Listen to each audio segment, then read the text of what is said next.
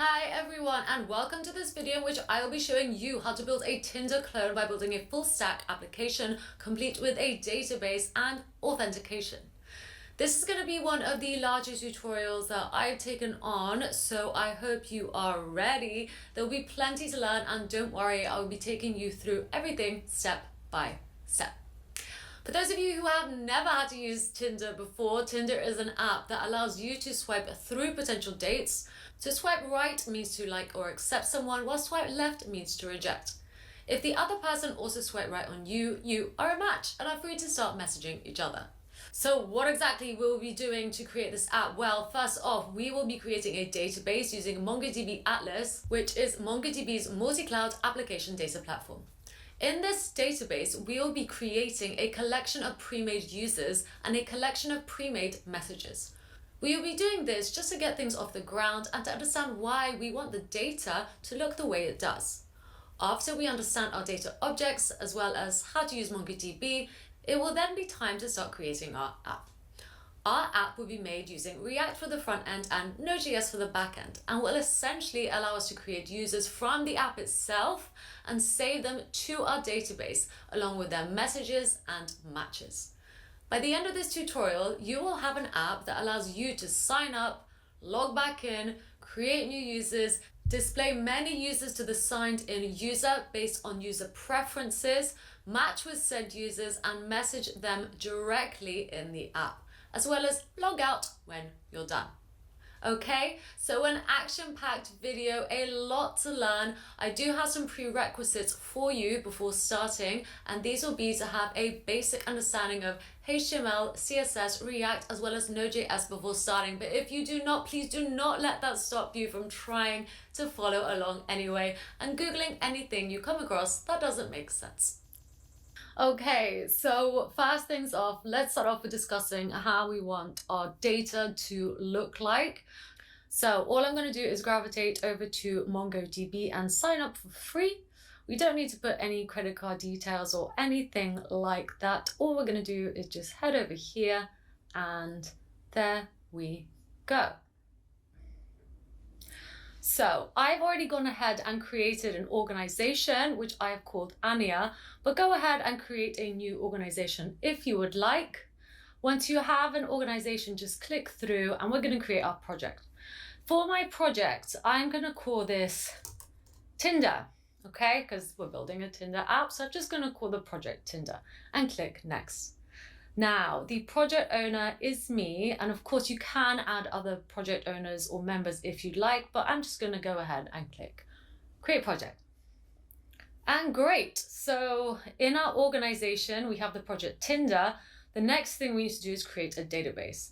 So I'm going to go ahead and click the free shared option and create. Once here, we're going to choose a cloud provider. I'm happy with AWS as my default, and the area which I am in, which is EU West 1. So once I have those selected, I'm going to go ahead and create a cluster. Now we need to create a user, and as the, main user, we're going to have read and write data. So just go ahead and create a username and a password. And once we have our username and password, I'm going to go ahead and create that user. Great. Now, where would we like to connect from? This is a great question, and I'm going to choose to connect from my local environment, meaning that I will only be able to access this database from my IP address, okay? So I'm going to add my current IP address. There we go, that is now added. And I can add other IP addresses, or I can choose to remove this so I can access the database from wherever I wish. That's totally up to you. If you want to change that, then you can just get rid of that. Just delete it here, and that will mean that anyone can have access to your database. Great, so now once you have done all that and chosen your options, I'm going to go ahead and choose Finish and Close. And wonderful. So that is now being created. This shouldn't take too long, but if for whatever reason yours is taking a bit longer, please pause here and we can go back to this soon. I'm going to cut this out and come back to it when it is done. Great, so now we have created our first cluster, Cluster 0 is the default name that was given to us. We just accepted it. We could have changed it, but you know, just to keep everyone on the same page, it's called Cluster 0. And now we're going to create our collections. So we're going to have 2 collections, okay? We're going to have one collection for the user data and one collection for the message data, which we're then going to intertwine together when we need it. So we're keeping everything super neat, super separate. Let's do it. So we're going to click on collections, and now I'm going to click here to add my own data. So our database name, I'm going to go ahead and call this app data, and our collection name, the first collection we're going to make is for users. So I'm just going to go ahead and type in users, and there we go. So we've just created our user collection. We're also going to have a messages collection. So that is how your dashboard should be looking now, a messages collection and a users collection. So let's create our first user. I'm just going to insert one document to show you. Now, every document on here is going to have an object ID. That is just something we can use to identify the object itself. So that is something to know. We can write our object using this format, but I'm going to choose to write it in JSON. So what I'm going to do is, so this is the ID object. I'm going to leave that as it is. And also to my user object, I'm going to have a user ID, which is going to be a unique user ID that I'm not using the object ID, okay? The object ID is for the document, and you can actually obviously use it to find certain documents and so on, but I'm going to choose to have my own user ID. You don't have to, you can use the object ID. Again, it's totally up to you. So user ID, and this is of course just for illustration purposes. The actual user ID we're going to be generating from the app itself is going to be a unique identifier, but for now I'm just going to put a test one. So let's just put test like so. And now, so we've got the user ID. We're also going to have a hashed password. Okay? And this password is essentially going to be the password that when we sign up as the user of our app, and we sign up with a password that's say 123, that'll get hashed in our app. And we're going to be storing the hashed password, not the actual password, because that is not very safe for security reasons. If someone was to hack our database, they would just steal all the passwords, right? So we're going to store a hashed password. I have a great tutorial on this if you want to check it out, so please do if you get the chance. So we've got our hash password, and now we're also going to have a first name, which is just going to be, let's have a first name as Danny. Danny's going to be our first user, even though I want everything to be like so. So there we go, Danny. We're also going to have a date of birth day, which is going to be, I'm just making these up, a date of birth month, so 11, and date of birth, yeah, it's going to be that. We're going to have show gender as true. So again, this is all stuff that the user will be filling out on a form. I'm just going to do one test, I guess, object to show you what we want our end data to look like. We're going to have Danny's gender identity. He has chosen man. And then we're also going to have gender, interest, woman. We're going to have his email that he used to sign up. So let's just do Danny123@test.com. We're also going to have a URL, and this URL is going to be the image that Danny used to sign up for his profile. Now, to make things easier, I'm actually just gone ahead and installed some images for you online so you can get the URL. So I will be sharing this link with you in the description below. Let's just go ahead and choose one for Danny. This can be Danny. You can also store images, by the way, on MongoDB. Please check out their documentation for that. That is also an option too, if you want to keep everything in the same place.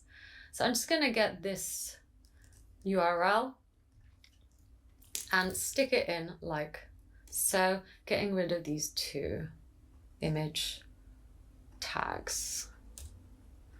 Okay, so there we have one image for Danny. We can also have other images if you wish. I mean, I know that the Tinder app allows you to have many. So if you want to have that option too, please go ahead and do it. I'm not going to bother, however, I'm just going to have one for now. So there we go. Maybe let's just call it URL then, if we're not going to have more than one. Okay, we're going to have an about section where Danny's going to say something about himself. I love the gym, parties, and in general, work hard, play hard. Work hard, play hard. Okay, there's Danny in a nutshell. And then we're also going to have an array of matches. So our array of matches is going to just be objects based on their user ID, which we're going to use when that comes to, you know, showing the matches and showing the images. So this user ID is really important. It's essentially how we're going to link the other users to other users, if that makes sense. Because if I'm Danny and I want to see my matches, I'm going to use the user IDs to then look through all the other users to return back the correct user. And I'm also going to do the same for the messages. So at the moment, I'm going to once again leave this as something, I'm going to say test 1, just so it's a lot more readable for us. And Danny, let's say he has 2 matches. So test 2. Maybe let's do test 1, test 2, test 3. So Danny is the user ID test 1. And it's saying there's some errors. Why is this? Insert not permitted. Oops, there's the mistake. Need to make this strings. Okay, great, and insert. So inserting document, and there we go. We have made our first user, of course with some fake test data, but this is just for illustrations, okay? So there was a typo in gender identity here. So we're gonna have to identity, see, just change that and update. Now I'm going to show you what our message is going to look like, because essentially we want all our data when we add it to look like this, to have this shape.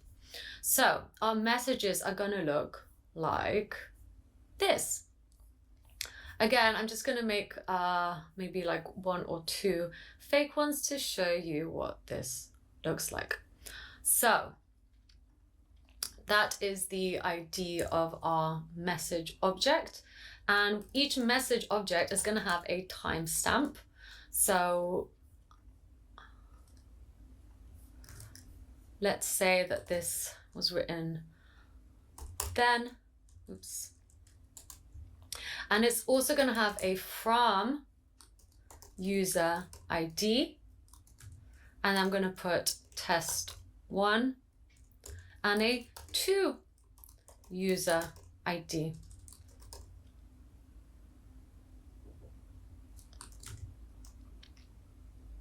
Which is going to be to test 2. Making sure to write it in the same format that we did, so like that, and the actual message itself.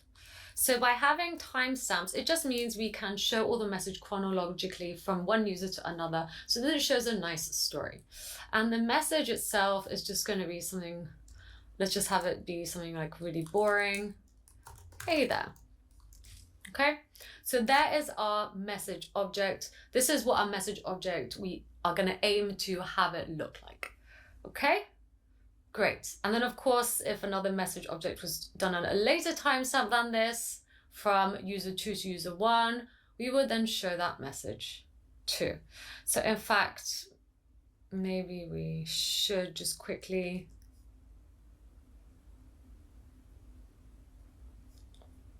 just going to insert that document, and let's just insert quickly another document. So same, but this time we're going to make it maybe a day later. So what would that be? 02.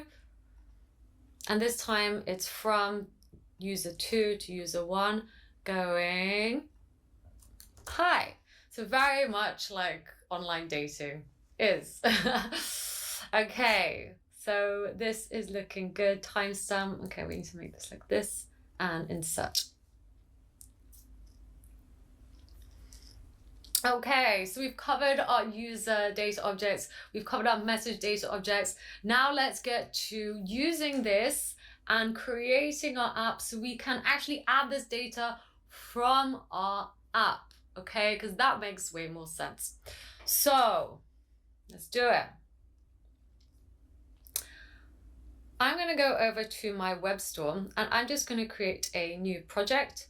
Choose React, as this is going to be a React project, and I'm just going to choose to call this Tinder clone. And essentially what WebStorm is going to do is use this command, npx create React app, to create a project for me. That's all the React boilerplate.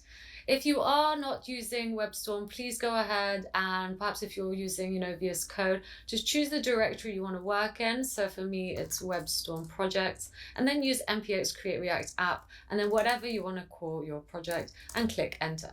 I'm not going to do it like this because I'm going to use this way, and I'm just going to click create.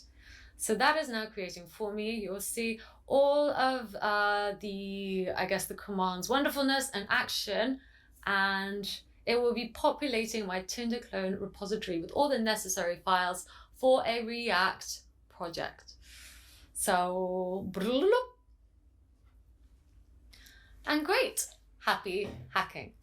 So wonderful, here is all our files, and I'm just gonna go ahead and make this run. So on WebStorm, I can simply, just click here to start the project. So essentially it just runs the start script.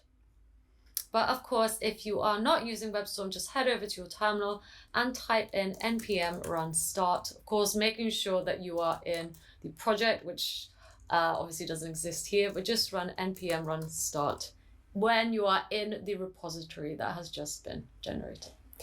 Great, so this is looking good, and it's opened up the app here. Once again, for those of you new to React or newish to React, if I can change this now, then everything is working. So let's go ahead and do that. So there we go, we've just saved this, and you will see that that is updating, so everything is working great. However, as always, I want to get rid of this and get rid of anything that is not necessary. So I'm just gonna go ahead and delete all this, delete this. I'm gonna change this to a functional expression, so const app equals, and we don't need these two, because I'm going to do all my styling actually in one file to make it easier for you. Of course, you don't have to, once you finish the project, you can move this out to different files, but just so it's easier for everyone, I'm going to keep all of my styling in this one file so you can get all of it later if you wish, to save you time from having to write it all out.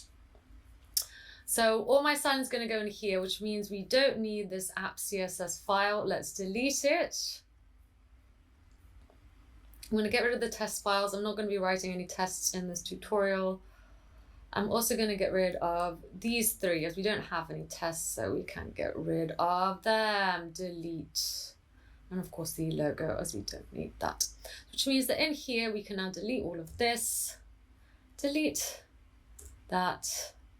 Keep the index.css file and keep this. Wonderful. So your index.js file should now look like this. Your index.css file should just be empty like this, and your app.js file should look like that. Okay, and here's the package.json if you want to see the packages that we are using. As always, by the way, if for whatever reason your project is not working, it could be down to the version you are using. perhaps, there's a new version out there which breaks this project. So just make sure to revert back to whatever versions that we install for any packages from now on to be the same version as the ones in this tutorial. Great. So the first thing I'm going to do is actually start off by building all the pages necessary. So let's do it. So what I'm going to do is actually figure out how many pages we need. So in the app, in the source directory, I'm going to make a new directory and let's just call it pages. And the pages that we are going to have, well, the app needs it's going to have a home page, right? So let's just make a home.js page, const home, like so, return, we're going to return just a div. I'm going to export default home. Okay, so the home page is going to be, like what anyone sees at any point in time, whether they're logged in or not. The next page we're going to need is a dashboard for when you are logged in. So let's make a file. I wanted a JavaScript file. Make a new file, JavaScript file. It's going to be called dashboard.js. And then of course, let's change this to dashboard and this to dashboard.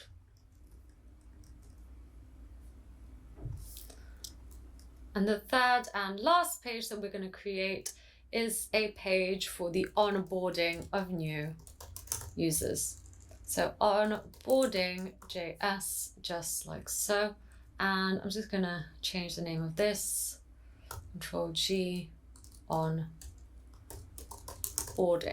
Okay, so that's changed both of those. Okay, so we have our 3 pages. However, we need to do some routing. So we're going to do so now. Let's go ahead and figure out where we want to do this. So I'm actually going to maybe do it on the app itself.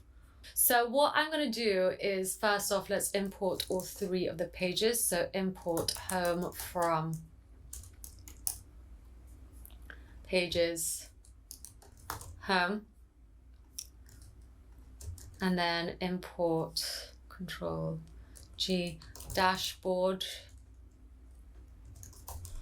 from pages dashboard, and finally import onboarding from pages onboarding. So we've got the 3 pages. We're going to have to use React Router DOM in order to do some routing. So I'm going to import 3 things from it. We of course also need to install the package itself, but we're going to get browser router, routes, and also root from React Router DOM. Okay, so this is going to help us route to pages, I guess, in React. So I'm just going to go ahead and install that. Oops. Router DOM. Okay, let's have a look. Okay, cool. So it's there now. Great. Version 6.2.1. Okay, so just make sure, again, the versions are important because, React Router DOM, I think the last time you used it was 5. So this is going to be interesting. Okay, let's carry on. Okay, so we're importing these 3 things from React Router DOM, and now I'm going to use them. So I'm going to use this to wrap, essentially, all the pages that I want. Okay, so there's our browser router, and then we're going to have to get the routes,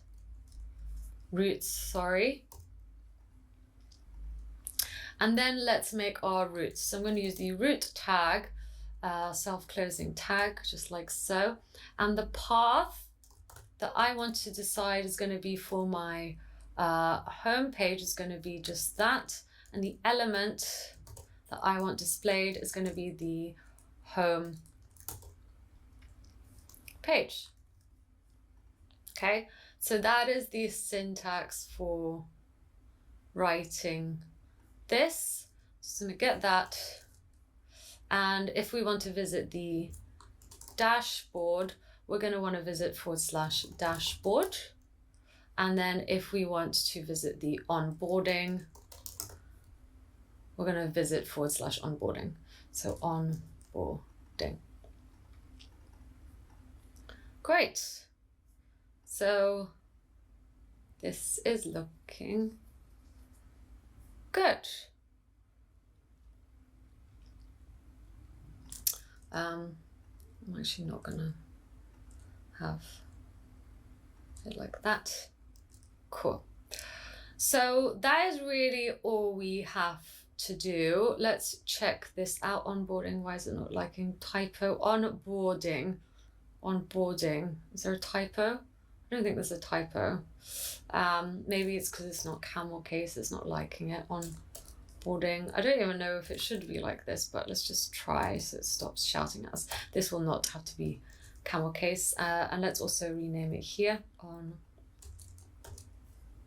Onboarding. Okay.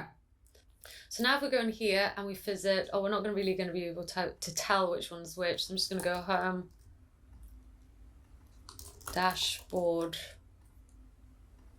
onboarding. So now if we visit home, oops, that doesn't exist. Sorry, this is home, / onboarding. There's onboarding, and then also dashboard. So now we know that we are visiting the right pages. This is looking good. So we've got our 3 pages. Now let's actually build them out. So let's perhaps start with the home page.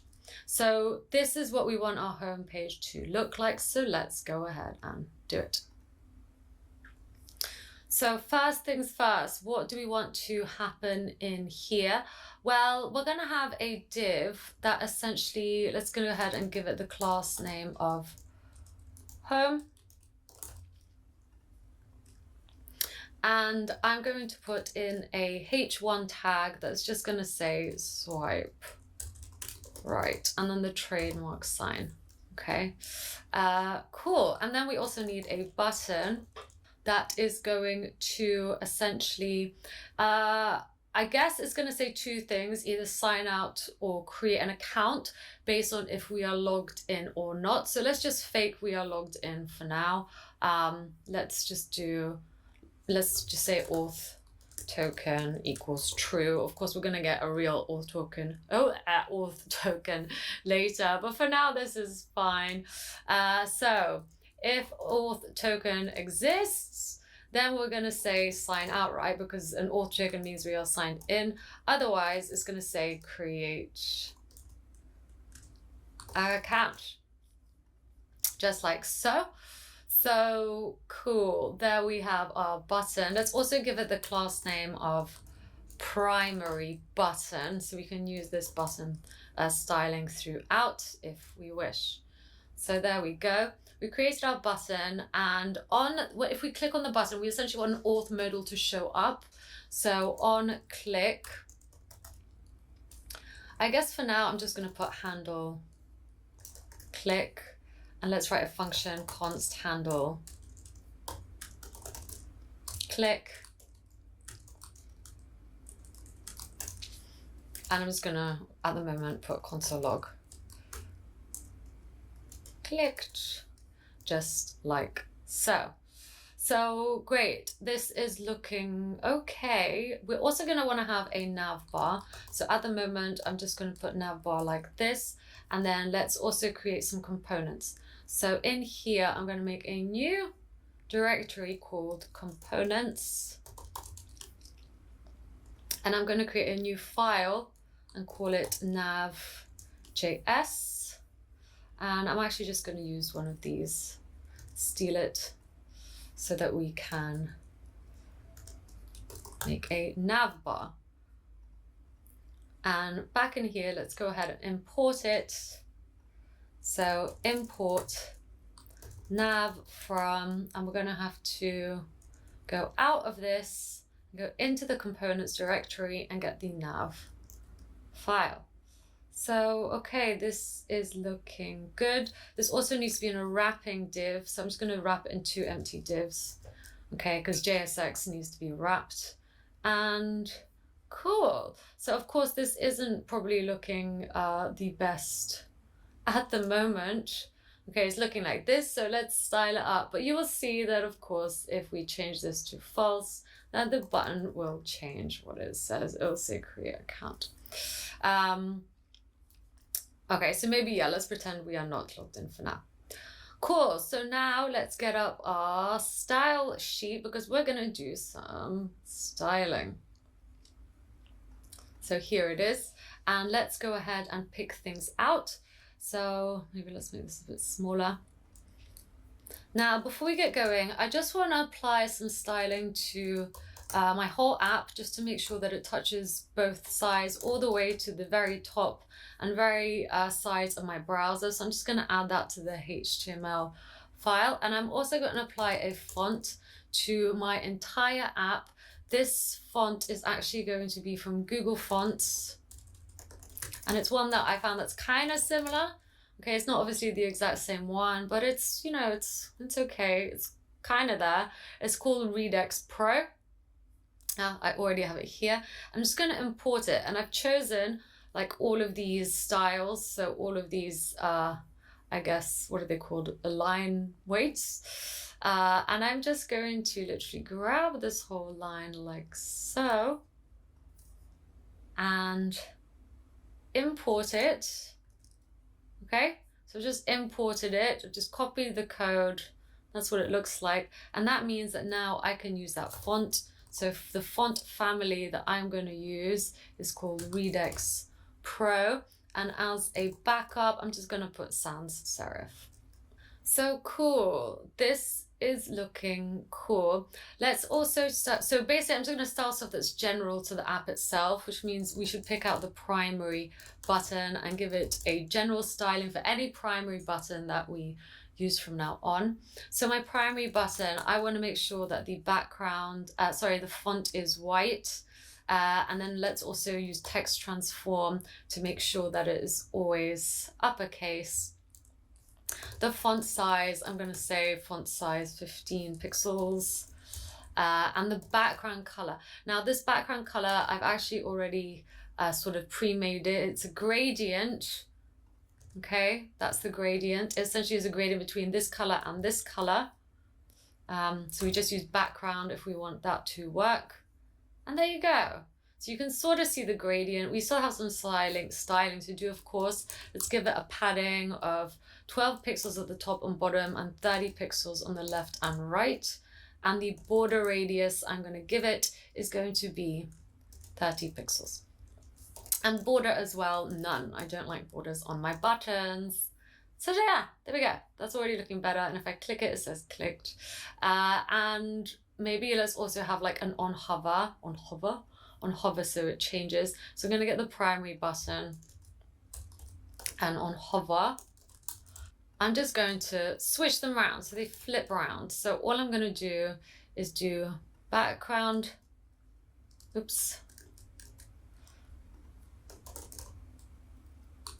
linear gradient, and just change the degrees.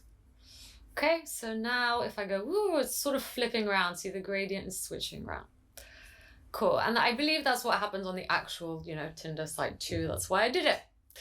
So we've got our primary button done. Of course, maybe let's, make sure that everything is centered. So what I'm gonna do is, well, actually let's just do it on the whole body actually, because from now on I want everything in my app to have text align center. I think that should be fine. And if not, we can override it. Okay, so that is already looking a lot better. Let's also style the nav bar. So I'm just going to actually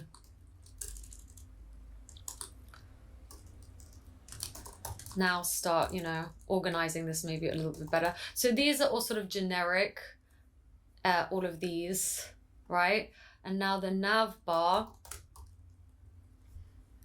just comment this out, it's going to have some styling too. So let's go ahead and actually get the nav bar. So the nav bar, well, let's actually use the nav tags like so.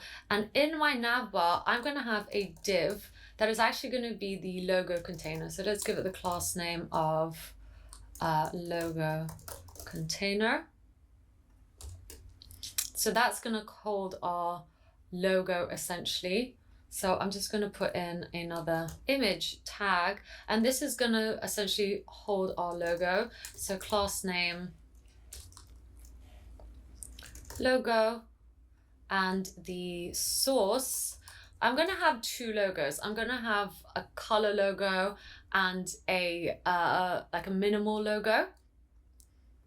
So in here, I'm going to make a new directory and call it images. And I'm just going to actually drop in two logos that I have already. Okay, so there we have it. There's our color logo and there's our white logo.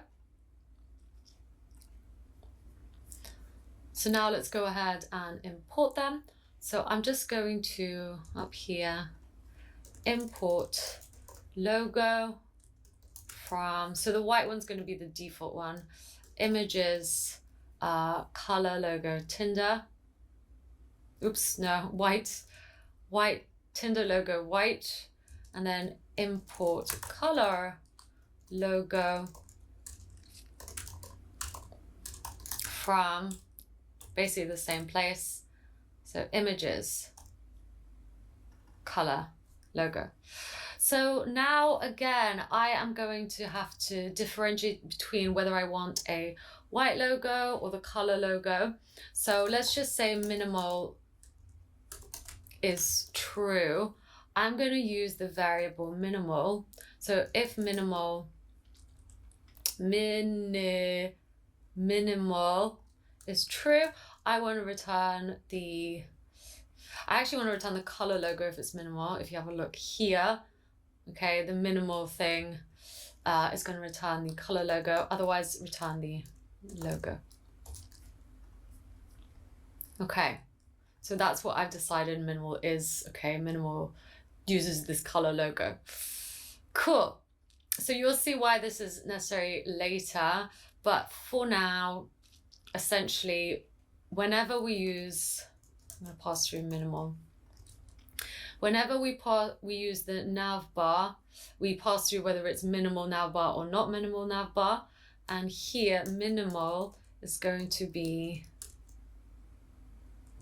false. Okay, so we're passing through minimal. We can get rid of this now. And if minimal is false, we're going to get the standard logo, the white logo, Okay, so there it is. You can't see it because it's on a white background, but essentially on the home page, we want the white logo because once again, if it is not minimal, then we return the white logo. If you want, maybe let's make this white logo because it's getting a bit confusing even for me. White logo, okay? If it's minimal, so if it's like whites and stuff, we want the color logo, right? Because we want it to pop. And if it's not minimal, then we want the white logo. Phew, okay, there we go. I've talked about that way too much. Cool. So now that we have that, we also want in our logo to have a button, I guess. So like a second option to sign up because that's what it has. So this one again, I guess we need to decide what we want to happen. And we actually only want to show the button if we are not logged in, right? Because if we're logged in, what's the point of showing the button? So if we are not logged in, so if this auth token does not exist, then we want to show the button to log in. And this button is actually going to have the styling of nav button. So class name nav, class name nav button, and let's style it up. So nav Well, actually, let's just do the nav bar itself. The nav bar, we want it to have a width of 100%, right? And we also want to make sure that anything in it, our auth token is not defined. Okay, so we need to also be passing through the auth token into the nav bar.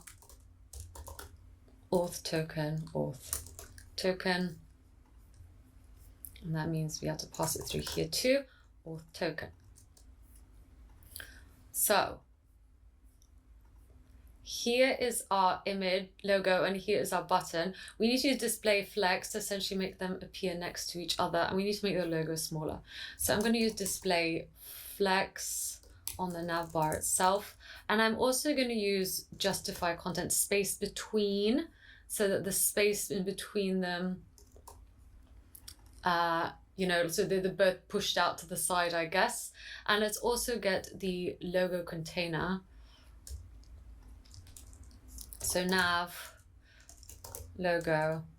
This is what I'm essentially writing is that anything with the class of logo container that lives in the nav bar is going to have a just a width, I guess, of 170 pixels. We'll keep the logo the same size, margin 15 pixels to, you know, give it some padding from the sides as well. And of course, this means that the logo itself is going to have a width of 100%, so it fits into the logo container. So now there's our logo. You can't really see it, and there's the button. Okay, this is looking good. Perhaps let's add the overlay because, you know, it's a bit hard to see anything. So let's go ahead and do that as well while we are here. So on the home page, I'm going to actually wrap this all in a div that has the class name of overlay. So now I'm going to grab the overlay and I'm going to give it a width of 100 view width and a height of 100 view height, and actually also make it position fixed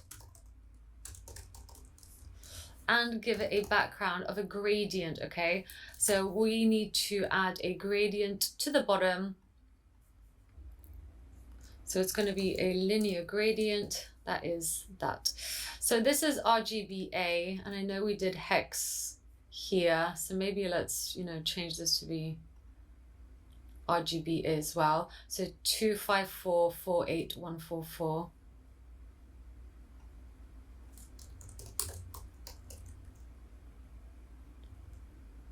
I don't remember. Oh no, what was it? 25448.144.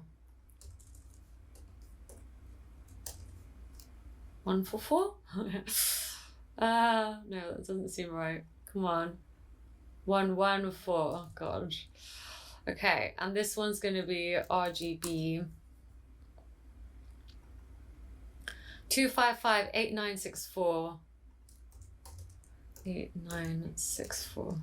Okay, cool. So I've just changed those just to make things a little bit more consistent. Okay, so we've added that now, which means there is a gradient. Cool, and we can see things a little bit better. So back to our nav bar.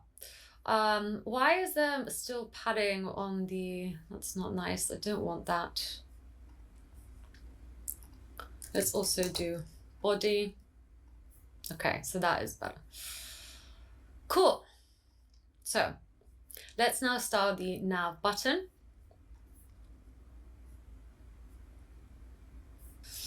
So now any nav button that lives in the nav bar is going to have the color font of essentially, I'm just going to pick this color right here.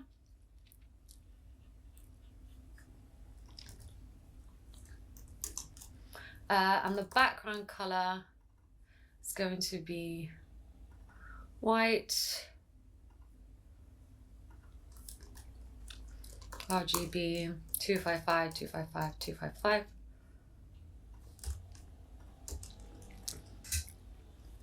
Let's make the font size quite large, and then padding is going to be 10 pixels on the top, 20 on the side. Border radius, let's give it a border radius of 10 pixels. As always, border none. And let's see how this looks actually. Nav button.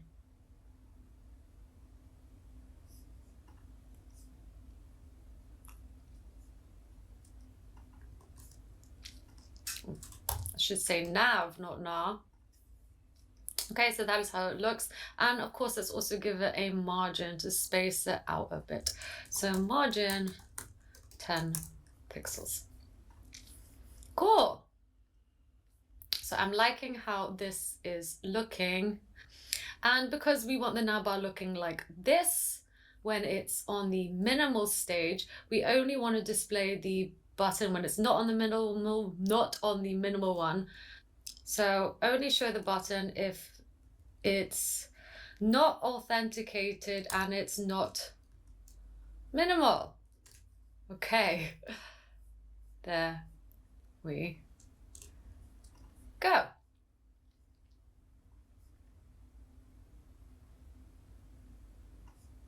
Just going to move that there so you can see more of the navbar. So great.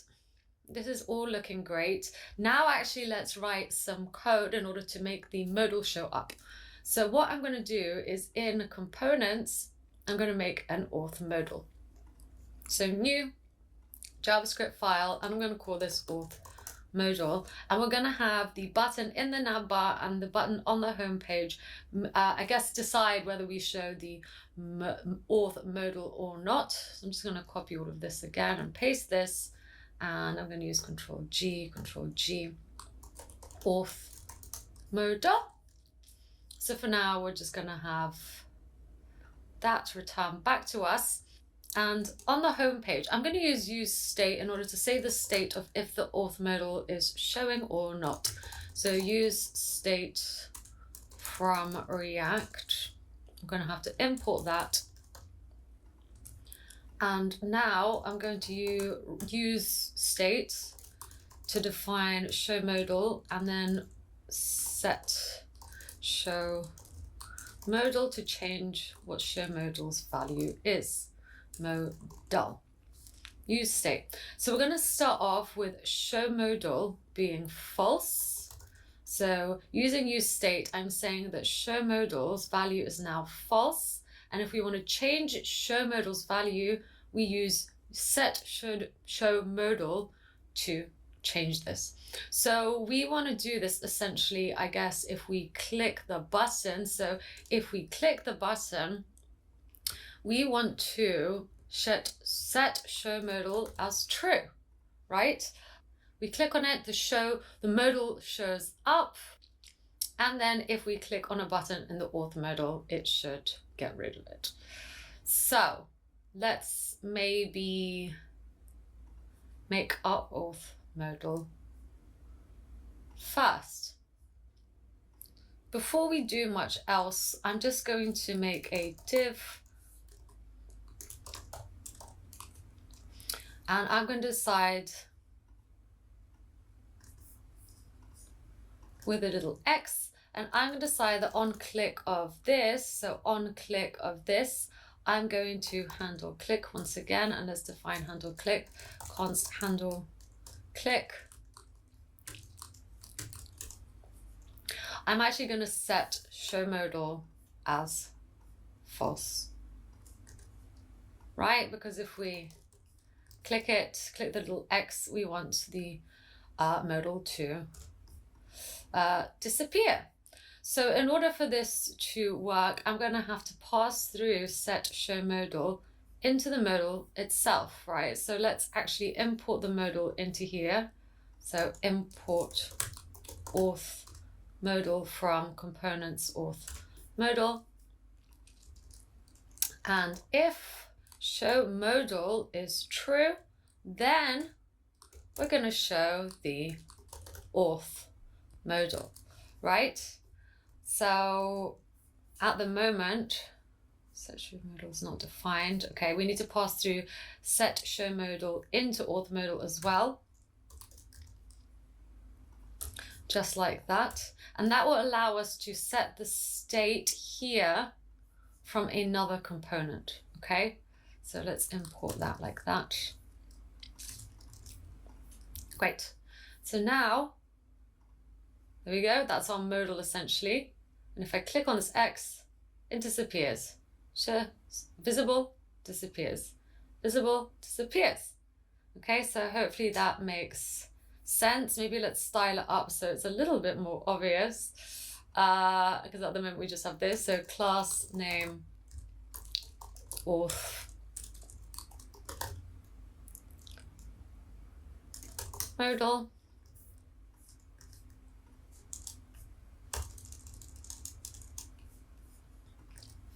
Then I'm just going to style it up in here. So auth modal, I'm going to grab it.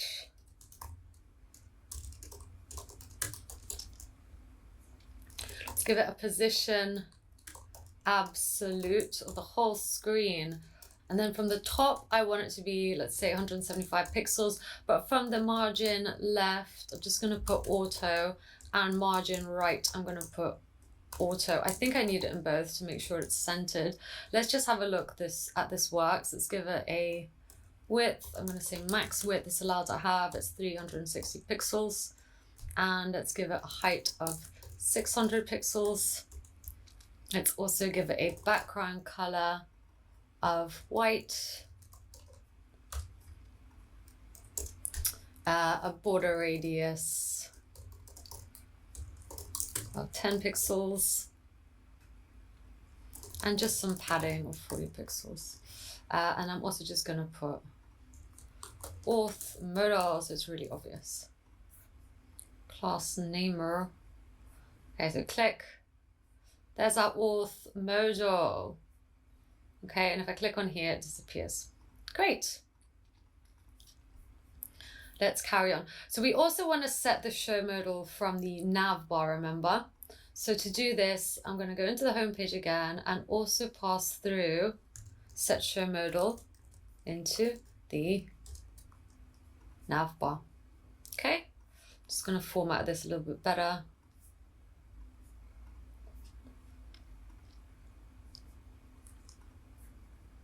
And move this out so we can see.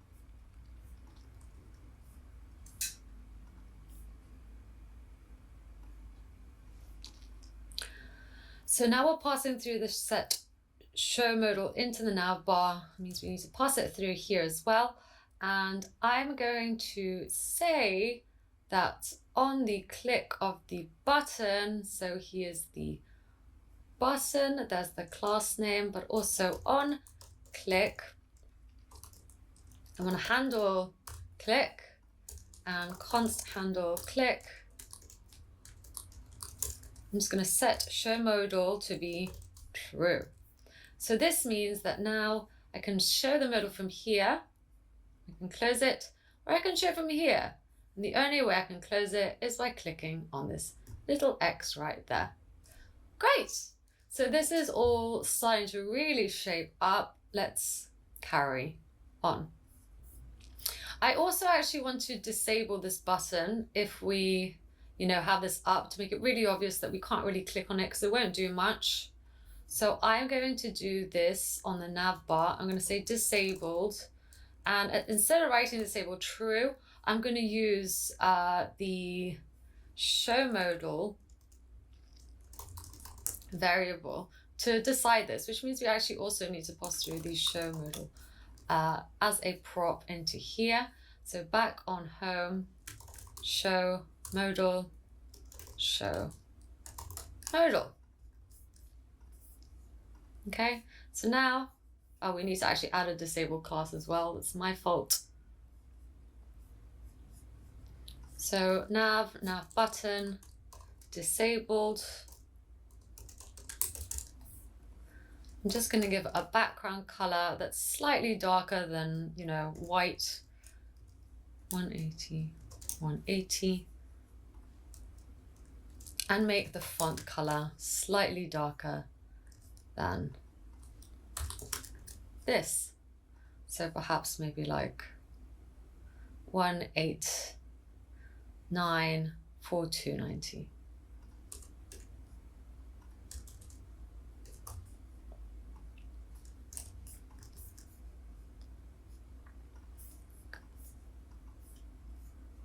Wow, why is it going all that color? Whoops. I did not mean to change that one. I wanted to change this one. So there we go. Cool. So now you will see it looks disabled because it looks like it's a little bit darker. This is all looking wonderful. Okay, so for now we are done with the nav bar. Let's carry on with the auth modal. So the auth modal essentially is going to have a form for us. So we're going to use the form in order to, you know, allow people to sign up if they have not signed up before or log back in. So let's go ahead and do it. I'm going to go and start creating my form. So here I'm going to keep that button there. Let's perhaps also give this the class name of close icon. And I'm just going to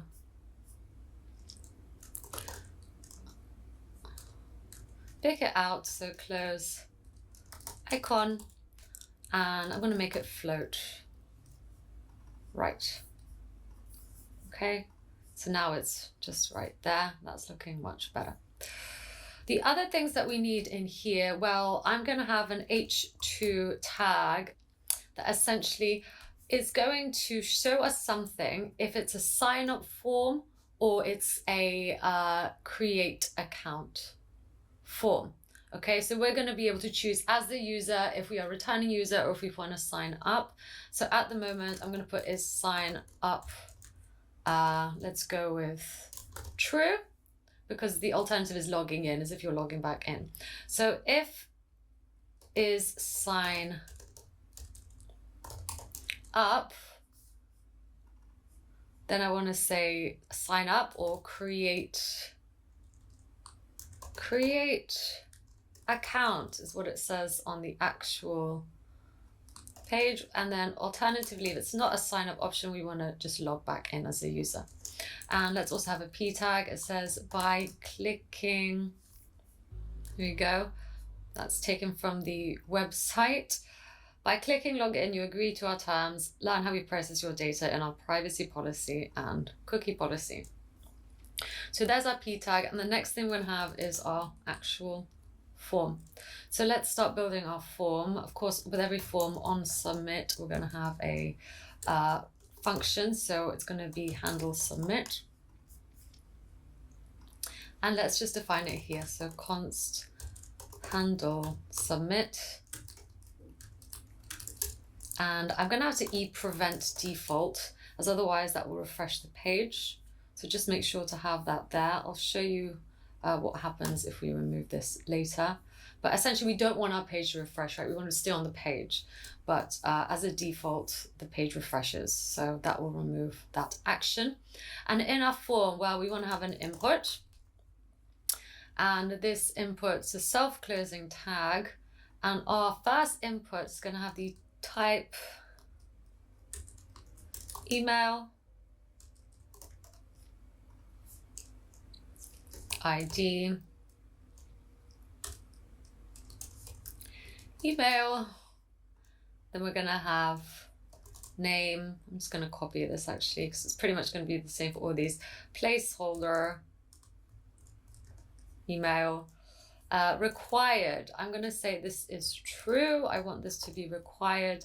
And I'm also going to have an on change.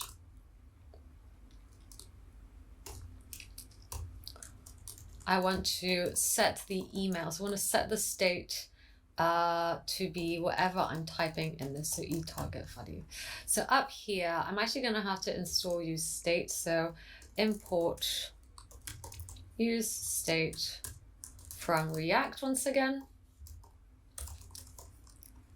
And right here, I'm going to say const email, set email, use state. And we're going to start off with, we're going to start off with null. So we've got the email. I also know that I'm going to have password, right? Because we want to save the password, whatever we're typing into our form up here. And I'm also going to have confirm password because we're going to have to check if passwords match. So there we go. And then also let's save any errors. So error set error. Use state null. Cool, so they're all null. Here's my input. That will essentially change the value of the email variable if we type into it. We're also going to have one for the password. So type, in fact, I'm just going to select all these because this should also say password. And of course on change for this one, set password. And with this one, again, Control G, G, G. This will be password check. However, I don't think we want the placeholder to say this. Let's put confirm password. And for this one, set confirm password. Oops, I spelled password incorrectly here. Control G, Control G. Okay, so if we go ahead and console log all of these, console log email, password, confirm password, save. So if I go blue, blue, blue, blue, blue, you will see we are saving the state and we are console logging out here. So this is working, and if I delete it, it will update too. Cool. So our form is looking good. Let's carry on. We of course also need a submit input. So input type submit. And I'm also going to just have a p tag to show any errors, because I want to essentially say that if something goes wrong, that I want to say, so for example, if the passwords don't match, so if the passwords don't match, I want that to show up to my user, right? I want it to say like, oh, passwords don't match, do something. So cool, I think we are nearly done here. Let's give this input the class name of secondary button. Secondary button. Okay, so now let's define our secondary button. So dot secondary button is going to have a color of the text. It's going to be a sort of dark grayish. And the background color is just going to be white.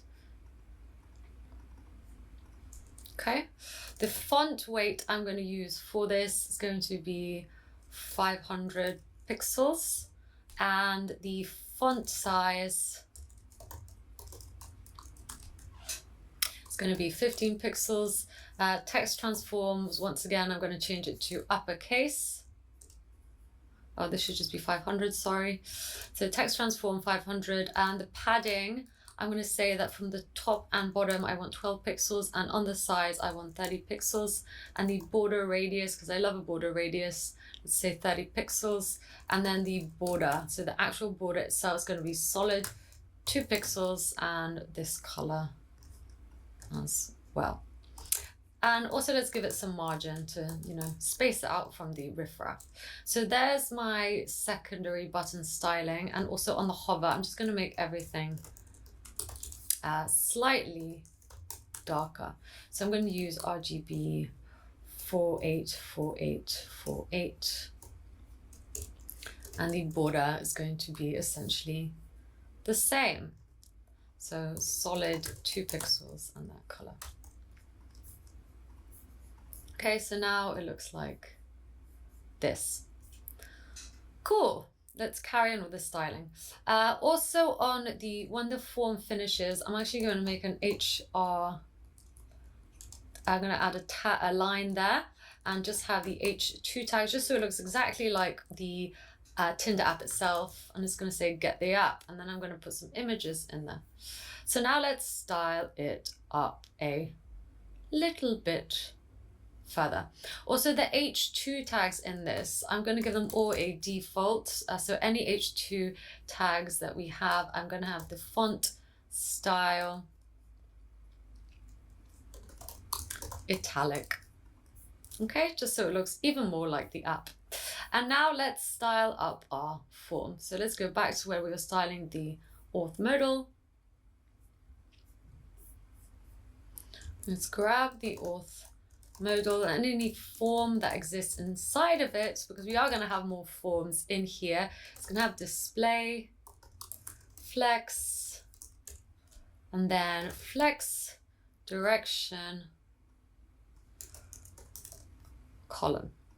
Okay, and then each input as well. So any input that lives in the auth modal, I'm going to give each one a padding of 8 pixels and a margin of 8 pixels and also a font size of 17 pixels. Oops, this should be a dot. Let's also say that this is only for the type of password or email, okay, so that the button styling does not get affected. Password. I'm also going to get rid of this, and we will go back to adding these 2 images later. For now, I just want to carry on. So we are saving all of this to state. However, what else do we want to happen? Well, we're going to use try and catch for this. We're going to try and we're going to be making a post request in here. For now, I'm just going to write that.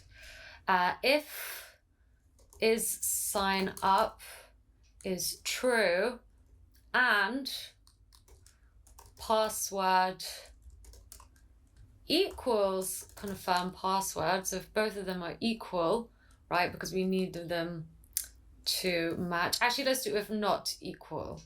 So if they're not equal, we're going to set the error to say passwords need to match.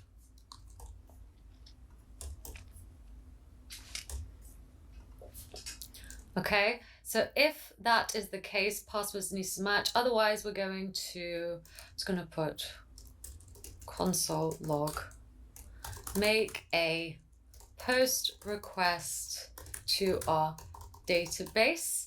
That's going to essentially sign us up. Okay, so either sign us up or log us in. That is going to depend on if we are, if sign up is true or if sign up is false. I'm just going to put that up here. Great. So we're going to go back to this. There's our try. We also need a catch, error, console log error. Okay, so we are going to go back to this. For now, I also need a way to either decide if we are logging in or signing up, because this is essentially going to look different. If we are signing up, then we need to show all three, right? Because we are signing up, we put in our email and then we make a password. However, if we are just logging in, we don't need to show this. So if we are creating an account, we need to show this. Otherwise, we just show that. Okay? Great. Okay, so we want to say that we are, if we as the user want to create an account, if I press this button, then I want the modal to say create account. However, if I press this button, I want this to say login. So I'm going to show you how to do that now. Back on the home page, I'm going to say const is sign up, set is sign up. And the state of this is actually going to be true because we're going to assume that everyone that coming into our website has not signed up yet. And now we're going to pass through set sign up into the nav bar. So we're passing a lot into our nav bar, but we need to do this. Set is sign up, set is sign up.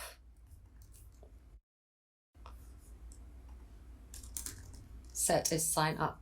And if we click on the nav bar, if we click on the button, so if we click on this button right here, I want to set is sign up to be false because we are logging in, okay? And that means that if sign up, so in the auth modal now, I'm going to pass through set sign up, but also is sign up. So we don't need this anymore. If is sign up, create account, otherwise log in. So let's fix that. That's on the home page. We also need set sign up to be true.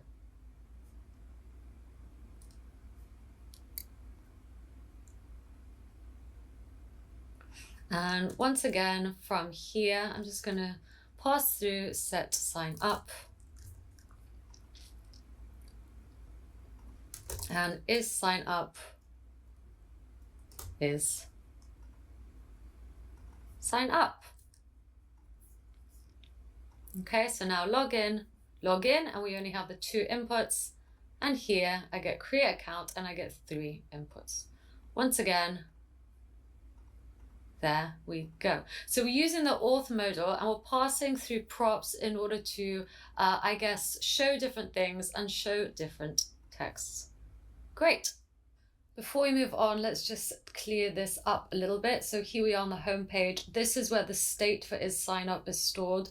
And we're passing through the option to change that into the nav bar. So then when we click on the button, it changes, it is set sign up to false. And also on the modal, we don't really need it on the modal. We just need to pass through the variable to make sure that everything is displayed correctly. So let's go ahead and delete that off here. Okay, cool. On the home page, I'm just going to give this h1 tag the class name of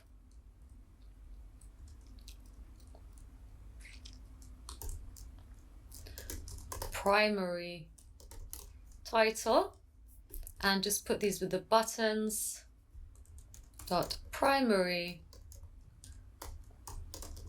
title and make it font size 90 pixels and make sure the color, is white.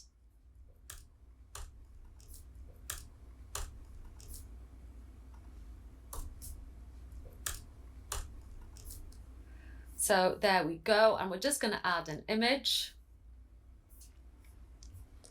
So here is the image from the actual website itself. So there we go. I've just gone ahead and added it. So all I'm going to do is use the URL tag and just whack in the path to my image like so. And there we go. We just added an image to the background along with the linear overlay. We don't actually need this extra body stuff here, so I'm just going to go ahead and move that and move it along to be up here too. Whoops, I obviously can't spell position, so I've just gone ahead and changed that. Let's also give this a left 0, right 0. Perhaps we don't need to make this so large. Let's just give it top 100 or less if we want. So that part's up to us as well. Great. I'm also going to put some space above the home page itself. Now I'm just going to get the home page like so I can add some margin top to it. So let's just go margin top, and I'm just going to go with 40, or let's just go by view height, 30 view height. Great, so that is looking much better. Okay, great. We are now done with the sign up form. Let's now move on to the onboarding page. So we're just going to do all the styling first, and then we're going to move on to making all the API calls. So what I'm going to do is we're going to move on to the onboarding page, and let's style it up. So I'm going to get rid of the home page, and let's get the onboarding page up, and I'm just going to keep the CSS file to the side as before. So the onboarding page, well, it's basically just going to be one huge form really. So this is what it should look like. Let's do it. So of course we're going to have to import use state from React. And on the onboarding page, well, what do I want in here? Well, I'm actually going to use the nav bar in here. So let's go ahead and just put 2 empty tags like so. And I'm just going to use the nav tag. And what do we need to pass into the nav tag? Well, we need to pass these things in order for it to render correctly. So that means, do we want, the logo to be shown in color or in white? Do we want the login button to be shown? We know that the answer is no. So let's do it. So these are the things we need to pass through. So minimal. Then we have the auth token.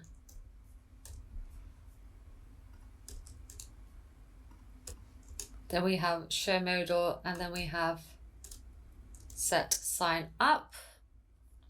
We don't actually need to pass through the auth token. I know we have done it here, but let's just set it back as true for now, because we are going to get that another way. So there we go. And that just means on the home page as well, we don't need to pass that through. So where is our home page? Auth token, yeah, let's not pass that through. So for the nav bar on the onboarding page, I'm going to put the nav bar minimal true. Set show modal. We're just going to have this as an empty function.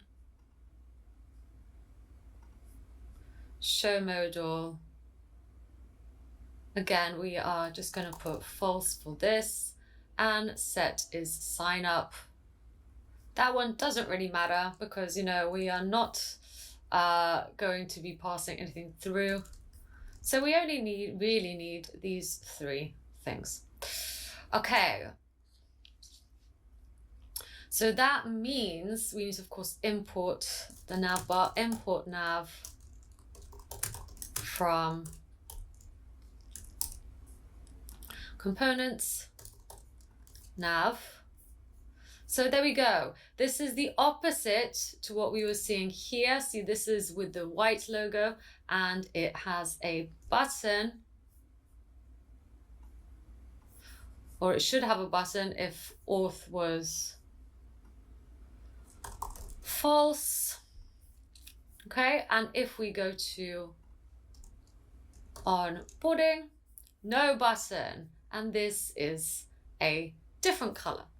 So hopefully that makes sense, how we're just reusing the nav bar but passing through different props in order to render it differently. So there we have the nav bar. Now the next thing that I'm going to do is make a div with the class name of onboarding.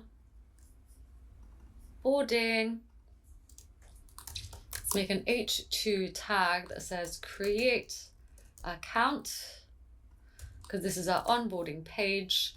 And then I'm going to just have a form. So once again, we know how this goes. The form needs an on submit. I'm going to handle submit. And then in here, well, I'm going to break this up into sections actually, because there's a lot going on here. There's going to be a lot of inputs. So the first one is going to be for the first name. So I'm going to give it a label that says first name. And I'm going to put HTML4. So we're going to say that this label is going to be for the input with first name. So now let's make the input. So here's our input, okay, a closing tag. And what I'm going to do is give this the ID of, I'm going to make it the same just like we did before. So first name, this type for this is going to actually be text. The name of this is going to be first name. The placeholder, we're going to have first name. Required, I'm of course going to put true because we need that. And the value that it's going to display is just going to be, well, for now I'm just going to put that. And on change of this, we're going to, that's right, we're going to handle change. So there's one input. We have a lot more to go. So there's our first name input. The other one we're going to have to do, so I'm going to grab the label as well actually, is the date of birth day. And this is going to be for the birth day. So I've done it for this tag, but maybe we don't really even, let's just have a label. The ID for this is going to be date of birth day. The type of this is going to be a number. This is going to be date of birth day. And the placeholder for this is going to be DD. So you know it's for the day. Required true. Value nothing for now, and on change. And then let's copy this. And then we're going to have date of birth month. Date of birth month. And this is going to be MM, like so. And one last one. So this is going to be date of birth year. Which means this is also going to be date of birth year. And this is going to be yeah. Cool. Okay. So we've got that. Now let's do some more. I'm going to also have in the same section a label for gender.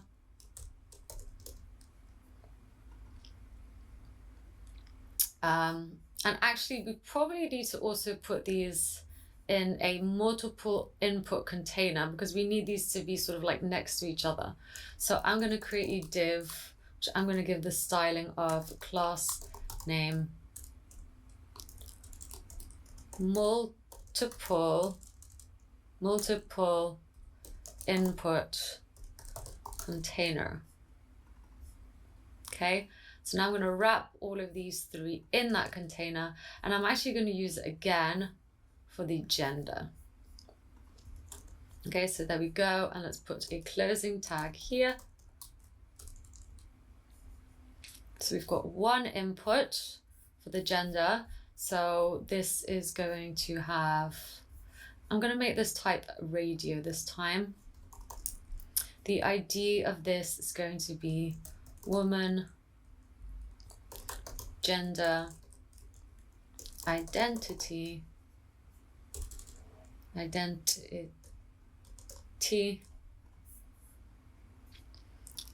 it's the ID, I'm actually going to do that. But for the type, however, the names I'm strategically writing exactly as they were in our data objects, and you will see why in a bit, because when we collect the data, I'm actually going to use the name of the input to make our data objects. So this was gender identity, and in fact the first one's man. Actually, man value here is going to just say man, as it's a radio button. Required doesn't have to be required because we're choosing one of the three. Unchange, handle change, and checked. Well, at the moment I'm going to just leave this as false, but we'll be changing that later. So we've got one, we need another one for woman gender identity, and the value of this is going to be woman.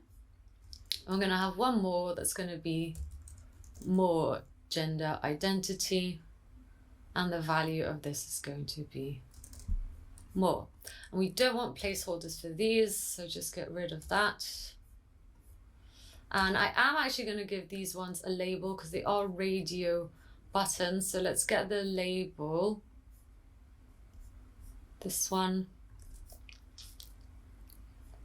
And I'm going to put it below this time. So HTML4 man gender identity.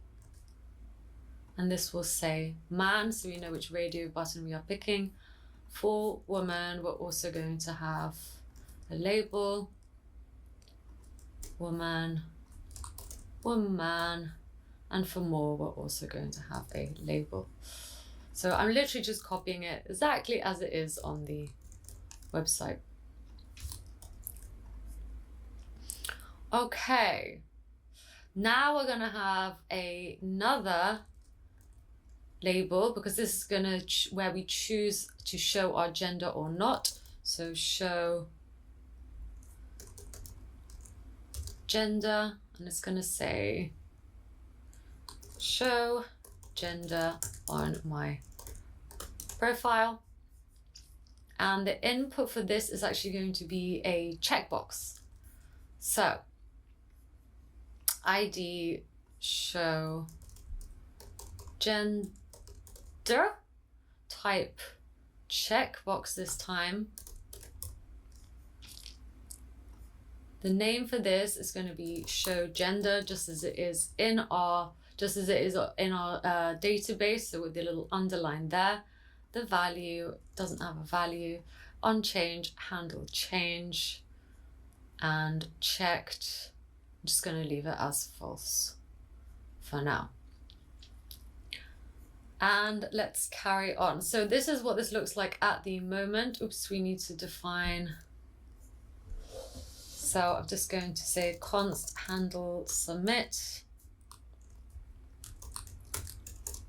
And I'm just going to say console log submitted for now.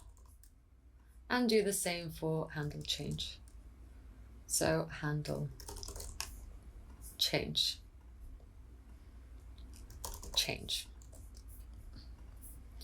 Okay, so I mean, it's not looking great, but we're essentially just trying to get all the inputs first.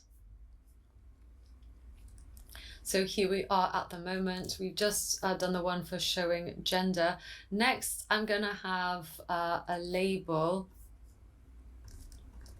that just says show me. So what we want to see. This doesn't need one of these. And I'm going to, once again, just get an input. Actually, I'm actually going to put this in the div multiple input container first, and then just close it. And now I'm going to get an input.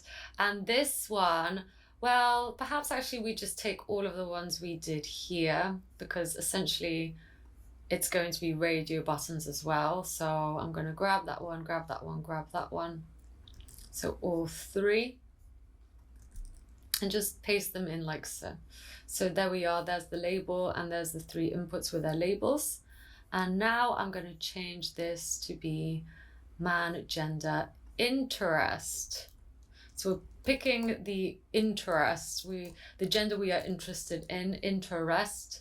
This is going to be gender interest, man, and the label is going to say man, gender, interest. So I'm actually just going to pick all the times this says identity and just change it to interest, because that's essentially what I'm going to be doing anyway.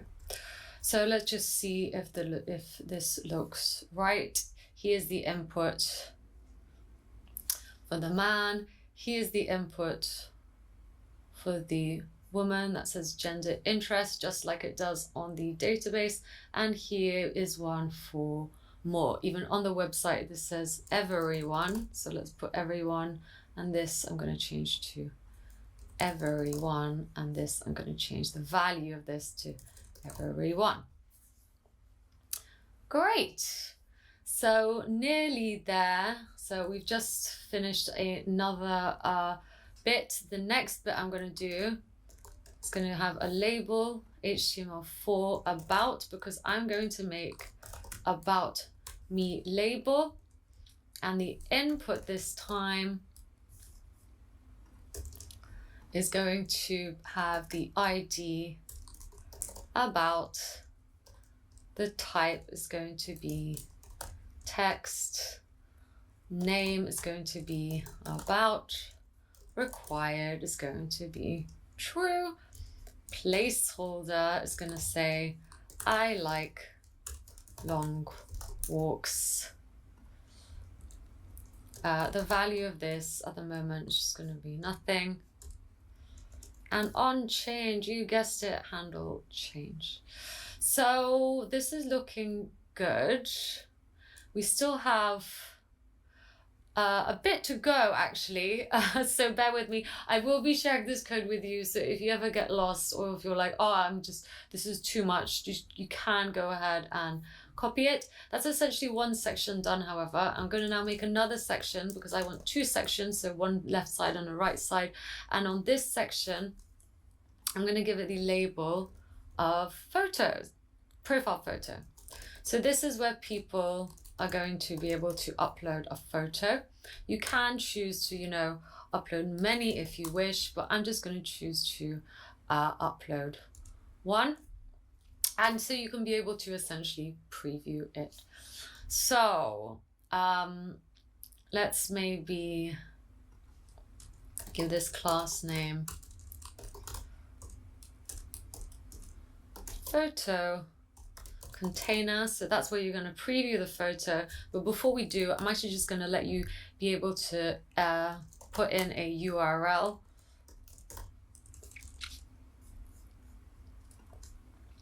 Okay, so wait, here's our input tag again. And type for this is going to be URL. The name of this is going to be URL, just like on our database. The ID is going to be, you guessed it, URL. On change, handle change. And we're also going to put required is true. And we also need a submit input. I'm actually going to do this in the first section. So this is where the section ends. I've actually should have done this in the section itself. So there we go. So on the end of this section, I'm going to have an input that's going to have the type submit. Great. And I'm just going to format this all a little bit while I'm here. Code. Wonderful. Cool. So it won't look very nice at the moment. There you go. Let's get to styling it up. So what I'm going to do is just make a new section here.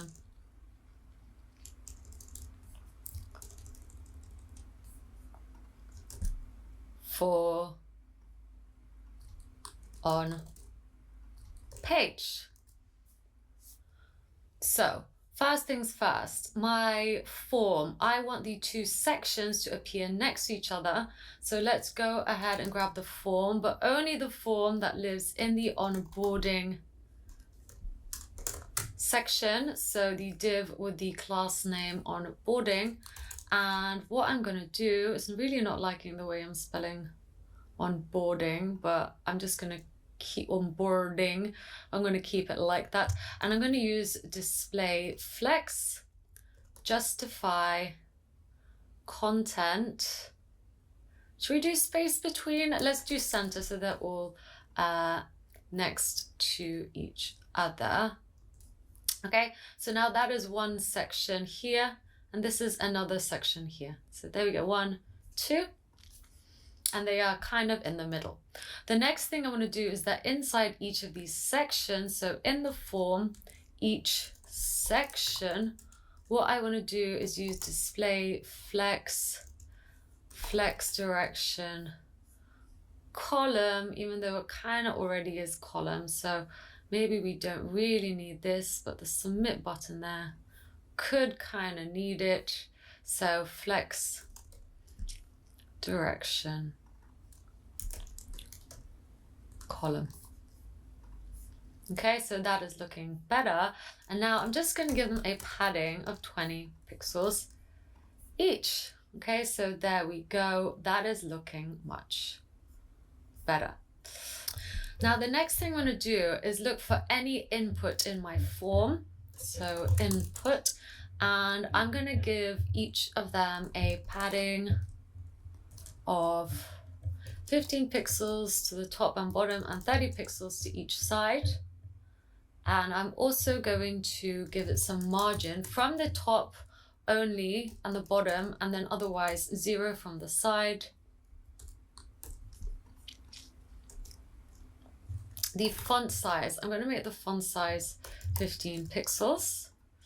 And the border, I'm going to make the border a little bit different. I'm going to make it a bit thicker, so give it 2 pixels width, and I'm going to make it a very light gray. So here is the color that I picked out earlier. And the border radius is going to be, sure, 10 pixels. So now each of the forms look a lot better, I think. I mean, I'm enjoying these much better, much more visually, I guess. Let's maybe also make sure that both the sections are the same width. So width 35% maybe. Okay, so now they're much more even. Next, let's sort out everything in the multiple input sections. So I'm gonna get the onboarding form, and I'm going to find the multiple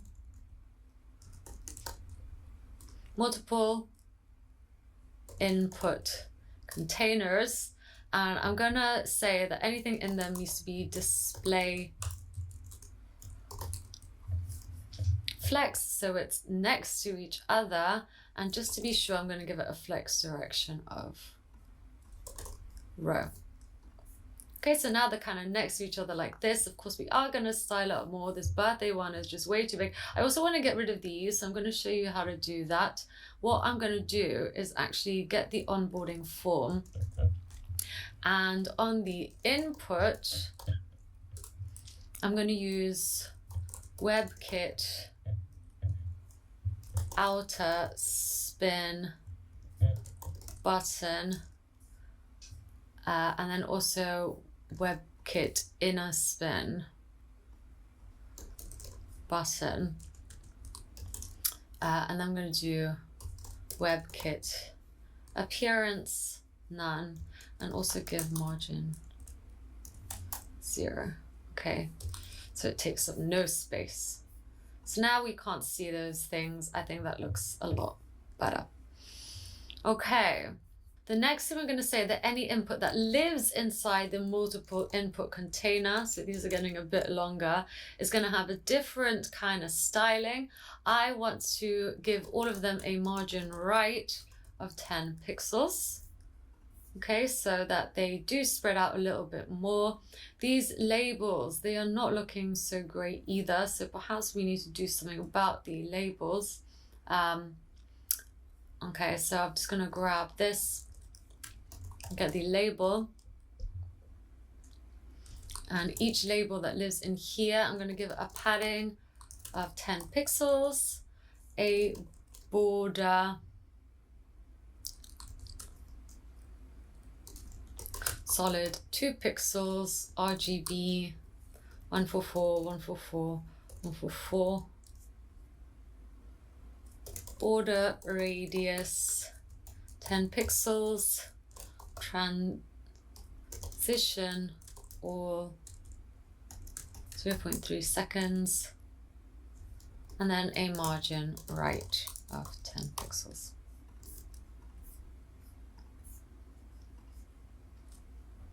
Okay, so now the labels themselves, I'm trying to style them as inputs, as you could see. So the next thing I'm going to do is just hide the little radio buttons. So I'm going to, once again, only do this if it's in the multiple input container, and I'm going to look for the input type radio. So just make this maybe a little bit bigger for now so you can see it. And also to make sure I don't make any mistakes. So there we go. And I'm just going to put display none. So once again, we've styled the label to look like the input, and we've just got rid of the input so you can't see it. So now this is what our labels look like. Ta-da! Let's carry on. Maybe these labels themselves, so every label now, let's actually do this up here. Any label inside of the form, this is the styling it's going to have first before it gets overridden by anything else. So I'm just going to make sure they have a margin 10 pixels on the top and 0 on the sides, just so that they're a bit more spaced out. Now, if this, well, we don't have to, we can just actually do it if it's in the form, because I think the only time any input that we have in the form at the moment needs this styling. We don't really need to differentiate. So now I'm going to get the any input of the type radio that lives in the form, and I'm going to say that if it's checked, I'm going to make the border, so and the label, I'm going to make the border solid 2 pixels RGB, and I'm going to make it like a reddish color. And because of course we've hidden the radio, it's only going to appear on the label itself.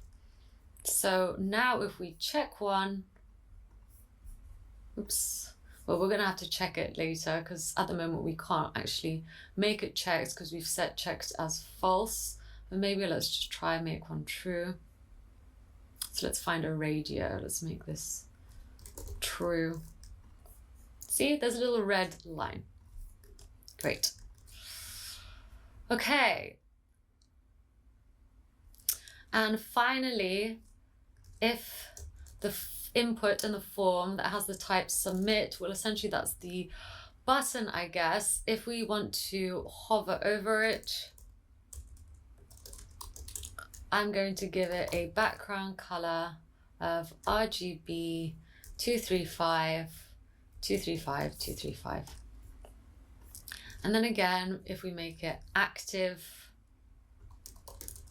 I'm going to do it sort of like a light red, so 226, 115, 115.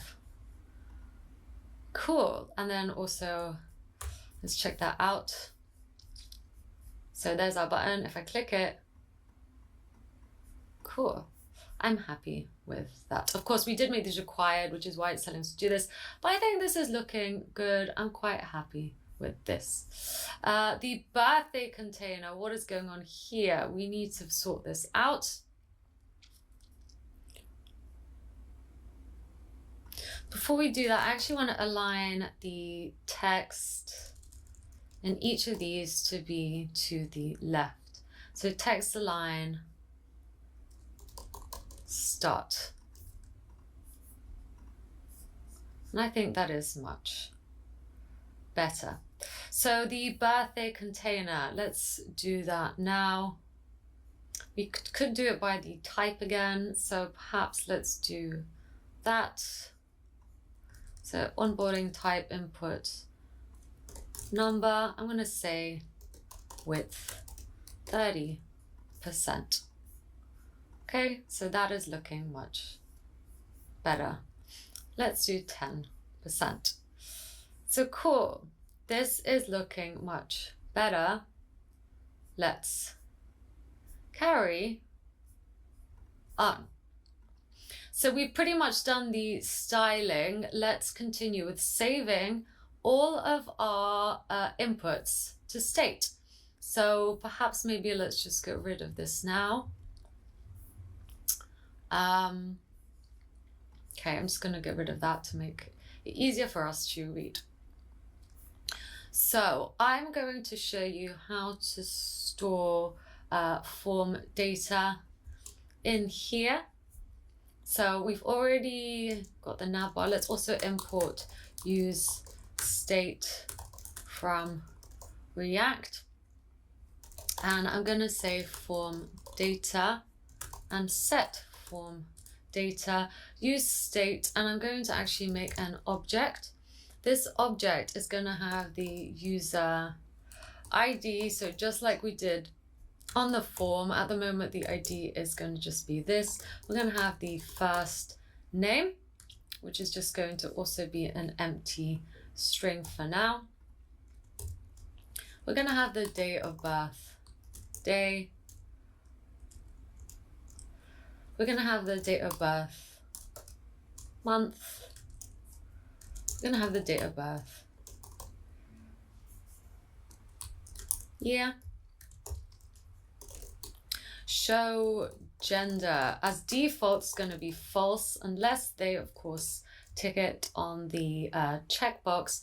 Gender identity, as a default, as it's the first one on the form, it's going to be man.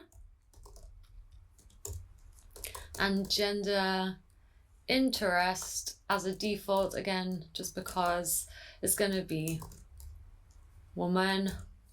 The email is going to just be this for now, and the URL again is going to be this. Of course, we also need about and matches, which is going to be an empty array. So cool, now let's get to populating this from our form. Matches, of course, matches we won't. That is always going to be an empty array because the onboarding page is not about adding matches. So on handle change, what I'm going to do is just pass through E for event, and let's just console log E here so we can see what is happening. But what I'm going to do is say that instead of just getting the E target value, I'm going to say that if so let's save this as const value. I'm also going to get the name. So this is why I gave each of the inputs a name, because I want to save that, and that's going to be E target name. So now if I console log value and name, and let's go ahead and interest, make sure that it looks like that. So now you will see that if I start typing in here, that's the event. The value at the moment is, well, not much. The name is first name. The value isn't much because, you know, at the moment we just have this as the value. So we're going to have to change that. But just know that we need to get the name of each input and its value. And we are doing that in order so we can go in here and save it as the name and its value. So to do this, I'm going to actually use set form data, and then I'm going to pass through the previous state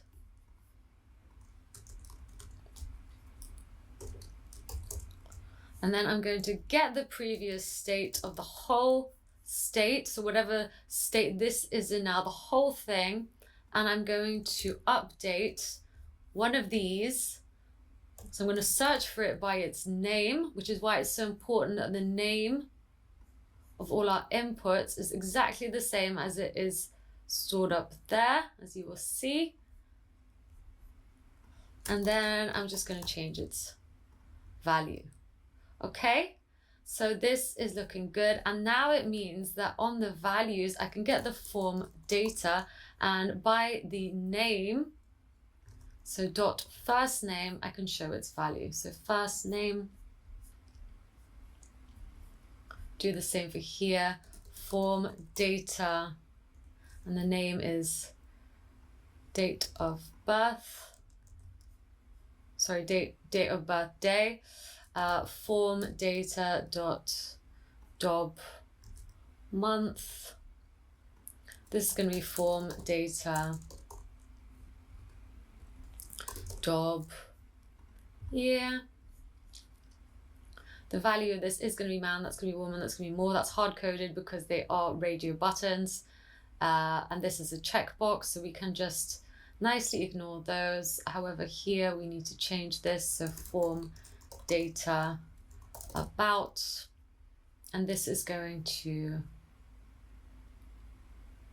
do we want to show this? Instead of showing it here, I actually want to show an image. So all I'm going to do is get the image tag, and as the source, I'm going to put the form data URL.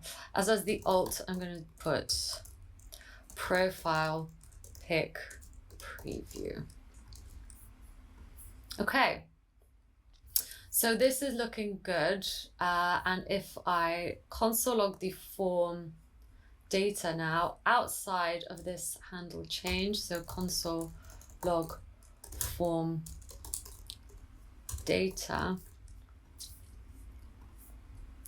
you should see the form data updating. So my first name, I just wrote SDS. My birthday, I wrote 0102. So that should be updated as well, 0102. And if I choose man or woman, that's updating too. The checkbox, however, is going to be a problem.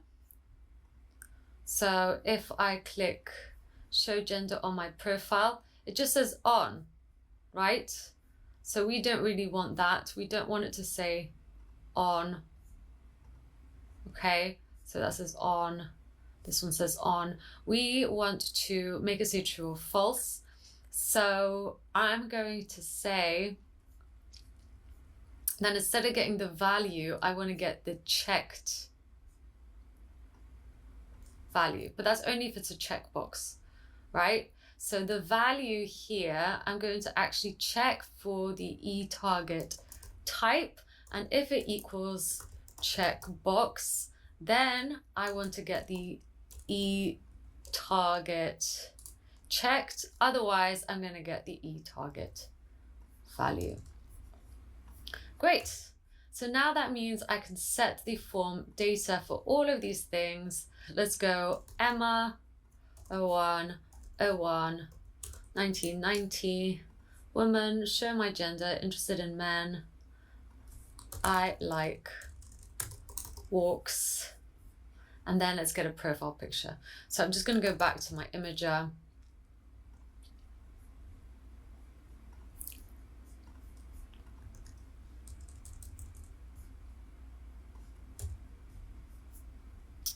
And there we go. So that's also displaying a preview image, which is very large, but at least we know everything's working. And if we check here, we've got pretty much everything. We didn't do email.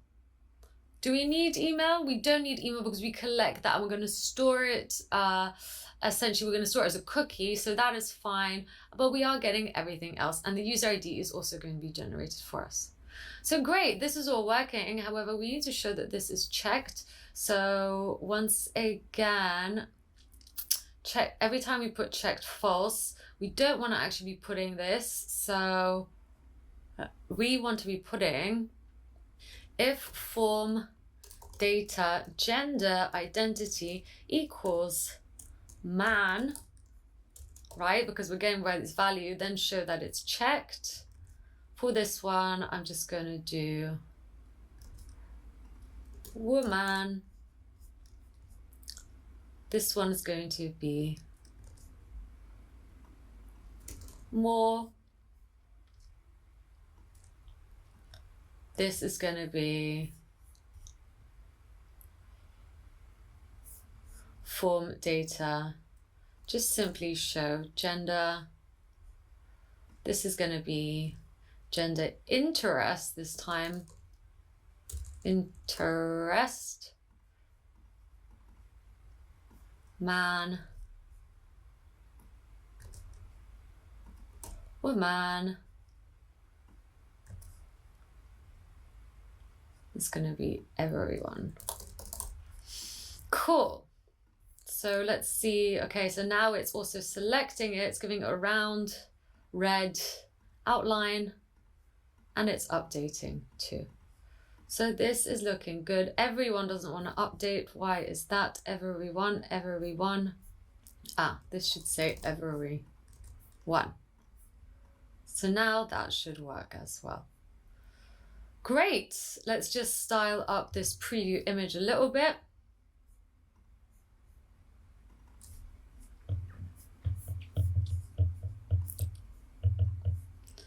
So this time in the onboarding form, I'm going to get the photo container image actually, and make sure the width is 100%. So I think that should be it, or perhaps we also need it. Okay, no, that is looking good. I am happy with that. And then of course, once we hit submit, we need to send that over to our database. I actually also need perhaps like a line that goes above this. So what is this onboarding? Let's find the onboarding. I don't have anything for onboarding, so let's go onboarding, top, solid, 1 pixel, gray, and then let's make us like a gray in RGB. So RGB 154, 154, 154. Okay, so that is looking much more like the real thing. Let's make it actually a little bit lighter. Wonderful. So now that we have our onboarding page, and of course we will be doing all the backend stuff soon, so we will be making those requests. I just want to style up the dashboard before we get going so that everything that we have to get working is finished. So once again, I'm just going to move this up. And now I'm going to open up our dashboard page and let's get building. So the dashboard page, well, this is going to consist of so let's get rid of this, and I'm going to give this the class name of dashboard,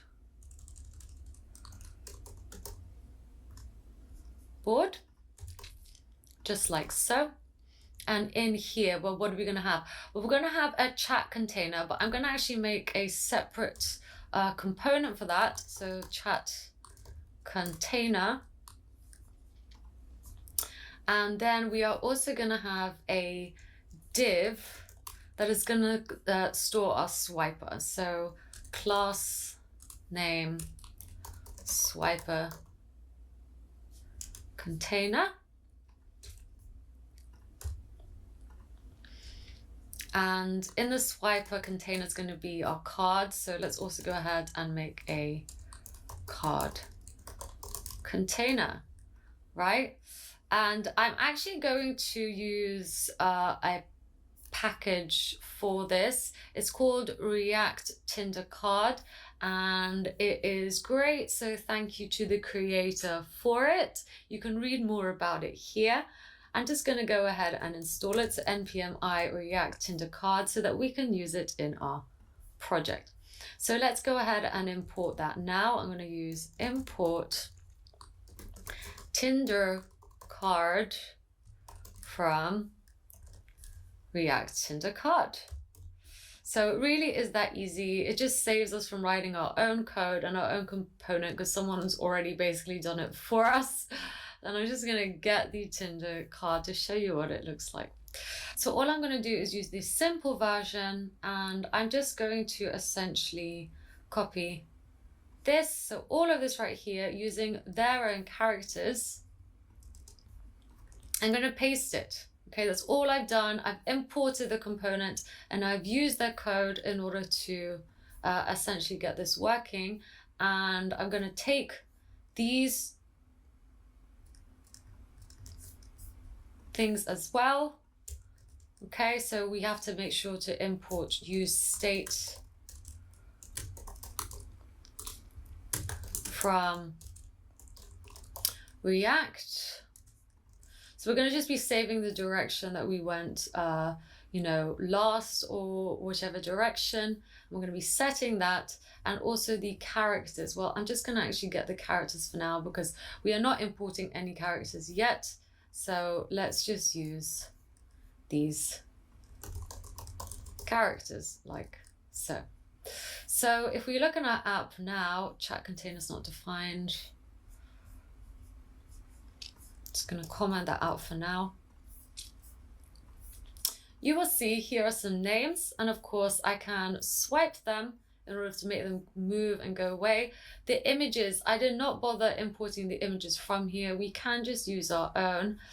We do also need to style this up a little bit. So let's go back in here. Let's look at their CSS file. And we're going to have to get the swipe card and I think the card container, but definitely the swipe and the card. So let's just get all of this.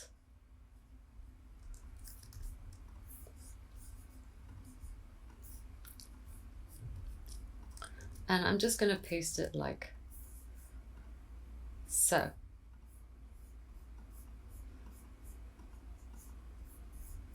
And make sure that this card container, I'm just going to swap it out from my card container.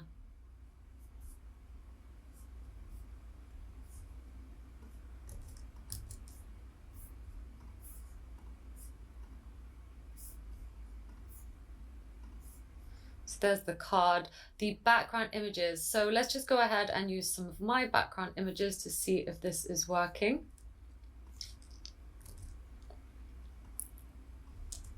I'm just going to use the same image for now.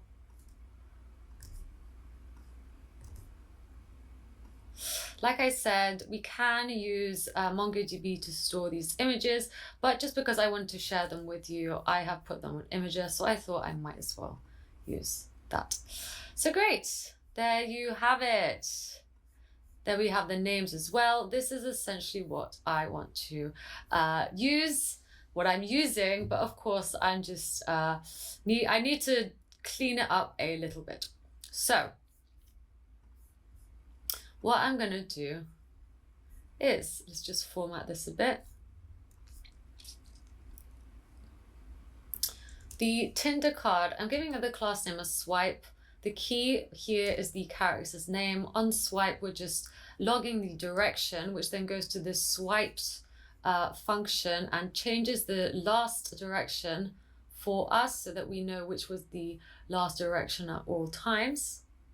And then we also console log out who has left the screen. So essentially we can get rid of them from our database, right? If we haven't matched them, if we don't want to match with them, and so on. Cool. And this div is for the background image. So I am happy to keep that and also keep the class name of card. And then below we just show the character's name. So yes, I'm happy with all of that. We can also have a div below that is going to show us the swipe info. So perhaps let's call this class name swipe info. And in here, I can say that if last direction exists, then I can say you swiped, and then it's going to tell me left or right at the bottom. Otherwise, just return back a p tag like so. Cool. Great. So now I swipe down, I swipe right. Okay, so this is looking great. However, I need to get some styling in order to style this up a little bit. So let's get to it. So this is going to be my dashboard. So we've got the swipe, we've got the card container. I am going to switch some things around. I also want to give my dashboard itself, I'm going to do display flex, and I want the chat container to essentially be on the left and the rest on the right. So let's go ahead and import the chat container from, and I'm going to say this in components, so chat container.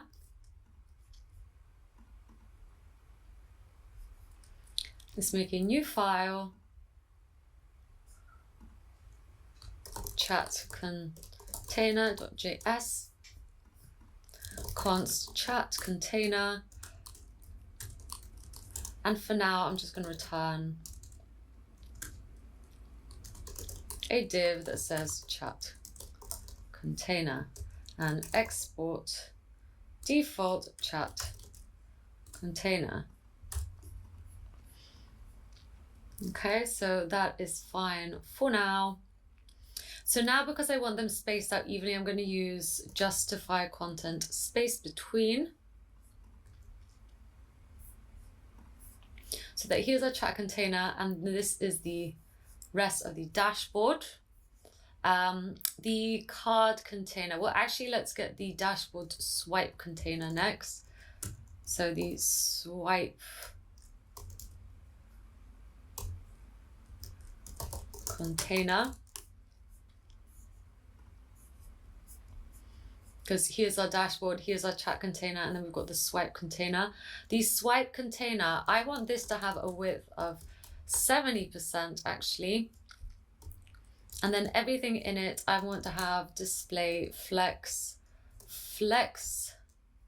direction column, so it's all stacked over each other, and I also want to center it, so justify content center this time, and also align item center, which means it needs a height, and the height is going to be 100 view height. Okay, so this is looking better. We also need to change our chat container, otherwise it's gonna not look so great. So the the card container, not the chat container, is gonna have a width, and we're just gonna hard code it to be 400 pixels and a height of 650 pixels, which means the card itself is going to have a, let's get rid of these. The card itself, I want it to have a width of 400 pixels and a height of 650 pixels. So exactly the same as the card container, really.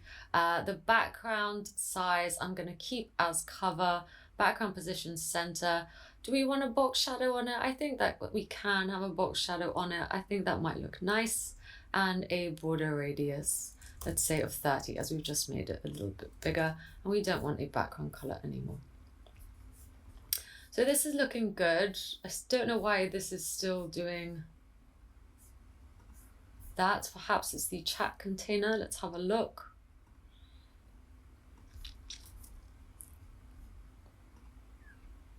Here's our dashboard. The chat container. The swipe container is somehow being up there, which doesn't really make much sense.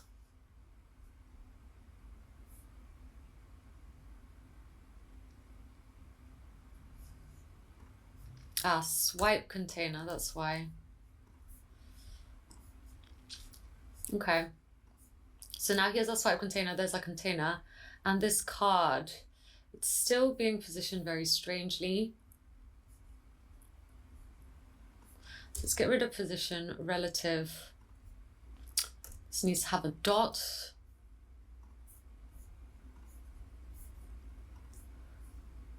And this is now looking much better. So the chat container's here, the swipe container is there, and it's all in the dashboard. Great. I don't actually like the box shadow, so let's go ahead and get rid of that. And the card content, I'm not sure if this is necessary. I don't think it really is. So let's go ahead and get rid of the card content. It is not a class name that I am using now. Great. Now, any text in the card, I'm just going to give it a margin top instead of 0. And great. So now this is looking much better. The text, I want that actually showing at the very bottom. So once again, any thing with the class of swipe info that lives in the dashboard, I'm going to give position absolute, bottom 0, padding 50 pixels. Okay, so now it should always be at the bottom. Maybe it should be more at the bottom. Let's fix that. So maybe just like 10. And great. So this is all looking much better. Let's just check we didn't make any mistakes. And good. So that is my styling for the cards. Next, let's maybe style up the chat container. So once again, let's just move this up. Chat container. And I'm just going to comment this out. And let's get to styling. So the chat container, what do I want this to look like? Well, the chat container is going to be quite simple. So I'm just going to have the div with the class name of chat container. And in it, I'm going to have a chat header actually. That's going to be shared, so we'll make it a component. And then I'm going to have a another div, because in here I want two buttons. One to show the options of two buttons, one to show your matches, and then one to show the chat. So this is going to say matches, and this is going to say chats, or chat maybe. And then I'm also going to have the matches display. Okay, so two more components. I promise you there's just one last more, and that is the chat display. Okay, so great. Here's our chat container. Let's also make our chat header, matches display, and chat display. So new JavaScript file, chat header. And I'm just going to delete this chat header. Let's just put chat header in here for now so we know what that is. Let's also have a matches display.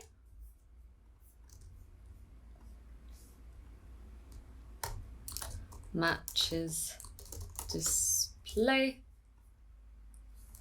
matches. And one last one, what was it? Chat header, matches display, chat display. So new JavaScript file, chat display, for just showing all our chats. And then this should be chat display, and this is a chat display. Great. So here's our chat container, which contains all of these things, and I'm going to go ahead and import it into our dashboard. So it's already imported. Great. So now if we look here, we also need to import a bunch of things into the chat container now. So the 3 things we just made. So import chat header from components, chat header, import matches display from matches display, and import chat display from chat display. We'll clean all this up later with the different quote marks. For now, let's carry on. So great, we've sort of made it. Of course, we need to style it up, and then that is it. Then we get to doing some cool requests, you know, saving stuff with cookies, and in general, just logging into our app, collecting data, adding data, and so on. So let's continue with this. The chat container itself got the div chat container. This got the class name option. And then the chat header itself, I'm going to give this chat container header. And in it, we're just going to display the profile picture of whoever's, you know, logged in. So let's call this profile. And for this, I'm going to need an image container. So class name image container. And then I'm just going to put in the image of the user, which at the moment, of course, is just going to be nothing. And then some alt text once we get to it. Then we also have the h3 tag, which is going to show the user name. And then also maybe we need an icon to log out. So I'm just going to use just a little icon. Let's give this the class name log out icon, like so. And I'm just going to use a little icon for that. Cool. So there's our chat header. Next, let's do the matches display. So we just want to show all the matches in here. So go matches, and then I'm going to essentially map everyone onto little cards. So I'm probably going to leave that for now. And the chat display is going to be much of the same. Let's get rid of that. And actually, I lied. I'm going to have to make 2 more components. One is going to be a chat component where you can see all the chats, and also a chat input where you can type your messages. So you can, you know, essentially write a message in a little text box. So let's just make this 2 empty wrapping divs. And I'm going to make a new file, call it chat.js, and also another new file called chat input.js. And I'm just going to grab this, and this is just going to be called chat.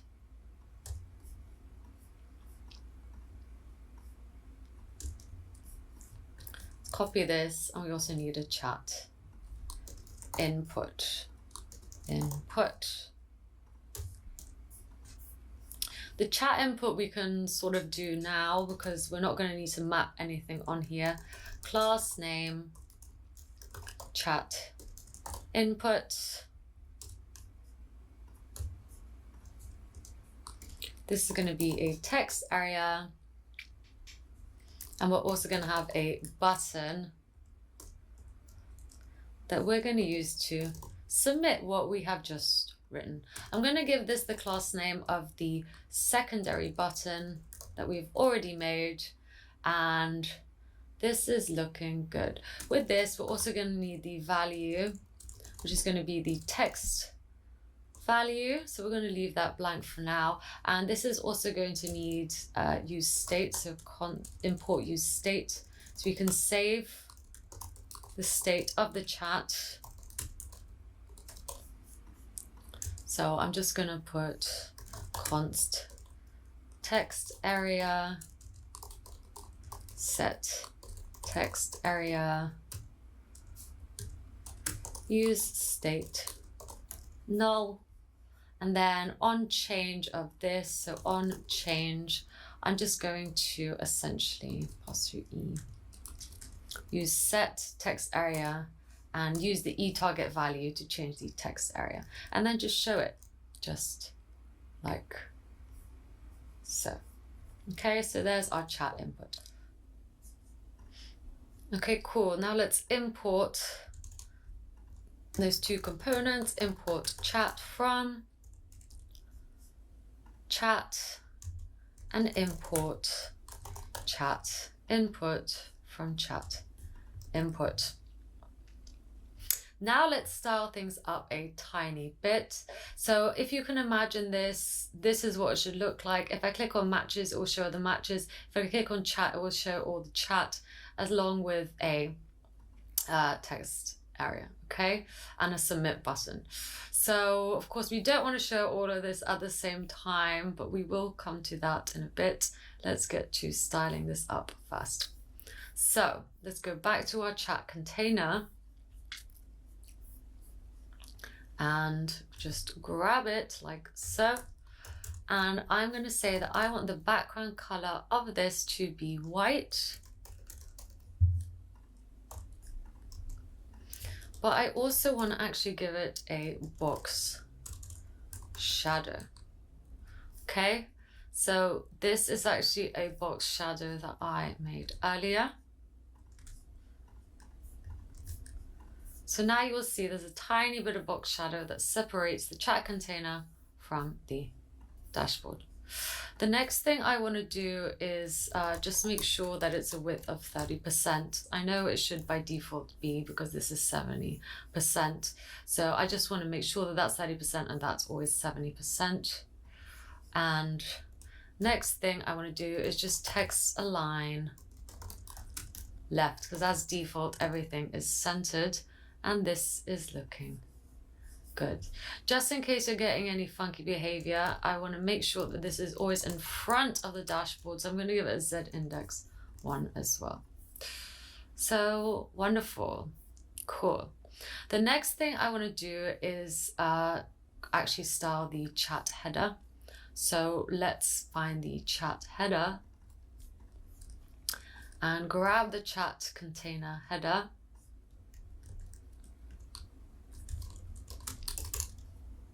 That lives in the chat container, so we can do this. And I'm just going to give it a background of, because I'm going to make this a linear gradient, and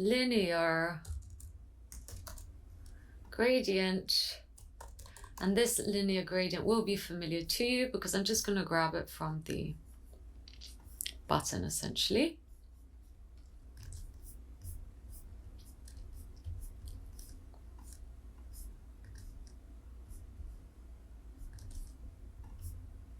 Okay, so that is kind of what it looks like.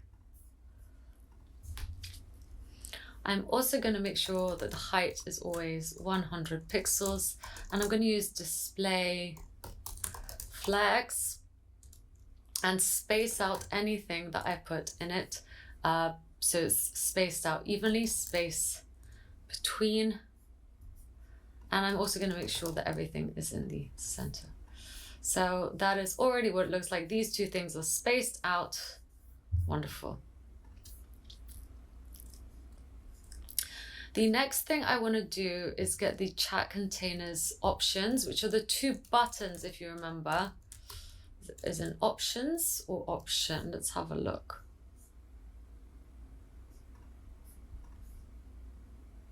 So it's option. I'm going to give them both border none. I'm going to give them both a background color, which is white essentially, and a border bottom, which is solid 4 pixels, and this red color. So I'm going to show you what this looks like. Okay, so they've both got this line underneath them.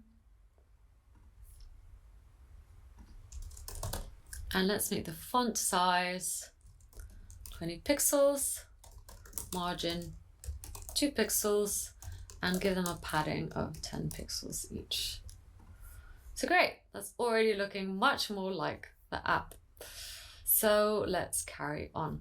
Now, because I want to disable one of them, I also need to add a styling for a disabled option.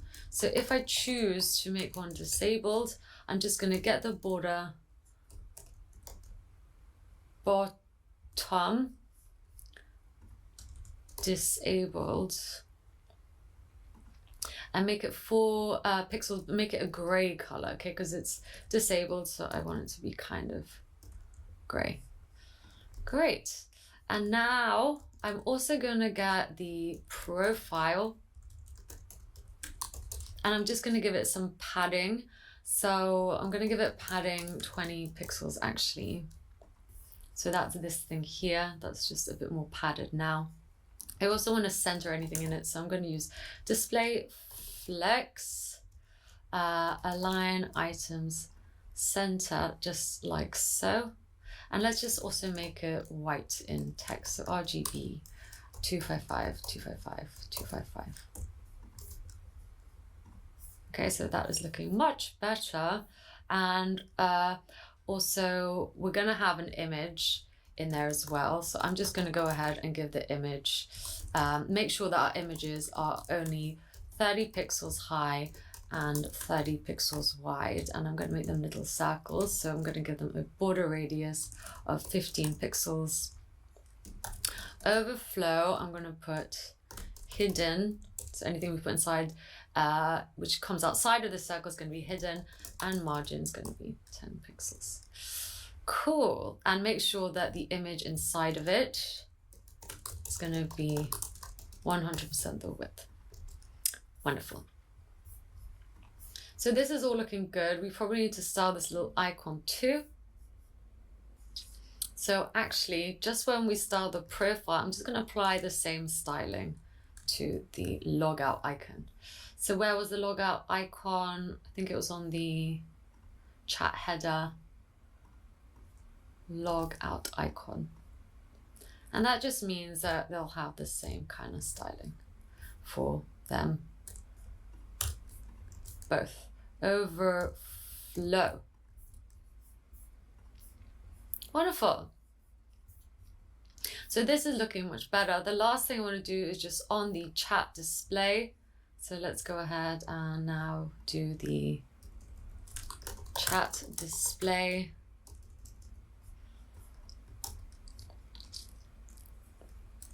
I'm going to get the chat display. So I think that was it. There's the chat div class name chat display, and basically all of this that's meant to contain the chat, I'm also going to give it a padding of 20 pixels. And also I need to hard code a height, so 60 viewport height, and then I want to make it so that if we receive more and more messages, we'll be able to scroll through them. So for this, I need to add overflow Y auto. So that will help me scroll through all the messages. Okay, so that is what's going to happen here. If I get more and more messages, I'll be able to scroll. And lastly, let's just style the chat input. So Chat display, what's it not liking here?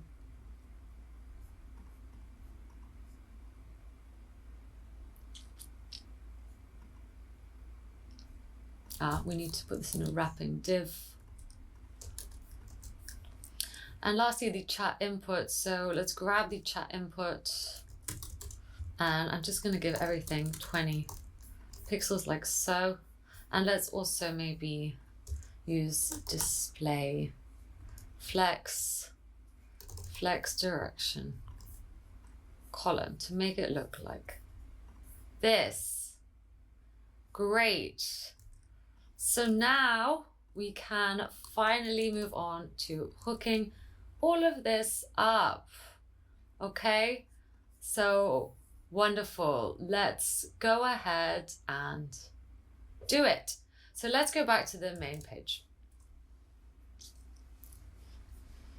So I'm just going to get rid of all of these for now. The first thing that I'm going to want to do is actually, let's go back to our home page and get our auth modal up. So now I want to actually be able to add users to my database. So I'm going to do so from my modal. I'm going to pretend I'm a new user coming in. So let's do it. First off, however, I am going to make a backend. So all of the files that I have made, so everything in here, I'm going to put them in a new directory. So make a new directory called client.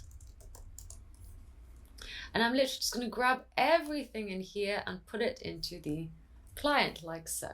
This might take a while to move, but just go ahead and do that now. And there we go. So now everything's in here, and I'm actually going to make a new directory called server. So we've got our client and our server now. And now I'm actually going to stop my app running. So stop my app, cancel. And in here this time, I'm just going to go into my client. So now I'm back in here with all the same files, and I'm just going to do npm run start. To restart my app, I've just gone into this directory now, as that's where all our files are now. And there we go. So there's our app again.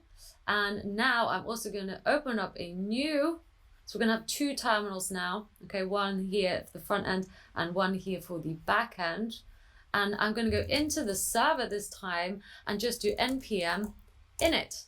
Okay, so this is going to just ask me loads of questions. I'm just going to go through and enter everything, and this will spin up a package JSON file for us.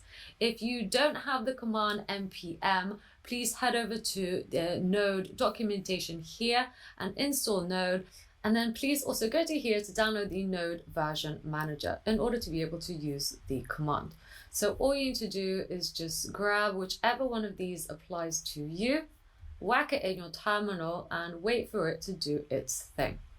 So for me, it would be this one. Great. So if we look in here now, there is our package JSON file. There's nothing in here at the moment. We are going to have to write a start script. So maybe to differentiate, I'm going to call this start backend. And I'm just going to essentially listen out using a package called nodemon, listen out to changes on the index.js file. And the index.js file I have not made yet. So let's go ahead and make it index.js. This is essentially my little mini backend. Okay, this is where I'm going to write all my backend code, and using the package nodemon, I'm going to listen out for any changes on this file. So in the backend, make sure you're in the server, just install the nodemon package, just like so. Okay, wonderful. So if you want also, perhaps maybe it's better to have start front end here just for now. Oops. Does mean that we're going to have to rerun this. Well, it doesn't, but I'm going to anyway. Front end. And then in here, I'm going to do npm, oops, npm run start backend. Okay, so now we've got a backend, we've got a front end. What do we want to happen on the back end, however? Well, I'm going to import some packages. So thanks for installing that dependency for us. I'm going to install some packages. So the versions, as you remember, are really important. This is the version I am using. If for whatever reason there might be something not working, just make sure to check the packages are the same as mine.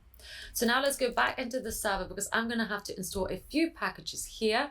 The first one being Express, which is going to help us do our routing. For those of you who have not come across the package Express before, please do check out the documentation on it here. Hopefully you have used it before, but for those of you who don't, I will be taking it super slow for you so that you can carry along. The other packages I'm going to need are, of course, MongoDB, Nodemon we've already installed. I'm also going to have a package that is .env in order for us to store our variables secretly, a package called bcrypt which is going to hash our passwords, a package called cause which is going to help us communicate with our backend, and a package called uuid which is going to generate a unique identifier for us. Okay? So I think this is it. If not, we will just go ahead and install other packages. But for now, I'm just going to, install that. So of course we need to do npm I for install, npm I, and just let it run. One more package that we also need to install is a package called JSON Web Token as well. So just go ahead and install that. We essentially need this package in order to do a synchronous sign in when we log in as a existing user. Don't worry if none of that makes sense. We're going to be covering it in a little bit more detail when we get to it. Okay, so there we go. Those are all our packages. Let's continue. So I'm just going to open up my index.js file on the server. So make sure that this is the index.js file on the backend right here. And let's continue. So the first thing that I'm going to do, well, I'm just going to use the package Express. So I'm going to use the package Express, require Express, and I'm going to then call Express. So what we've done is essentially got the package and stored all of the package, I guess, content in a way. This is the way I like to think about it, as the const Express. And we call Express, so it releases all of its wonderfulness and we store it as something else. So I'm going to choose to save this as app. You can choose to store it as whatever you wish. And this just means that we can now use some methods like use that come with Express or listen. And we're actually also going to listen out to the port. So let's define a port here. I'm going to say my port, const port is 8000. So I'm going to listen out to changes on port 8000, and I'm just going to console log server running on port, and then whatever my port is.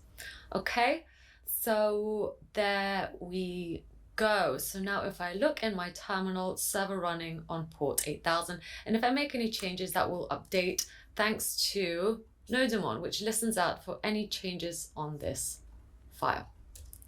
So great. Now let's do some routing. So I'm just going to show you an example of routing for those of you who have not done anything before. So I'm going to use the method get in order to say, so I'm just going to write the syntax first, request, response. So we're saying that if we visit localhost 8000 / nothing, so essentially just localhost 8000, we want to then call this function. And for now, I'm just going to do res JSON hello to my app. So now this means that if I visit localhost 8000, it will say hello to my app because I am sending the response JSON to the browser. Okay, so this is the syntax that we are going to use in order to write a lot more routes. So let's go ahead and copy that. I'm going to now decide what happens when I fill out the information on my front end on this form to create an account. So if we fill this out and I click submit, I then essentially want to send my information to the backend. So that's what I'm going to do now. I'm going to send my information to the backend by saying that if we visit localhost 8000/sign up, then I want to essentially send some stuff to the database. And to do this, I'm going to need a few things. The first being, we're going to have to communicate with MongoDB. So for this, I'm just going to get the Mongo client, which requires the package MongoDB. So we've got our Mongo client, and now we also need a URI. And this URI I'm going to get from, let's go back in here. Go ahead and connect your application, and you should see this show up right here. So I'm just going to copy all of this, and we're going to replace the fields. We're going to replace the password field with the password that I stored for this user, and we're going to replace my first database with the name of the database that Connections will use by default.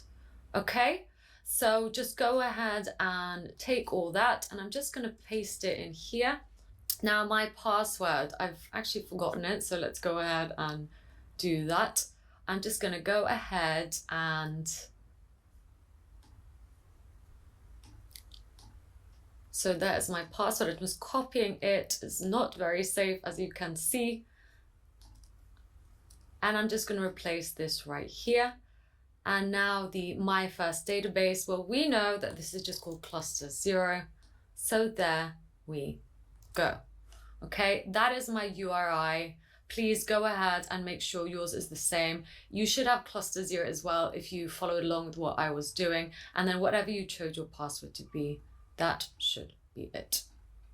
So we've got a sign up route. This should actually be a post request, as we're going to be sending data to our database. And just to check everything works, I'm just going to retrieve all the data that exists in our database. So once again, I'm just going to copy all that, change this to be a GET request, and let's just say that if we visit the endpoint users, then we're going to get all the users.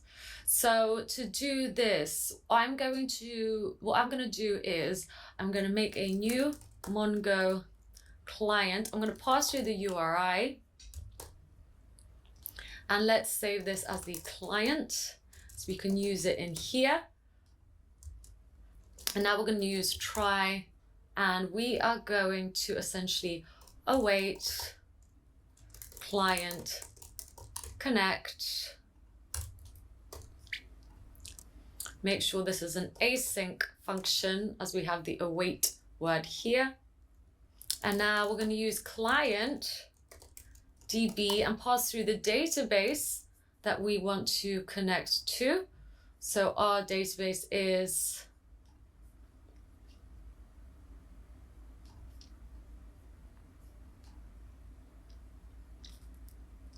app data.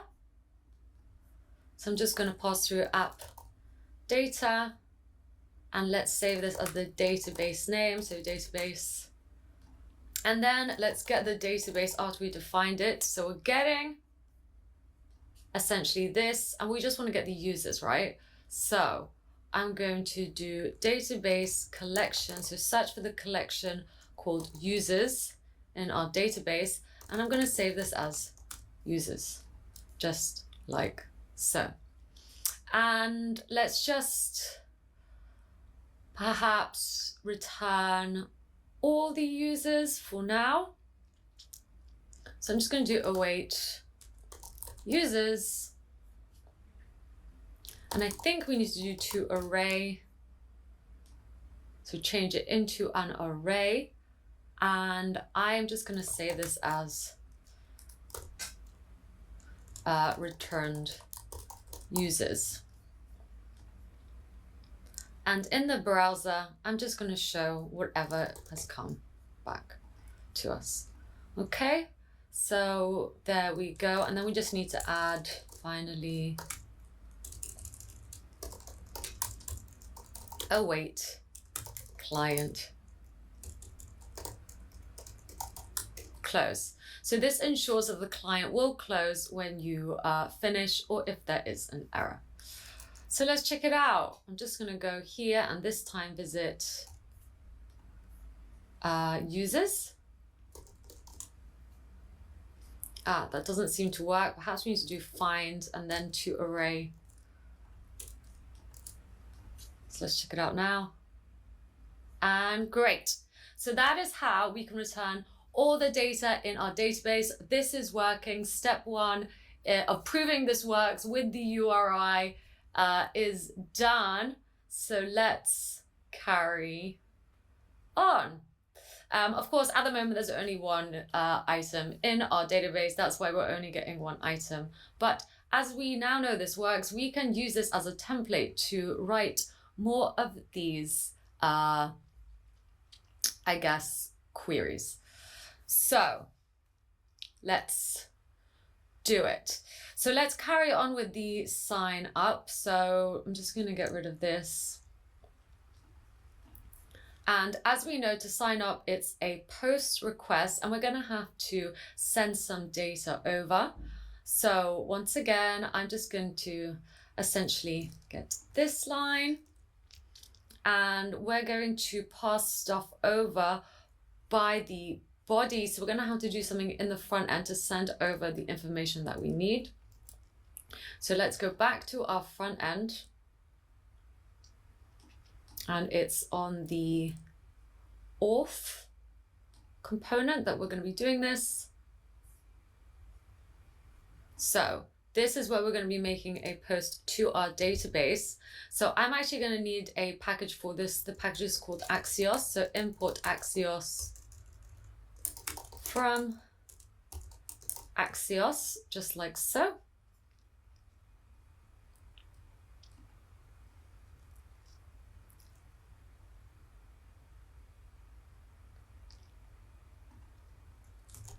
So let's just do an else, or we can just leave it. Yeah, okay, fine, let's do else. Else, or actually we could just return out of this. So if there's an error, set error and return out of this. Otherwise, let's do an Axios post request, and we're going to post to our backend /sign up. Okay. So we're going to be doing that, and then this needs to be await actually, and we're going to save the response. So again, this means that this needs to be an async function. Const response await. Okay, so we're making that, and we're going to have to pass through the email and password, right? We don't need to pass through the confirmed password. We're actually just using that up here to check both are correct. So then we're going to also pass through the email and the password to the backend. Cool. So this is looking good. And actually we also want to save, so I'm just going to do this while I'm here. Const success. So if the response status equals a 201, then we know it's success. So if success, then we want to navigate to the onboarding page, right? Because, you know, you put in your, when you're signing up, you put in your email, you put in the password you want to use, and then you get taken to the onboarding page. So if success, navigate to this onboarding page right here. So actually to use navigate, we need to import this from React Router DOM. So I'm going to do that now. Use navigate from React Router DOM. And then we also need to, where should we do this? We can do this up here. Let navigate equal, and we're just going to call use navigate like so. Okay, so that will now allow us to navigate to the next page if the response is a success. Cool. Why is this being highlighted? I don't really know. Okay, that is a Boolean success response. Okay, I mean, that looks fine to me. Comparison response makes replace. Okay, cool. Great, so this we're passing along with the body now, which means that in here we need to get that body. So const email password, and we want to get that from the rec body.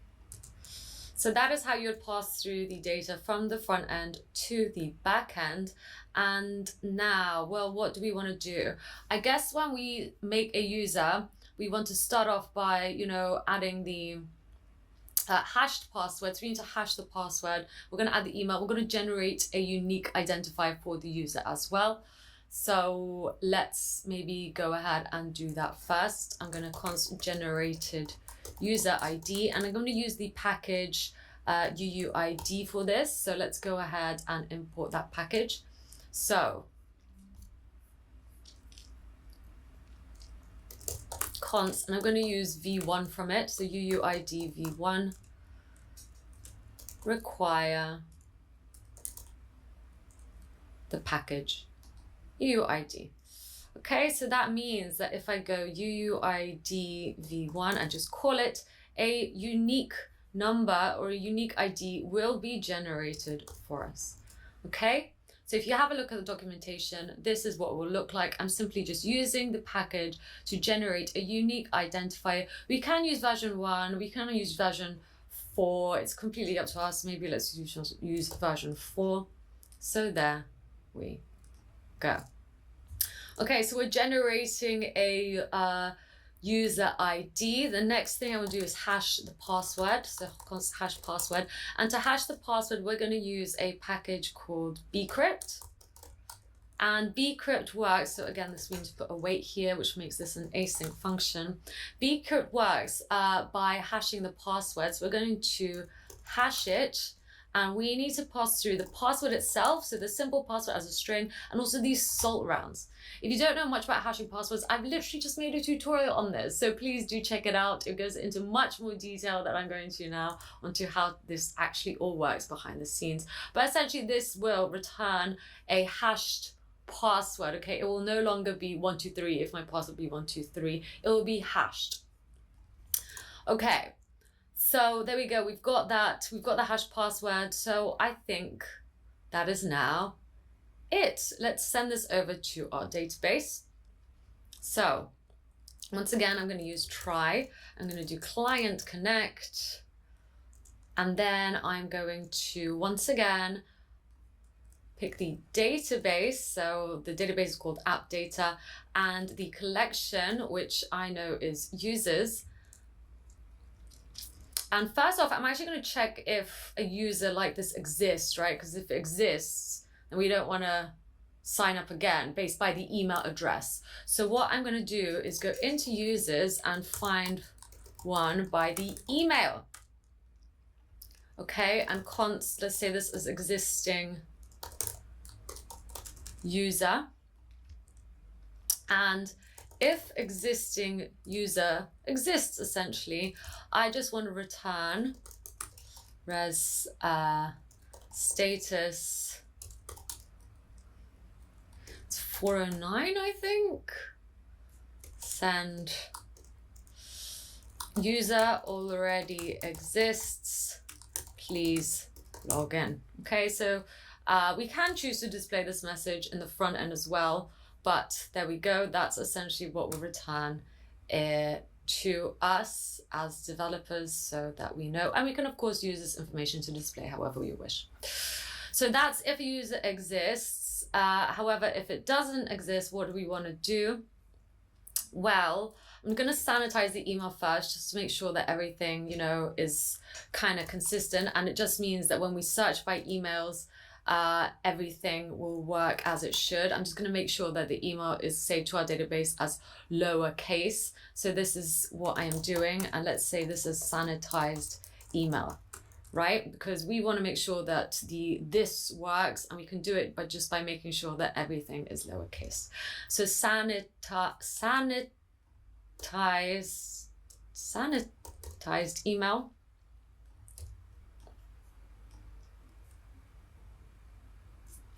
God, I can't spell sanitized. So, okay, so we're getting the sanitized email. So now let's make a little data object. I'm just going to make it like this.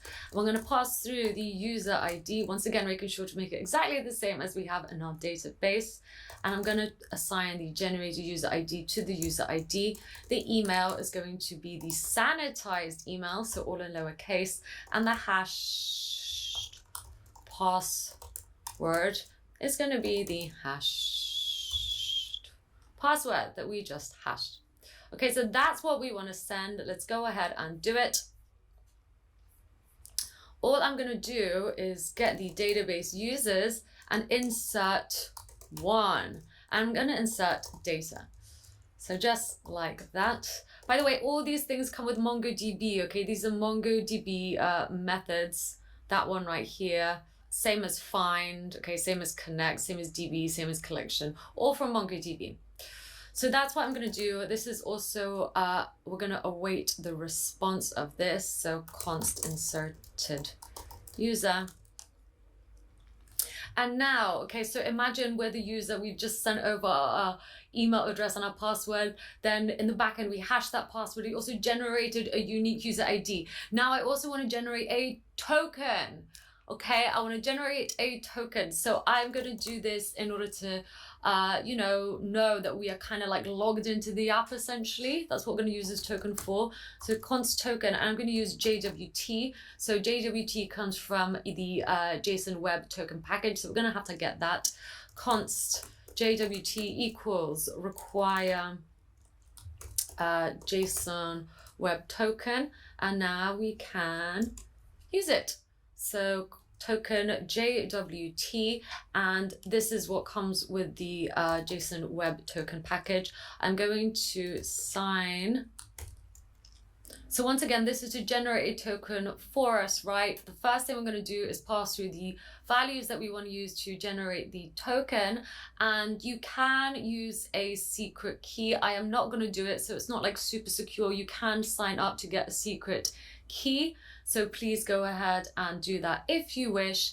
And as the callback, I'm just going to pass through the amount of time that I want this token to expire in. So that is an option that you can do too.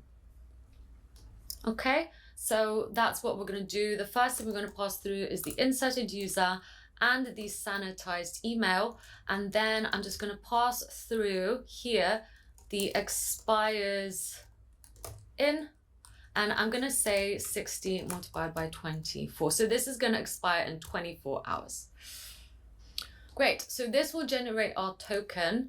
And then what do we want to send back? Well, I'm going to send back the status code 201, the JSON. And the JSON is going to be essentially the token, the user ID as the generated user ID, and the email as the sanitized email.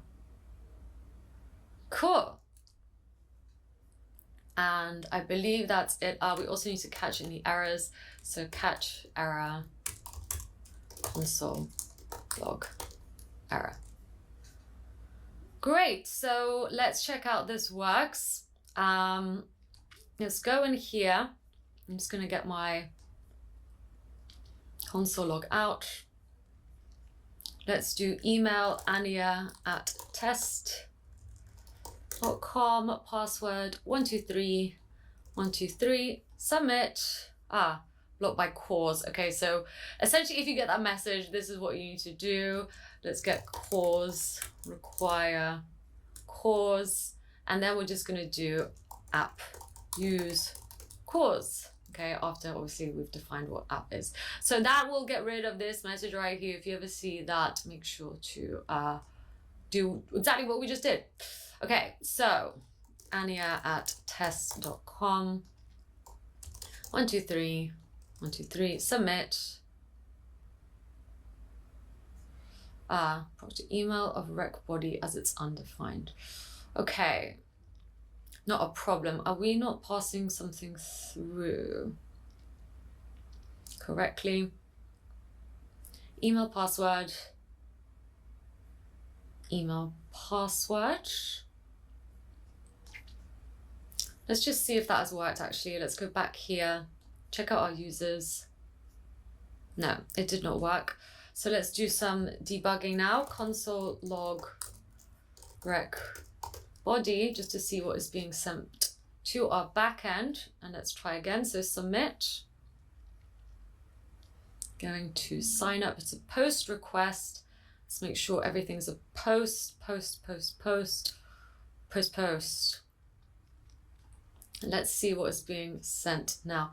Undefined.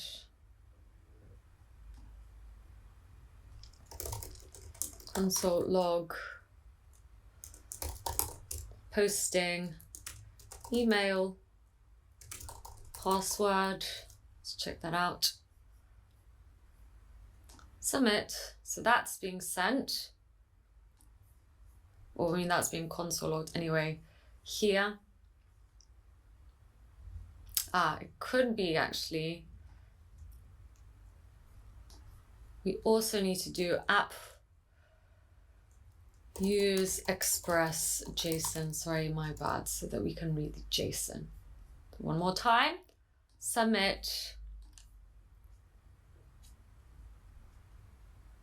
Okay, and great. So there we go. The request body is now being console logged out here, which means we are getting the email, we are getting the password, and that is being sent to our backend. Great. Bcrypt is not defined. Okay. Const bcrypt equals require bcrypt. Thank God for console logs. Bcrypt.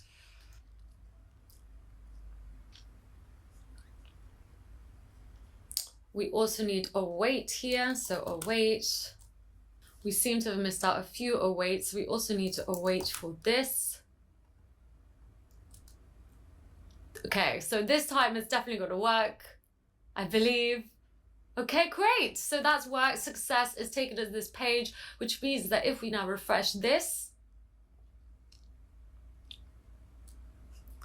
ta-da! We have created a new user with a unique ID that's been generated and the password has been hashed. So that's our hash password. Great. So this is looking great. It's taken us to the onboarding page, which means that this was a success here. So where is it? If success, then navigate to the onboarding page. Wonderful. Let's carry on. So wonderful. Do we need to clean this up before we go? Let's just have a quick look. I will be cleaning this code, by the way, and sharing it with you. Of course, it's a bit difficult to do it now, but by the end, I will be sharing you the full code, so you can always check it out later. But this is looking okay to my simple eyes right now. Okay, so this is looking good. I'm gonna get rid of this console log. Perhaps let's just put these few things a little bit more together, and wonderful. So we've signed up. Now I want to do something else. So that was the auth page. We'll cover how to sign back in maybe a little bit later. The reason why I have chosen to get the response is because I now also want to store some things as cookies, and that is going to be the email, the user ID, and the token that I returned here. Okay, so I'm going to use this return stuff and just set it as some cookies. So what I'm going to do is, so when we get the response, I'm going to use another package, and I'm going to insert this package on the front end this time. So let's get our terminal up. That was the server I just cancelled. Great. Let's run that back again. And here's the front end. So in the client, I'm going to install a package called React Cookie, just like so.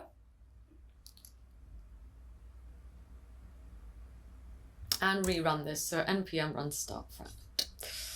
So now I'm going to save some of this stuff to the cookies essentially so that we can use it. So what I'm going to do is set cookie And I'm gonna set the cookie. Actually, we need to actually import this so we can use it first. So import use cookie from React cookie, and it's got the very similar syntax to use state. So cookies, set cookies, use cookies, but it also has remove cookies. Remove cookie or remove cookies, set cookie. Cookies. Oh God, I don't even know what it is. Let's have a look at the documentation maybe. Set cookie, remove cookie. I think that's it. Use cookies. Got it. Okay, and this is just going to be user like so. I've just taken this from the documentation of the React cookie documentation. And now what I'm going to do is use set cookie to set the cookie email to be whatever the response data email is. And we know that the email that is being returned is going to be the sanitized email. So that's what I'm setting as one cookie. Another cookie I want to set is the user ID. The documentation says that I should make these capital, so that's what I'm going to do. User ID is going to be the response data user ID. And I'm also going to set the cookie of auth token to be response data token, not auth token, because that's how we did it here. So great. So now I'm going to show you what happens.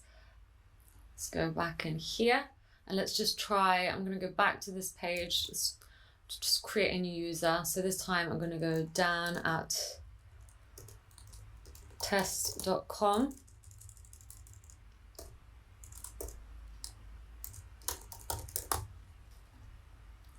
One, two, three. 1, 2, 3, submit. Okay, so we've gone to this page, and now if we look here in application, cookies, you will see all token, user ID, and email. Ta-da! So we've saved some values, okay, as cookies. There we go. Ooh, pretty cool. So that is looking awesome. So now that we've saved that in cookies, we can actually use them, I guess, to know that we are authenticated. So that is pretty cool. Let's carry on. So great, let's continue. So now let's go with the onboarding. Perhaps we don't even need the email and user ID. Well, we'll see. And if we don't, we can always get rid of them. Because I guess we don't really, maybe we just need to show the auth token. Yeah, and then of course other people can take your hash password. I mean, it's very unlikely, right, that someone's going to come in and inspect your page while you're on the app and stuff. But I guess it could happen, right, if someone wants to quickly do it while you're away from your computer. So I guess be careful of that. Many apps do have this, by the way. It's not like unheard of. Great, so what am I doing now? So we're on the onboarding page now. So let's go ahead and get the onboarding page up. Or actually, maybe let's just do everything in the sign up login section first, because we can now. We've got a user and we're just doing it by ID. So we've just done the sign up. Let's also do login. So once again, let's do app. It's a post request because we'll be posting data to log in. Request, response. And put these in parentheses.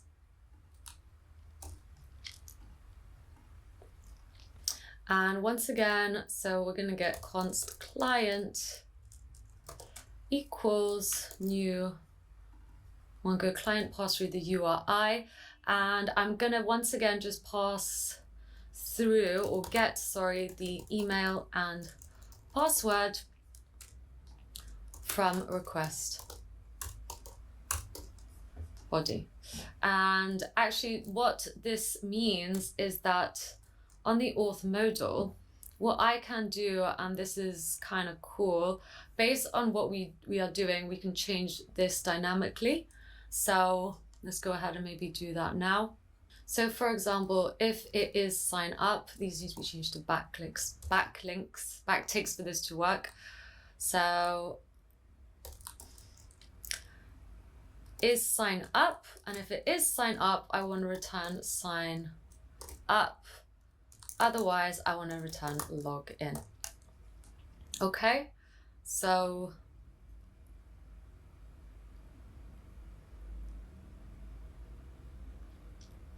that looks good. And also just over here, if success and is sign up, navigates onboarding. However, if success, so if we're just logging in and is not sign up, then we're going to navigate somewhere else. We're going to navigate to just the dashboard, right? Because if you're signing back in, you just want to see your dashboard.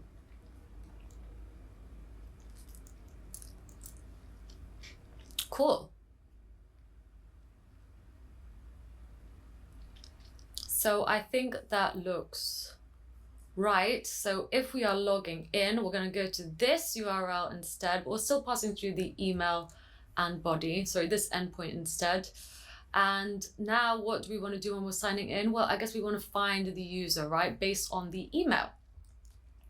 So I guess in this app, it's really important that all emails are unique, but I guess all emails have to be unique anyway, right?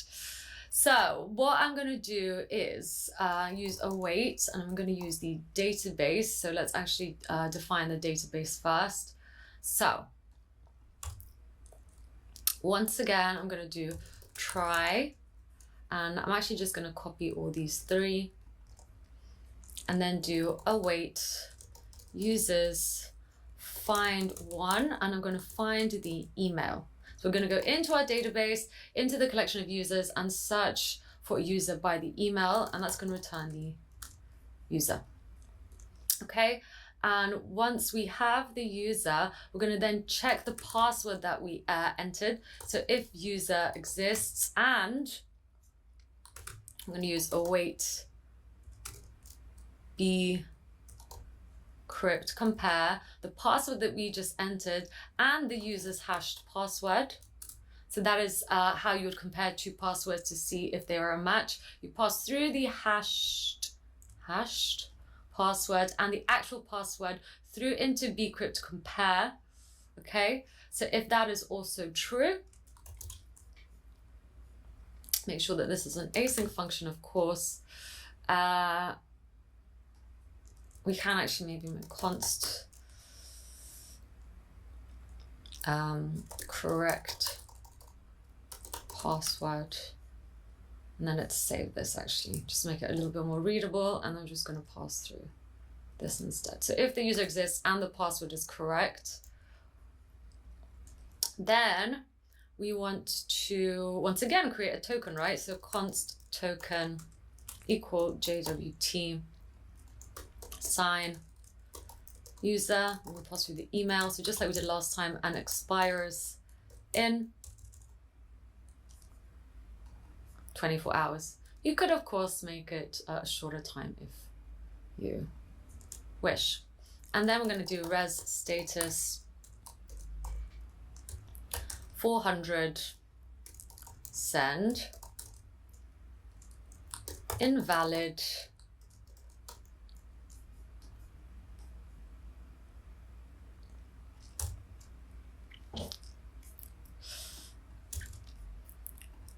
and then we'll also, if both are correct, going to do res status 201 JSON, and we're going to send back the token, the user ID, which is going to be the user ID, and the email. Cool. Otherwise, res status 400 send invalid credentials. And then of course we need to catch the error. So catch error console log error. Great. So there we go. Let's check it out, I guess. So we also need a way to clear these cookies. So at the moment, I'm actually just going to delete them manually, but we are going to need a way to remove these. So we're going to have to make a sign out button at some point. So now let's go back here and let's try log in. I'm going to try using this, and I know that the password is 123. So let's log in, email, password 123, submit. Okay, something didn't work. Let's check it out. There's our backend missing. Okay, cool. So correct password. Here we go. So test again, submit.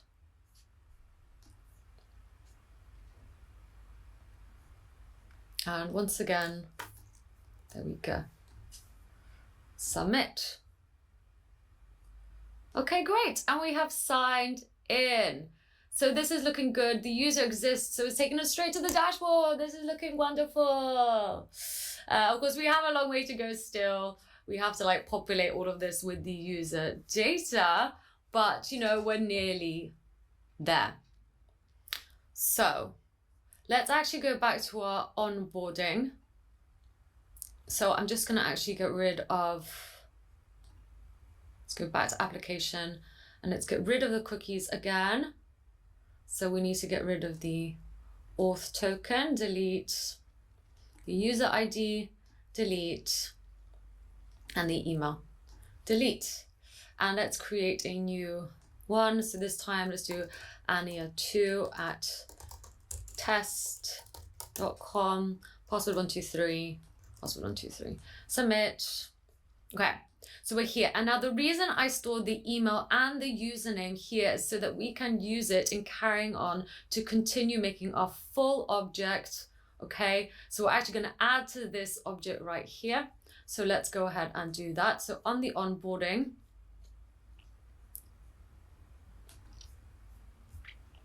I'm going to, once again, I'm actually going to use cookies. And then I'm just going to get this line, put it up here. And I'm going to get the cookies, and I store the user ID as capital user ID, right? That's what I've stored it as. If you look in here, user ID, and set that to be like so. And then same for the email. So cookies, email. But actually, do you know what? We probably don't even need to do this because we're just going to be updating the existing object. So I'm actually going to get rid of this, you know, and I'm actually only going to return back. So I'm only going to show the token here.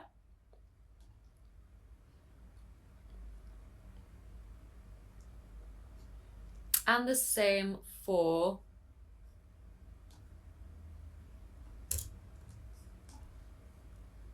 here. So that's all that's going to be returned, which means that on the auth modal, we just want to set the token because that's all you really care about.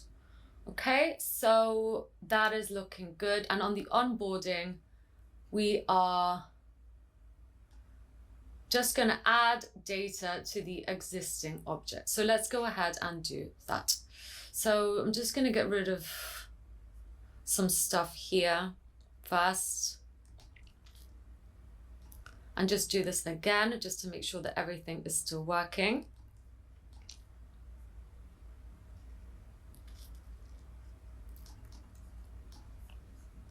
Let's go back to the home page, create an account, ania3@test.com, 123, 123, submit. Great. Okay, so now let's continue with this. I'm just going to go on the onboarding page, and I actually only want to show this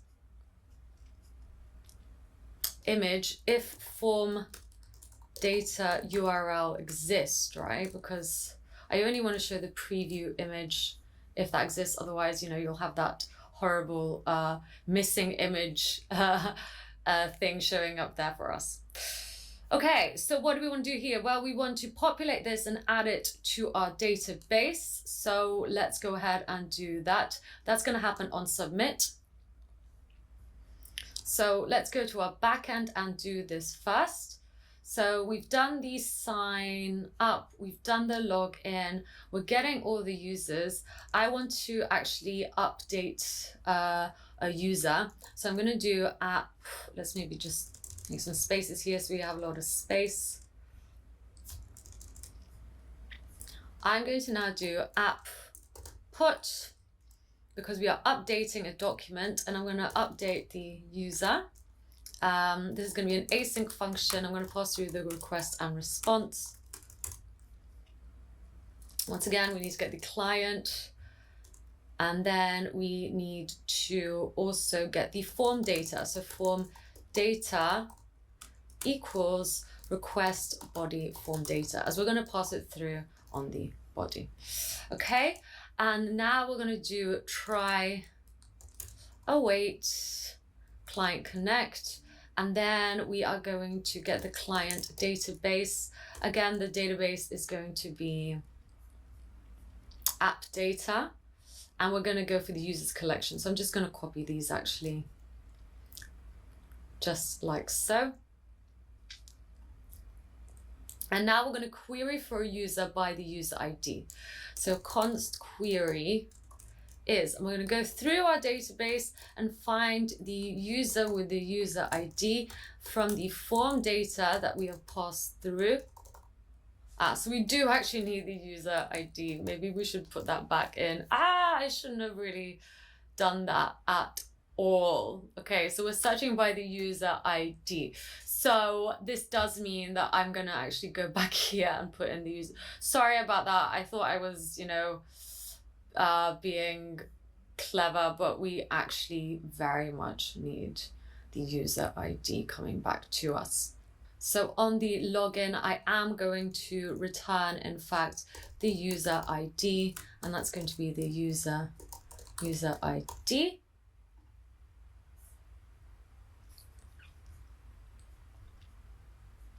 And on the sign up, I'm also going to return the user ID, which is a generated user ID, which means that on the auth module, I'm also going to set cookie user ID to be the response data user ID. Great. So now on onboarding, user ID, cookies, and it's user ID, I believe, with a capital U.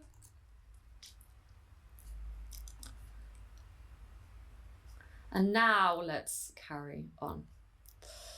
So we're looking for that user by the form data user ID, which we just saved from the cookies. Let's do const update document, as this is the data that I want to add. And I'm going to do set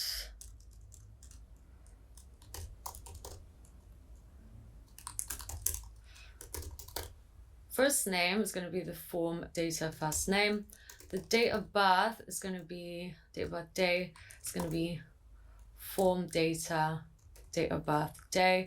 Making sure to really not make any spelling mistakes. Then we have date of birth month. And of course we have date of birth, year, show, gender,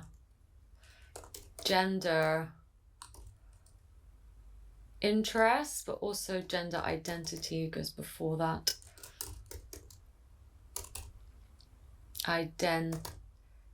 the T, and then we have the email, which we decided not to pass through because we already have that in there. Then we're going to have URL, which is form data, URL. Then we have about, which is form data about, and matches, which is form data matches. Okay. Identity. I don't know why it doesn't like that. Identity, that's why. Okay. So that's what we want to update our document with after we pass all of the form data through to our backend. And then we want to essentially await users, update one of the users in our database, and we do that by finding it. So we're passing through the query defined and then the update document object we just defined. And let's say this is inserted user, await. I'm just going to send the inserted user.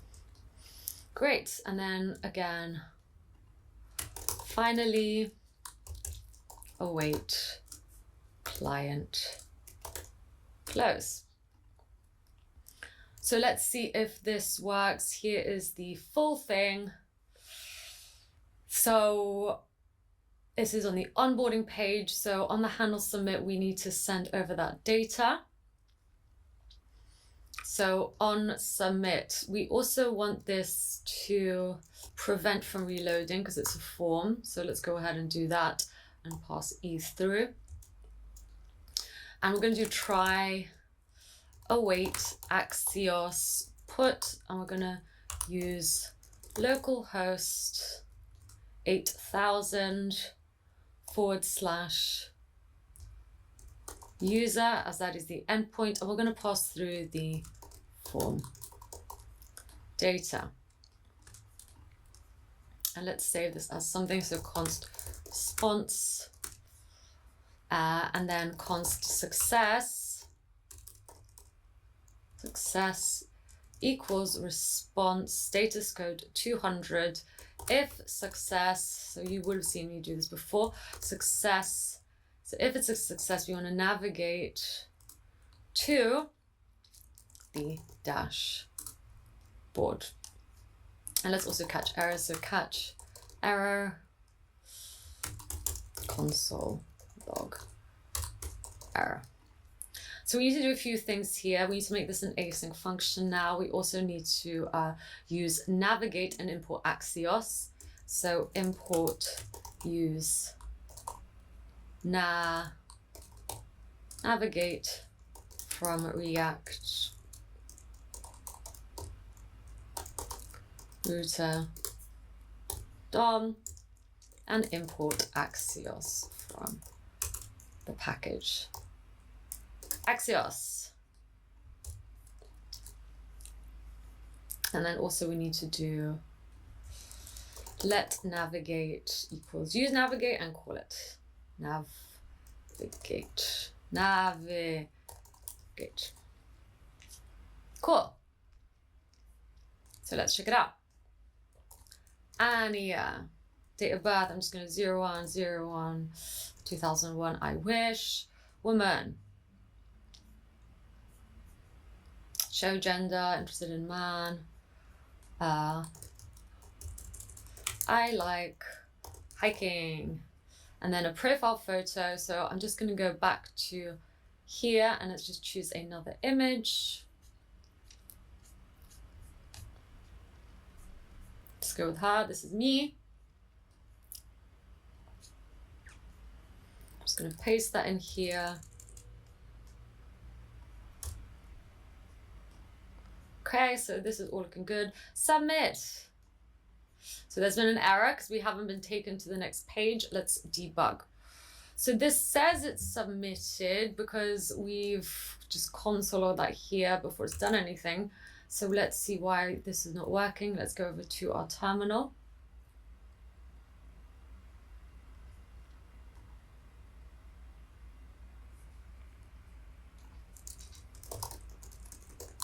just going to console log the form data. It's actually passing. Submit. So that is passing. Seems to be fine now. Let's see if that has updated this object.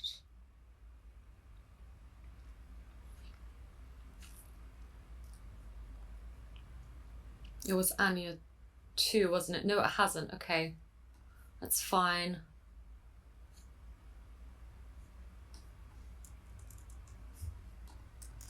Is it because we don't add? It's because we don't have the user ID. Because remember, I deleted it. Ugh, I shouldn't have messed with it in the first place. So if we look in application, we don't have a user ID, right? We just saved the auth token. So, and we're searching by user ID, so that makes no sense. So once again, let's try create account. This time, let's do Anya 5. I don't know, at test.com, password 123, 123. Okay, so now we get the user ID. Great. So now Anya 01 01 2001, woman, man, I like hiking.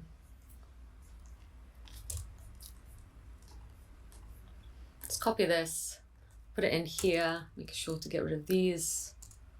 Oops. And submit. Okay, there's still an error because we're not being taken to the next page, but let's have a look at what is going on. Still this, missing catch or final after try. Here's the try. This is the final.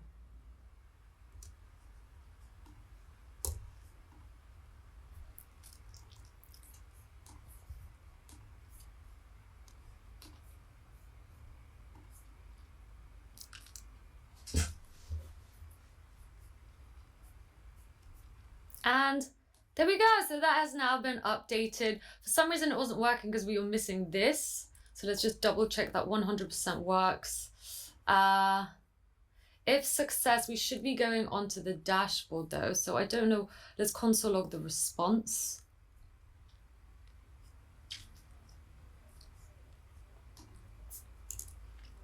Console log response. Just to see what is happening. Let's try again. So submit. Here's the response. Status 200.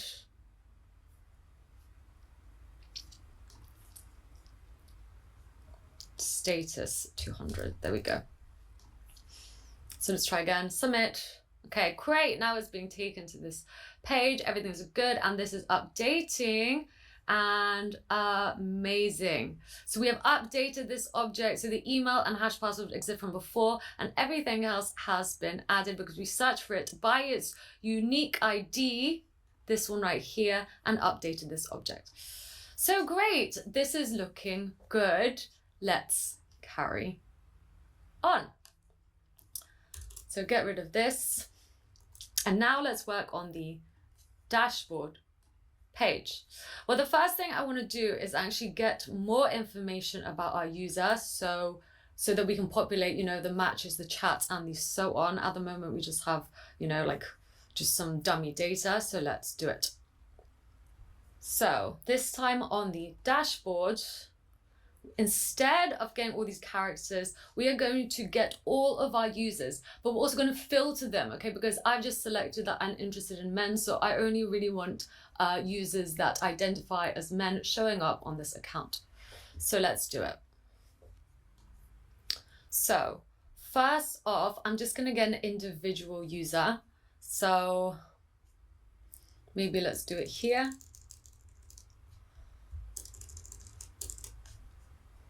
App get user, because it's going to be a get request to this endpoint. As you can see, we can reuse endpoints if it's a different method. So request response. So for example, user exists there and user exists here, but that's a put request. This is a get request. So app get, and what do I want to happen? Well, once again, I need to get the client, so const client equals new Mongo client URI. And the one thing that we're going to pass over is just the user ID, right? Because that's how we're going to find it. So request params user ID. Now we're going to do try await client connect. So make this an async function. Once again, we need to get the database equals client DB app data, and then the collection, so const users equals database collection users. And then we're going to search for my user and all of their data by the user ID, which we've just passed through as user ID from the params. So that's what we're going to do.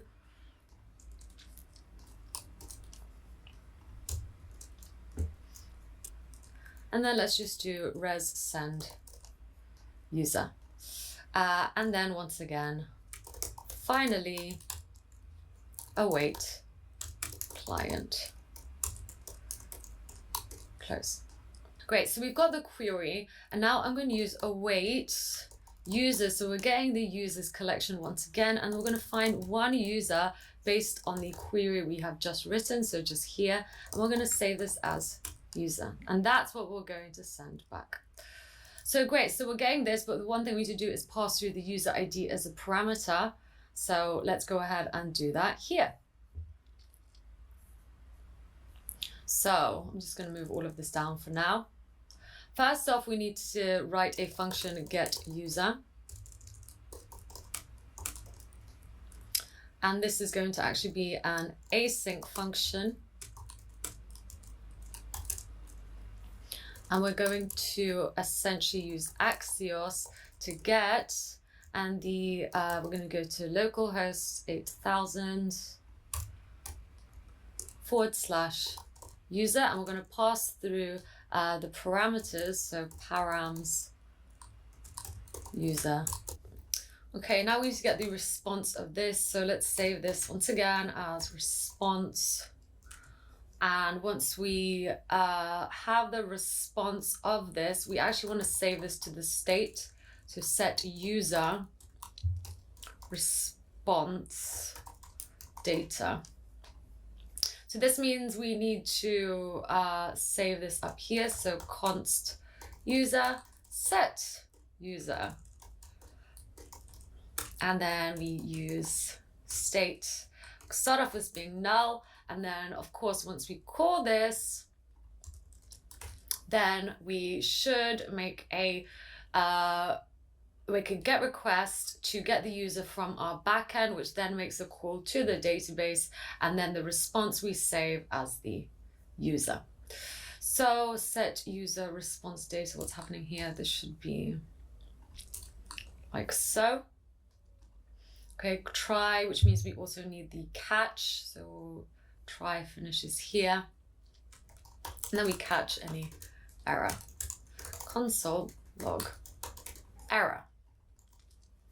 Cool. I'm also going to put this in a use effect, which means we have to import it. And I'm just going to say that anytime the user changes, we make this. We call this function, sorry. So yeah, use effect has been imported for us. So now let's console log user to see if we return, if whatever's coming back to us is correct. Axios not defined, that's fine. Import Axios from Axios. Also saying user ID is not defined. That is okay because we have to pass that through, and we're going to get it from the cookies. So once again, import use cookies from React cookie, which means we need to do this again. So const cookies, set cookie actually, and then remove cookie as well, and we use cookies, and then we're going to pass through that to start. Okay, so now we can define the user ID. We're just going to go into the cookies and get the user ID. Console log user, so we can make it really obvious. And let us try again. Let's just make sure that we have everything we need. So once again, go into application, check the cookies. The user ID exists, great.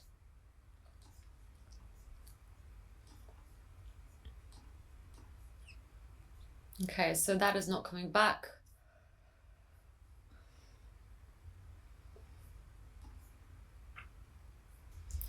Once again, let's check. We are passing the user ID. User ID. So let's just refresh this. Check our terminal. Okay, that is not defined. That is not being passed through. Oh, this should be query. That is my fault. Not params. Okay, let's try again.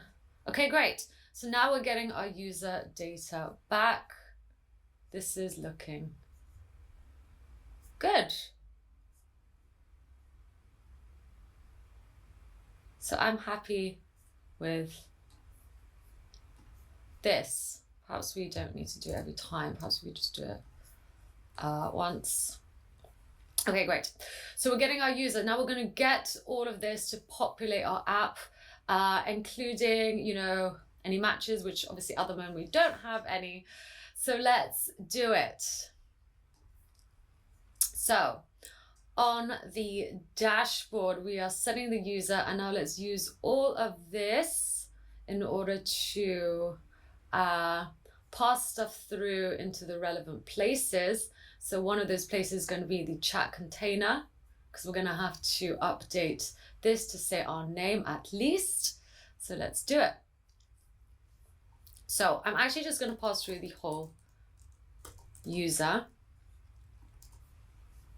which means that here I'm going to use the user, and we're going to pass it through even further into the user header. So there we go, user. And now I'm going to use it in order to get the user first name, but also the user URL and alt. Let's do photo of user. So I think that should be out. We are also on the logout icon here. So actually on click, what do I want to happen? Well, I actually want to remove all the cookies. So let's maybe go ahead and do that quickly. So on click, I'm just going to call the function logout, and let's define it. Const logout. So this means that we once again need to import use cookies. And just this whole line right here. And on logout, I'm going to remove cookie, user ID, cookies, user ID, and also remove cookie, auth, token, cookies, auth, token. And then I'm going to reload the window, right? Because we're going to reload the window so that we can't see the dashboard anymore, because you can only see it when you are logged in. That's something that we're going to write to. Okay, so this is looking good. In fact, let's handle that now so we don't forget. So let's just check this works actually. Great, so we've got rid of all the cookies. Now I only want to show the certain pages, right, if we are logged in. So let's go back to here where we have all the roots. And once again, so this cookie thing is getting a lot of action. I'm going to import, use cookie from React Cookie, which has already been done for me. Thank you very much. And let's define the auth token const auth token equals cookie auth token. Now, if auth token exists, then I want to show the dashboard. And same for the onboarding. So only if you're logged in will you be able to see these things. Okay, so great. That's all I really wanted to do. That was quite simple. Let's carry on. So that's what happens when you log out. Obviously now we need to log back in. So let's go ahead and do that. Log in, Anya test 5, was it? Which is the one, yes, 5.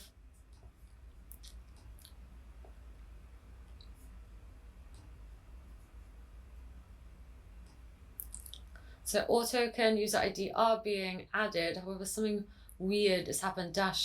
No roots matched dashboard. We also need to reload the page. So right here, we need to make sure that the auth token gets read by these next pages. So let's check that out now, because if I reload it, oops, chat header, okay. Let's try this all again. Application, delete, delete, login, Anya 5, submit. Okay, cannot read properties, chat header. So only once we have the user, then I want to return all of this essentially. So perhaps actually we wrap the whole thing.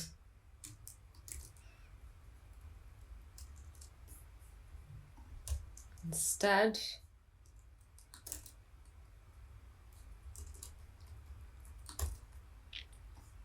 this is looking great. So we're getting our little profile and our name showing up. And if we click on here, it will remove all the cookies and we won't be able to see this page.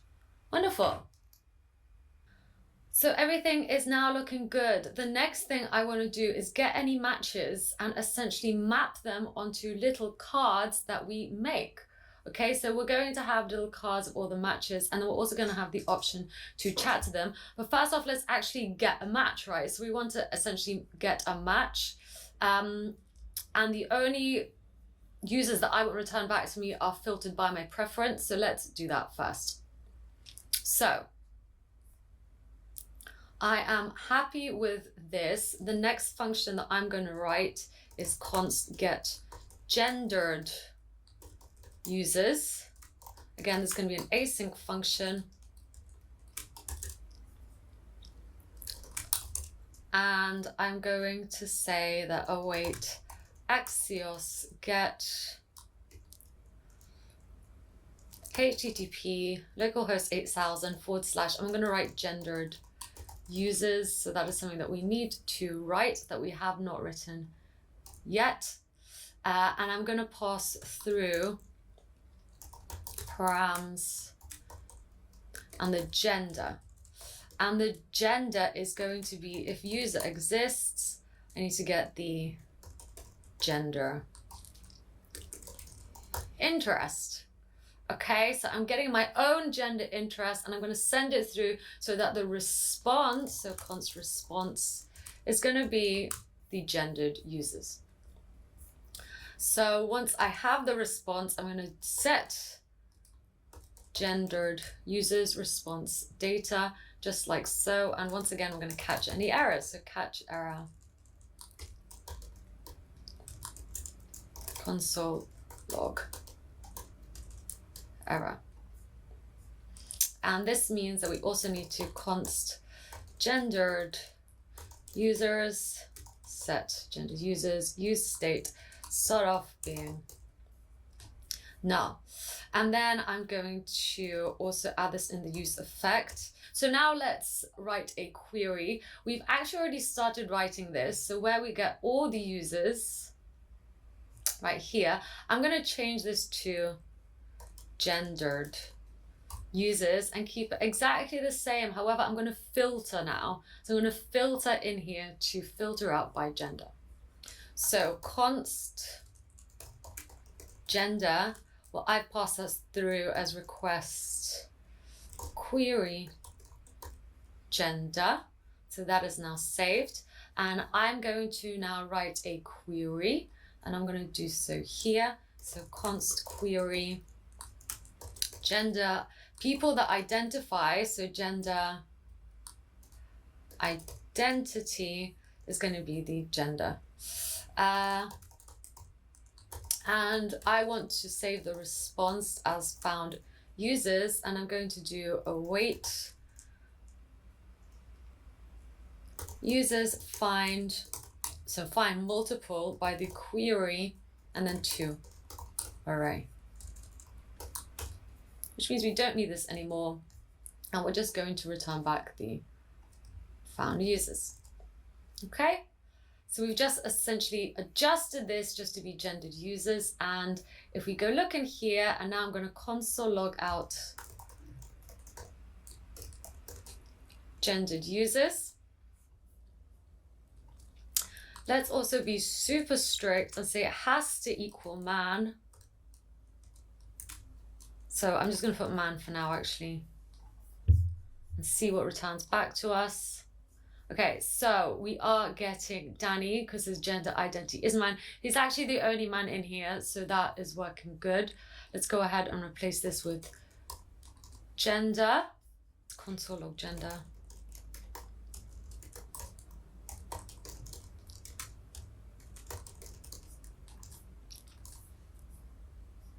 Gender is being undefined. Why is that? User, gender interest. Okay, so perhaps user changes and gendered users change.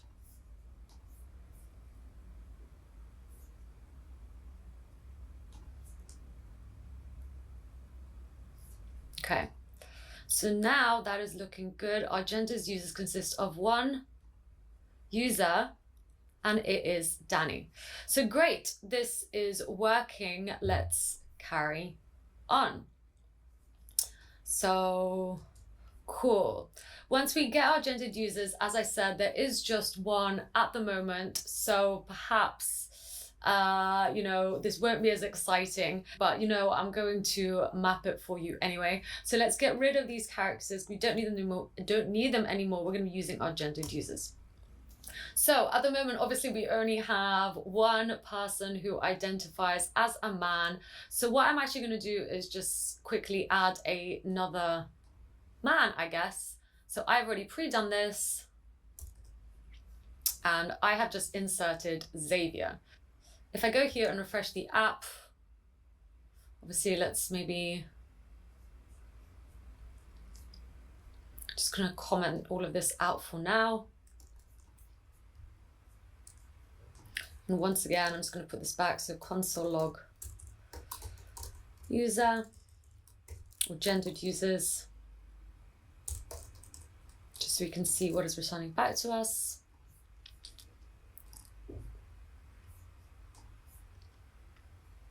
Okay, so there we go. If we look in here, we have Danny and we also have Xavier. So great. So now here's all my men. What I'm going to do is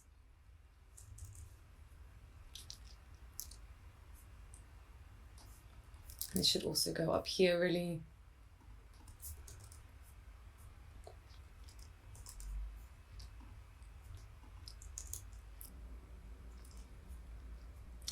So for now, instead of having the characters, I'm going to get the gendered users.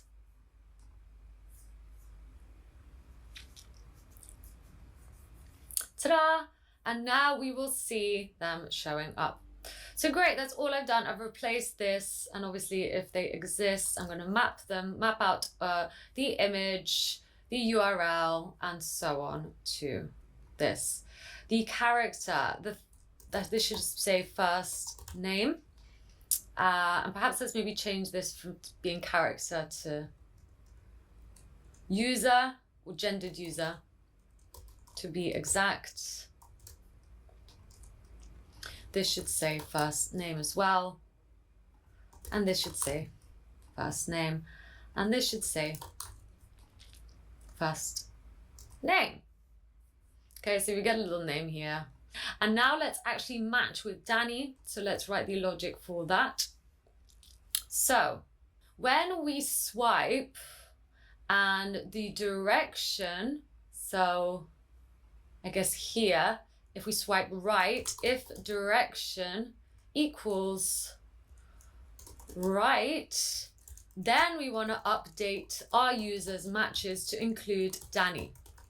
So update matches, and we're just going to pass through the swiped user ID, which means that into swiped, instead of name to delete, so where's swiped? Swiped.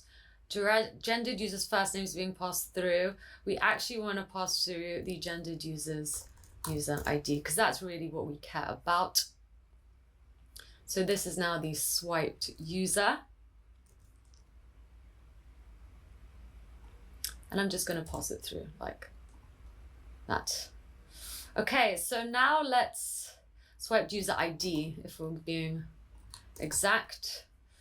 So now if we're going to write the function for update matches, let's just go ahead and do that up here. So const update matches equals, is going to be an async function, and we're going to pass through the matched user ID into update matches, update. And in here, I'm going to do try, await, Axios, put, because I'm going to essentially add a match. So localhost 8000, add match. So we're going to have to write the backend for this. Add a match, and we're just going to pass through the user ID. So our user ID and the matched user ID. Okay, that's what we're going to send through. And then we're going to catch any errors. Console log error. And once we update the match, we then want to get the user data again. So get it again so we can re-render the whole app again. But add match. So let's go ahead and write that in the backend. So I'm going to do so down here. So app, this is a put request, and the endpoint is going to be add match. And then we need request response. Once again, you'll be really used to this by now. Client, new MongoDB client. And then we are going to go into the request body and get the our user ID, right? But also the matched user ID. So we could do it this way, or we could do user ID matched user ID request body, just like that. And now we're going to do try, await, client, connect. We're going to get, once again, I'm just actually going to get it from here this time.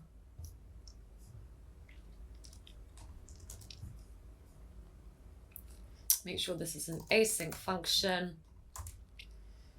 And now we're going to query by our user ID.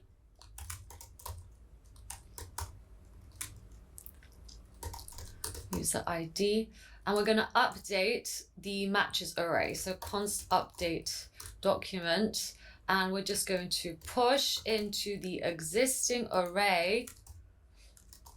The array is called matches, of course. We're going to push in this object. So user ID and the matched user ID.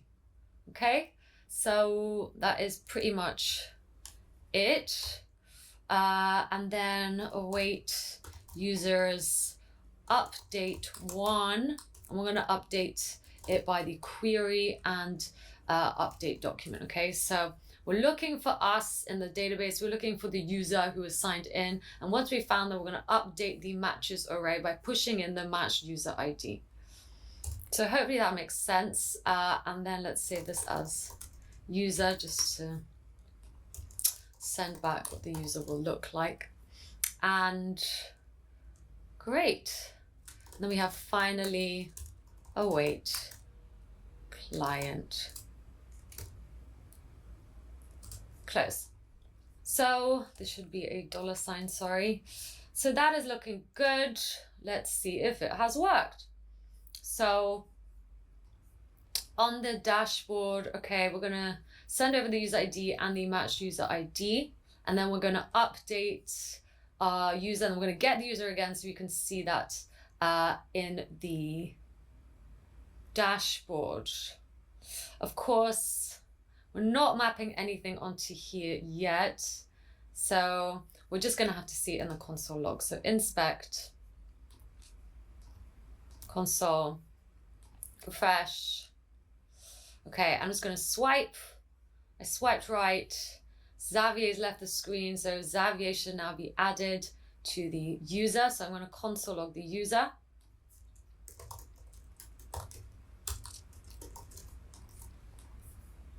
If we look in here, matches should now contain, there we go, Xavier's user ID.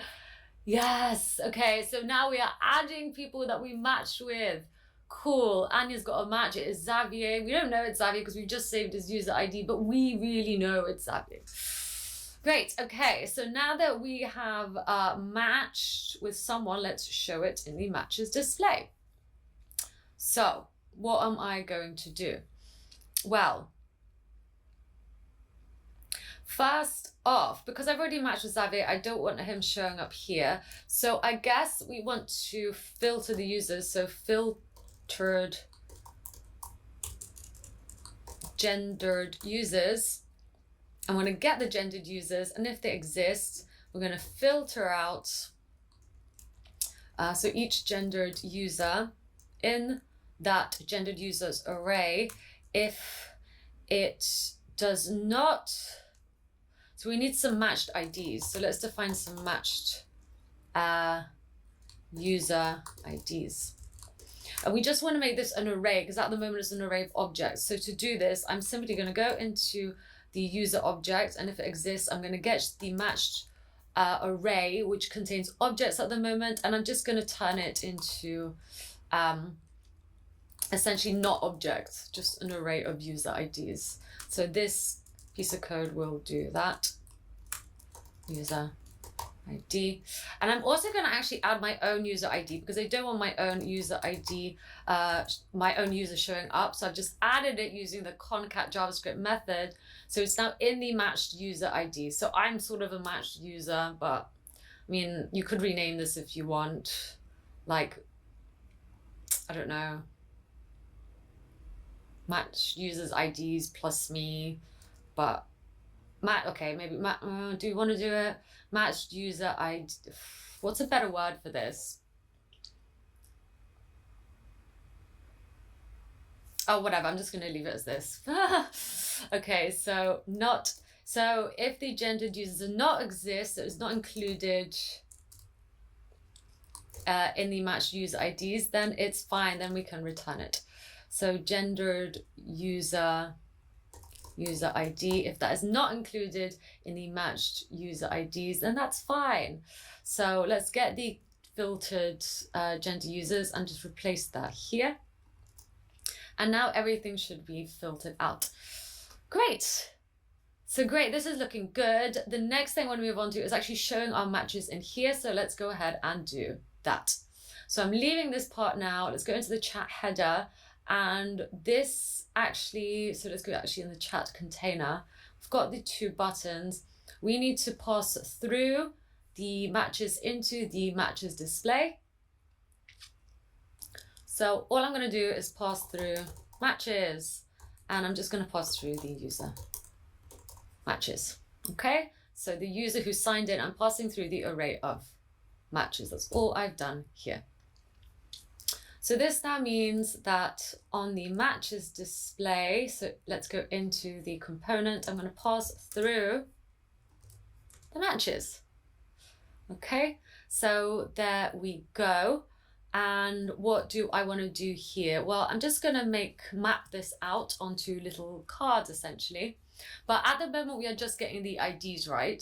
This isn't exactly what we want. We now need to go back into our database and bring back the whole user object of anyone that we match with based on its ID. So again, to the back end. Let's write the front end bit first though, however, as we are here. So const get matches equals async function.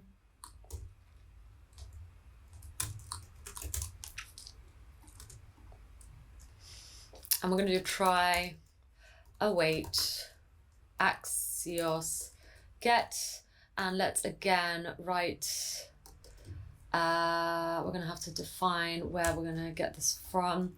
So actually, I think we could just go with users because we've got gendered users, but we don't have users.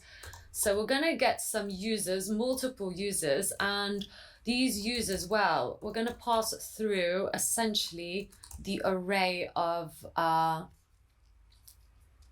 user IDs, right? So like we did before, we're passing through all the matches, and I'm just going to get the matched user IDs again. So we've literally just used this piece of code. I'm using it again here. We're going to get the matches. We're going to map each user ID that has been deconstructed, and we're just going to return the user ID. So that'll return back literally an array instead of an array of objects of all our matched user IDs. And now, as the user IDs, I'm going to pass through, we're going to have to use JSON stringify, as we are going to be passing through an array, JSON stringify matched user IDs. So we are now sending to localhost 8000/users an array of matched user IDs under user IDs. Okay, so let's also import Axios here.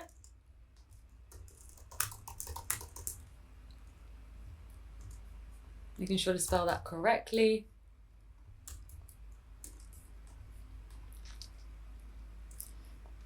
And whatever we get back, we're going to set matched,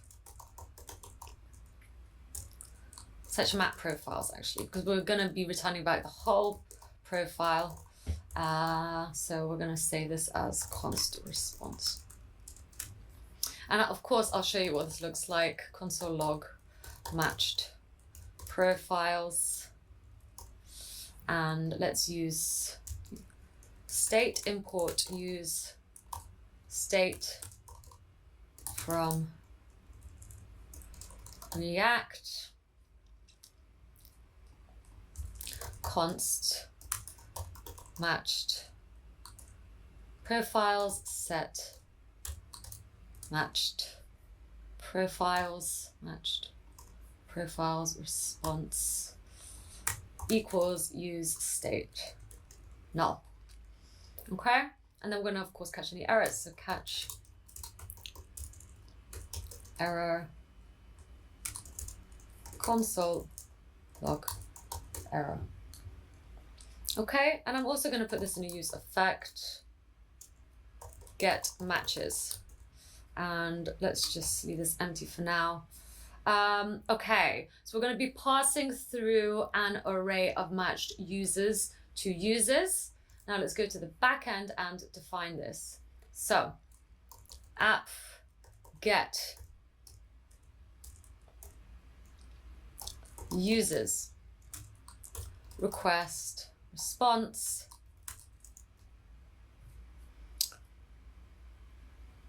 once again, we need to get the client. And then we, of course, need the user ID. So const user IDs. We're going to use JSON parse this time. And then we're going to go into the query request query and get the user IDs. I'm just going to console log this out for you now so you can see it. Console log user IDs. And then, of course, we're going to use try. And we are going to just get all these three. And for now, actually, let's just console log what this looks like. Okay, it's because of this. Okay, we might have to actually just continue writing this a little bit. Finally, await client, close. Okay. So if we now look in the terminal, you should see us passing through the user IDs. Okay, so here we go. It's an array of Xavier's user ID, essentially, because that's always passed through. That is what's being console logged here. It's an array with, at the moment, one ID. Great, so now we're going to go into our database and find many documents based on these hopefully in the future, lots of matches, so lots of user IDs. So we're going to use an array to look in our database for multiple documents with the user by their user IDs. So hopefully that makes sense. Let's do it. To do this, I'm going to have to define a pipeline. And I'm going to have to match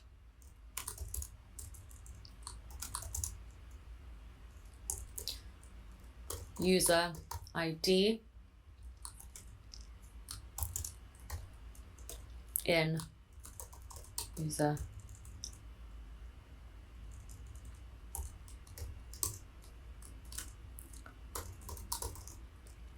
IDs.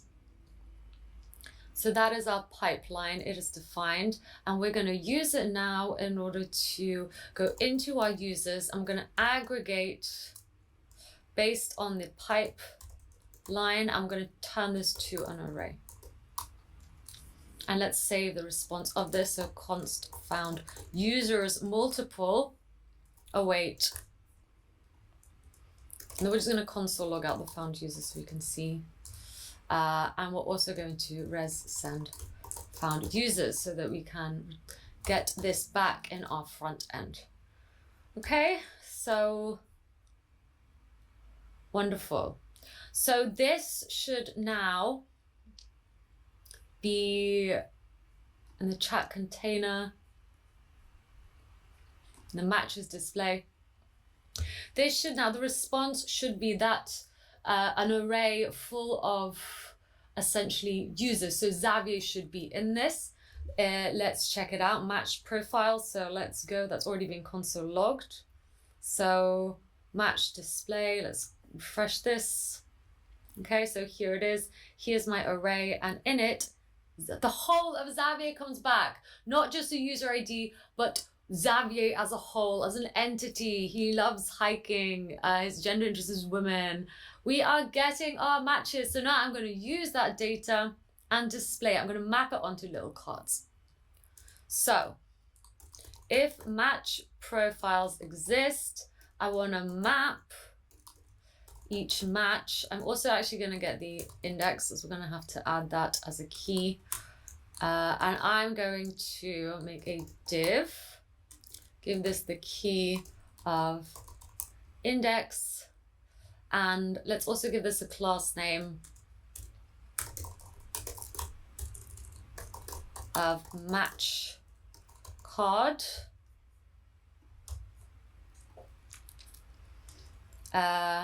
Yeah, let's just do that at the moment. And for each of these match cards, I'm also going to have a div, which is going to have a class name image container. And so inside I'm gonna obviously have an image. The source of this is going to be the match exists.url.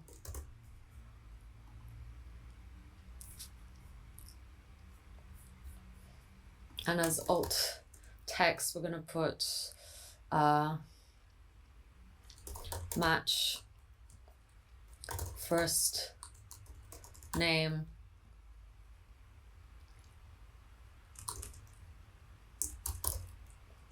profile, and then we are also outside of this just going to have an h3 tag with the match if it exists first name. Okay, so there is Xavier. This is looking good. Now, if we click on Xavier, I also want to be able to see all the chats and be able to chat with him. So let's actually add an on click to Xavier. So where is the div? It's on here, on click. I'm actually going to do set clicked user. I'm going to pass through the whole match itself. So the whole of Xavier is going to go through. And set clicked user, well, I'm actually going to pass that through from the chat container. Okay, so I actually want to set this up here because I also want this to affect which buttons are showing and which aren't. So clicked user, set clicked user, use state null to start with, import use state from React.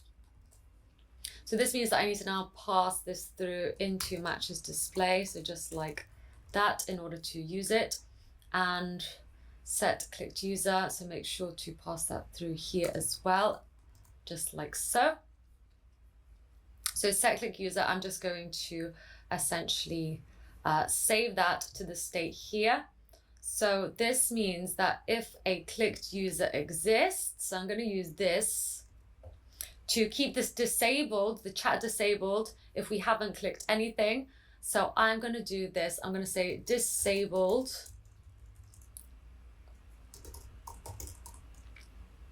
if no clicked user exists. And if we click on matches, however, so on click here, I'm just going to set clicked user as null. Okay. One thing we also want to not show, so if there is a clicked user, so we've clicked on user to chat to them, okay, then I don't want to show this. So if there's no clicked user, then we show the matches display. However, if there is a clicked user, then we want to show the chat display.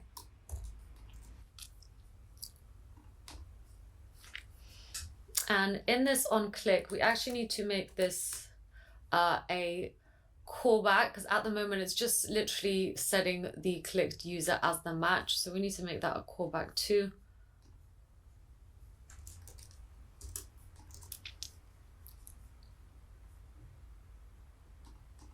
Okay, so now let's move over to the chat display.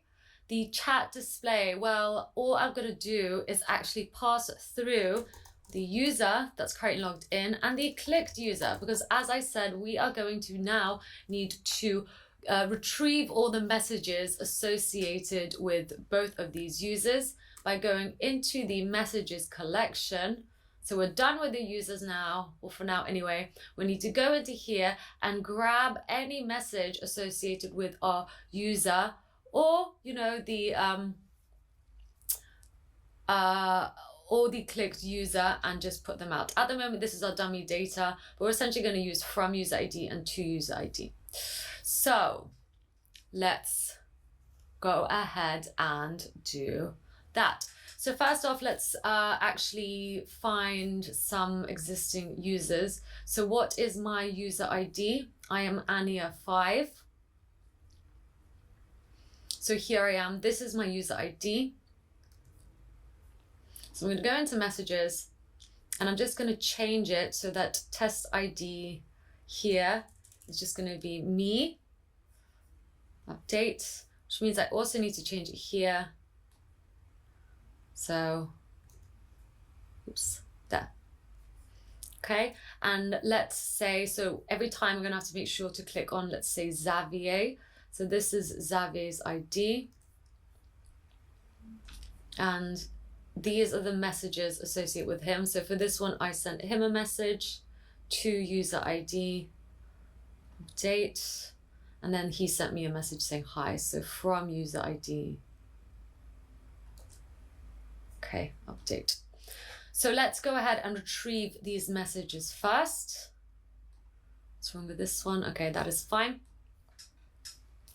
So once again, I'm going to do try. Actually, let's define this const get users messages. So I'm going to get any messages associated with my user ID first. Const response equals await Axios get, and I'm going to go HTTP localhost 8000 / messages.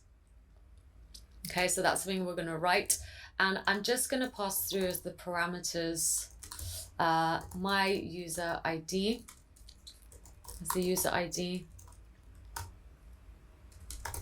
and the corresponding user ID as the clicked user ID.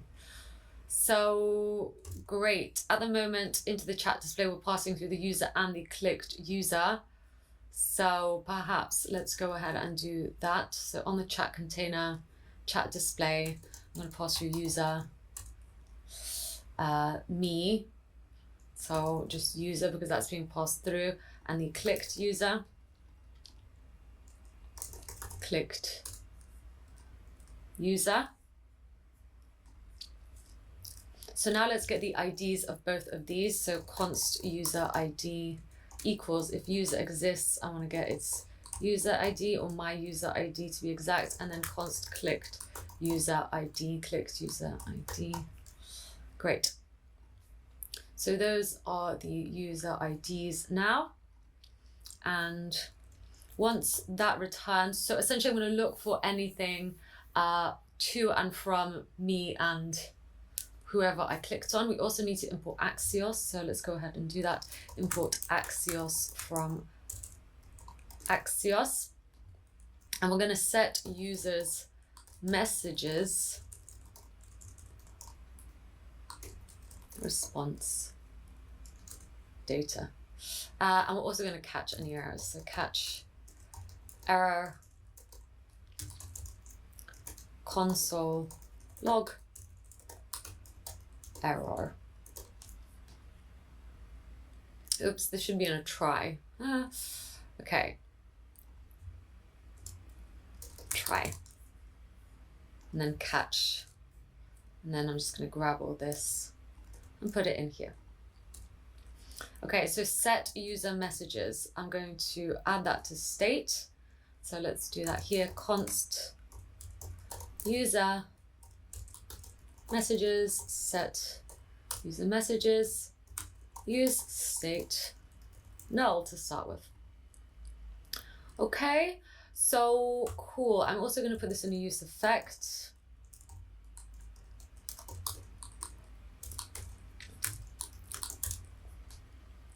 And I'm just going to call get user messages, okay? Just like that for now. So we also need use effect from React, import use state and actually use effect from React. And anytime that the user message is changed, users messages, we should essentially call this again users messages. Okay, so now let's go to the back end, and it is, I'm going to shut some of these down for now. So we're going to / messages this time. I'm going to put all the user stuff together. And let's go down here. And now start working with some messages. So this is going to be app get. I'm going to get messages.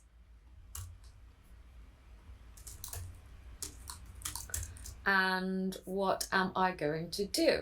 Well, just like before, we're going to get const client. However, this time, after making the database, so const client database app data, the collection ID is different. So database collection messages is the collection that I'm going to use. Let's say this as messages. And let's write a query. So we are going to have to find, so we're going to go by from user ID. So we're going into our message collection. We're going to look for anything that has the from user ID, which is my user ID, and the to user ID as the matched user ID. Or actually it was corresponding user ID, wasn't it? Corresponding user ID. So that's what we are going to search for. So await messages, find, and we're going to look by our query. And we're going to make an array out of everything that returns back that matches that query. So let's save this as found messages, just like so, and res send found messages. Cool. So this is looking good. I'm actually also going to grab all this and put it in a try, and then finally await client close. Okay, so this means this needs to be an async function. We're going to pass through the request and the response. And what we are going to send through is, of course, the user ID and the corresponding ID. So we're going to do that with the rec query. So both of them are going to be sent over with that. So user ID and corresponding user ID with the rec query. Okay. I'm just going to format this a little bit. And wonderful.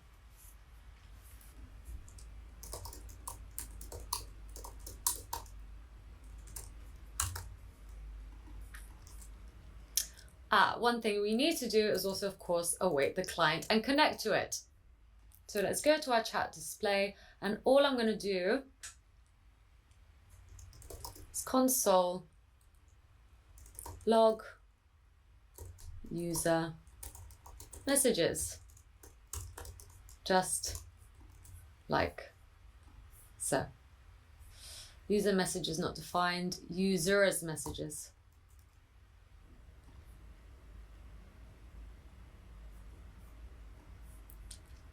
And there you go. There you will see our messages. So any messages that I sent to Xavier will be shown. Okay. And now we also need to get all of the messages that Xavier sent me. So let's go ahead and do that. We're actually just going to use the same. We're going to send two IDs over, but we're going to switch them around. Okay. So all I'm going to do is just copy this essentially. Or we can, just use the same, okay, let's use the same function. So I'm going to call this get messages. And for this one, as the first parameter, I'm going to pass through user ID. And here I'm going to pass through clicked user ID. So let's just have from ID actually, and to ID. Or recipient ID, recipient, and then sender ID, right? Which means that this is always going to be the sender ID, and this is always going to be the recipient ID. So now I can use this get messages and pass through user ID as the first parameter and clicked user ID as the second parameter. And if I want to get the other messages, so this time from the clicked user, so from Xavier to me, I can just flip that around. Wonderful. So that's really neat. And now we will get both those messages. Let's say this is something so const user messages.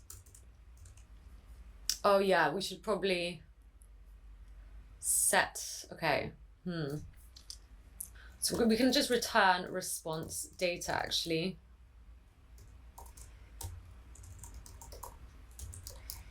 And so the response of this, I'm going to do set users messages.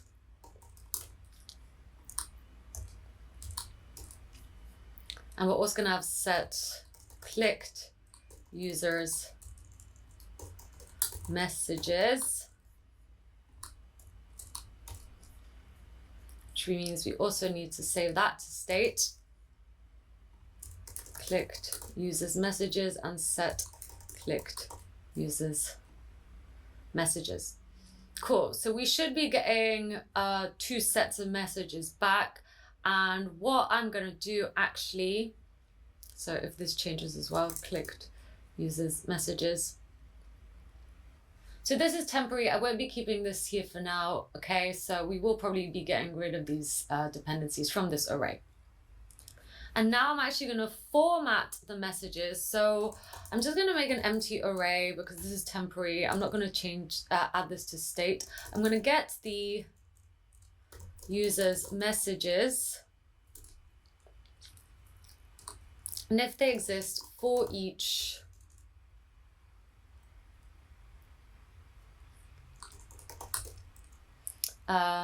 message, I guess, I'm going to do const formatted message. It's just going to be an empty object for now. I'm going to go into the object and create a property called name, which I'm going to assign the user if exists first name. So I'm just formatting what comes back to me in a way that is more usable for me. And then I'm also going to make a property called image, which is going to have the user URL. And I'm also going to have the formatted message actual message, which this time is going to be the message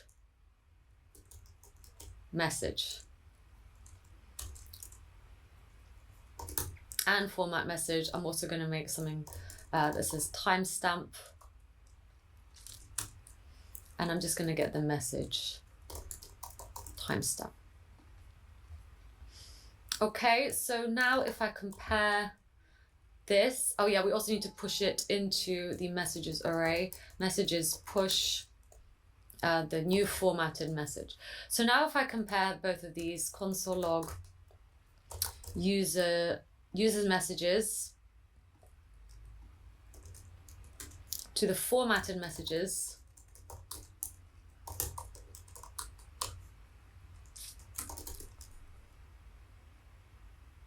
or sorry, just messages, this one, you will see that I've actually taken data from our user and the message. So it's much more readable, as in who sent the message, and we also get the picture. So I've taken 2 things and combined them together to make a new object.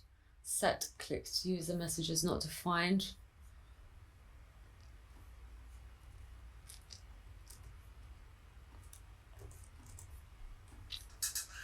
So Xavier, I'm going to click on Xavier.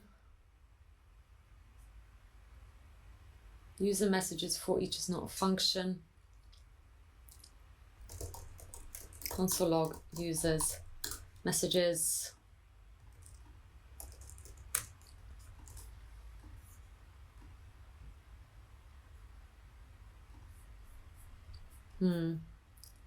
Promise. Okay, do you know what? I'm not going to try be clever here.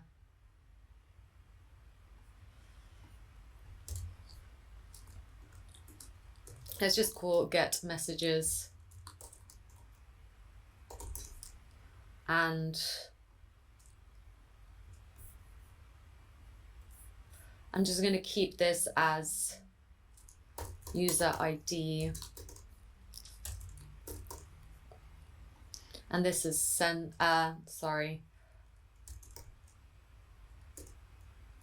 clicked user ID,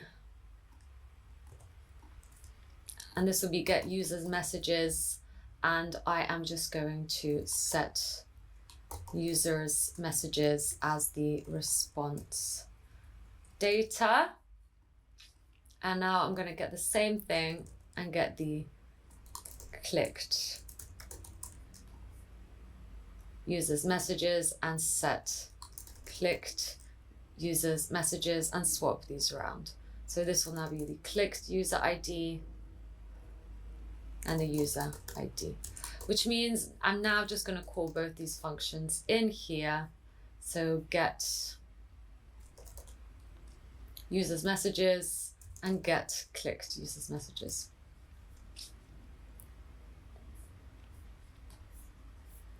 Okay. So if I click on Xavier, you will see these are the users messages. Let's maybe stop this from running so many times for now.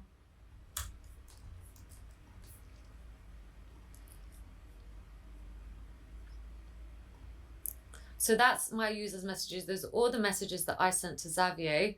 However, it would be nice to have my avatar and my name next to them. So then that's what I did in the formatted messages. You will see it's the same message. However, I've added my name, I've added timestamp, and I've also added my avatar. So that's what I did here. I've got each of the messages and I made a new object, and then I've literally added my first name and my avatar to it. And I've also re-added the message and the timestamp and then pushed it into this array. So now once again, I'm going to do the same for the clicked user messages and also push them into this message array. So clicked user messages and just keep that the same. Okay, so by now we should have all the messages from me and from Xavier in the messages array. And now I'm just going to actually sort them to be in descending order. So descending order messages equal messages sort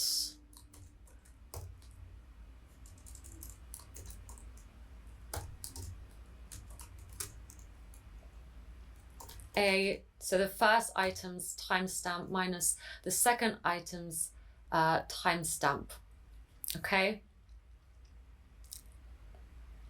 In fact, we need to actually do it like this: dot local compare and then be timestamp. Okay, so those are our descending order messages, and now I'm going to use those to put them into the chat. So I'm just going to literally whack them into the chat like so. This should say locale compare. This should be not my user, but the clicked user. So let's go ahead and change these. Clicked user. So now let's go into our chat, and I'm going to destructure this. And I'm going to get my descending messages, and I'm going to map each message along with this index, because we need to add a key, to a div. I'm closing div. Let's give this wrapping div the key. So index. I'm going to create another div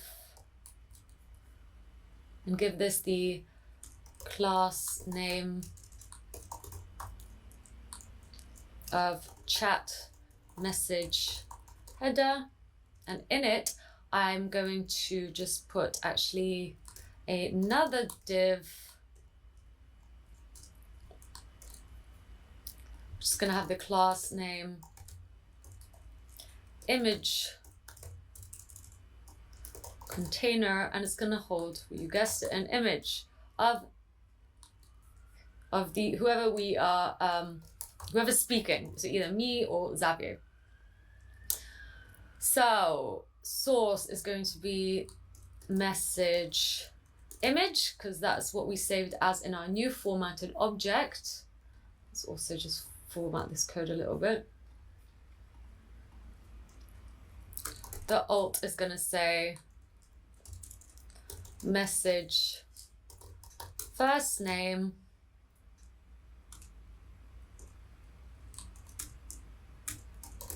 profile, and I'm just going to have a p tag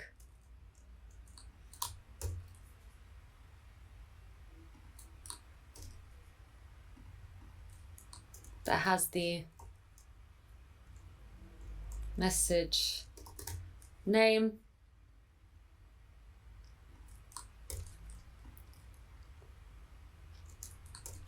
and a p tag that has the actual message, so the message.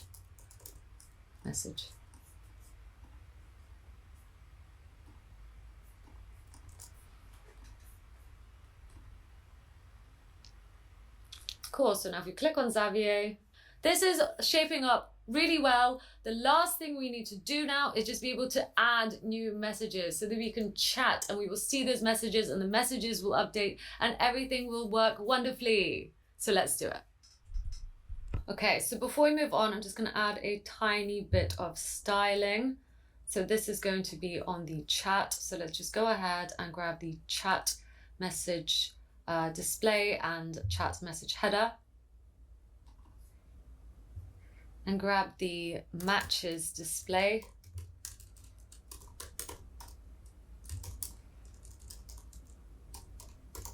And also give it the same kind of padding. So that is looking much better. Once again, let's click on Xavier. Great.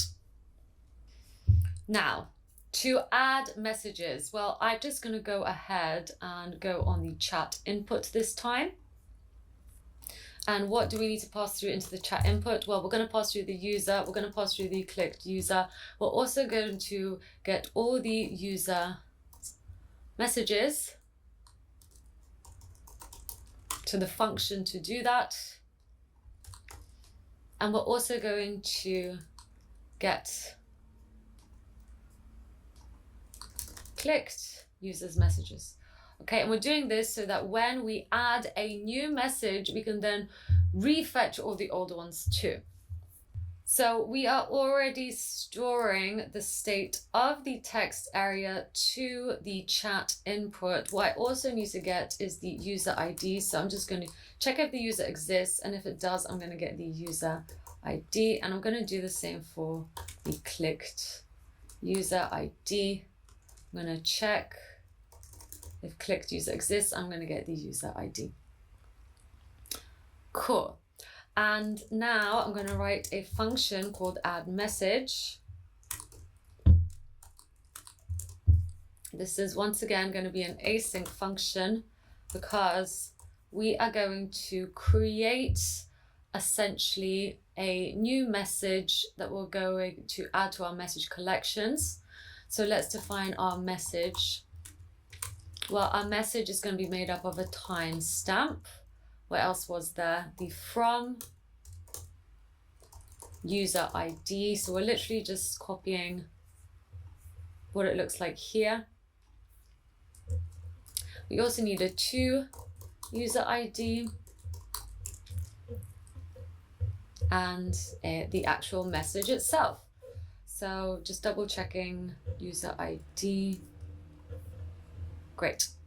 So the timestamp, well, that's just going to be literally now. So I'm going to use the date object, JavaScript date object, and I'm going to change it to ISO string. Okay.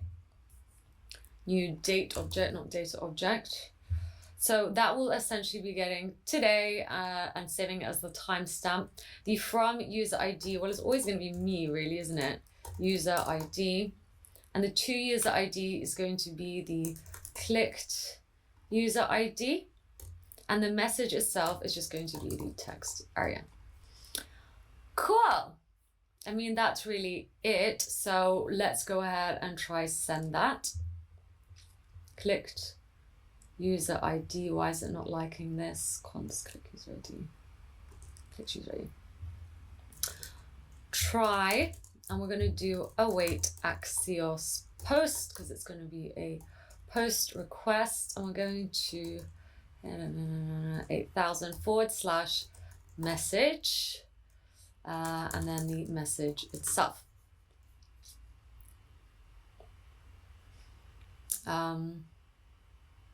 Cool. So we also need to import Axios from Axios. And then once that is done, I am of course going to use get clicked user messages and get them all again. I'm going to get the user messages again as well. So and I'm also going to set text area as an empty string once we're done. I'm going to catch any errors. So catch error, console log error. Cool. So when do we want to call add message? Well, I guess when we submit it, right? So on click, I'm just going to add a message. Oops, this should say 8,000. So now let's actually write the backend for this. So once again, just going to make some space. App post this time. I'm going to post to message request response, and I'm just going to literally take this line up here, and then we are going to try like so. So what are we passing through with this? Well, we are passing through a message, so const message from the rec body message. Make sure to make this an async function, and let's actually get our messages collection and insert one message, okay, as we just passed through, and this has to be await, and let's save this as messages, or message really, sorry, message, or maybe let's be more precise, inserted message. I'm going to rest send the inserted message. And then we're going to do finally await client close. So now let's go back to our chat input and make sure these things are all being passed through into the chat input. So here's our chat display, here's our chat input. So I'm going to pass through the user. We're also going to pass through the clicked user. We're also going to pass through the function to get user messages, and we're also going to pass through the function to get clicked user messages. Now I'm just going to get rid of a bunch of console logs. So let's go to the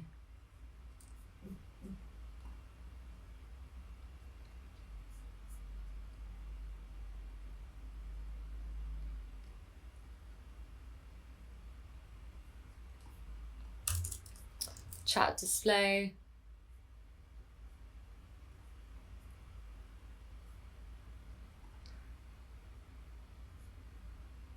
Let's make sure this is spelled correctly. So filtered, because that was a spelling mistake.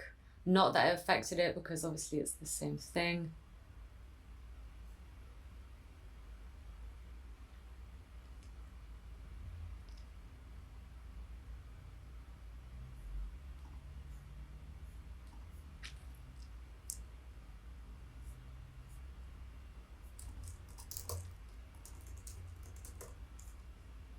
Get rid of this console log here.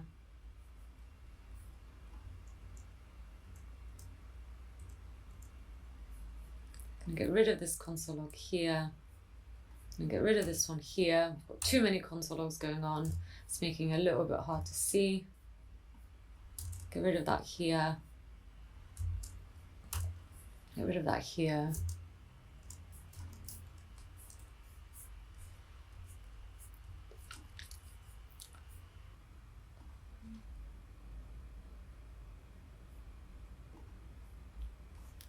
So now let's chat to Danny.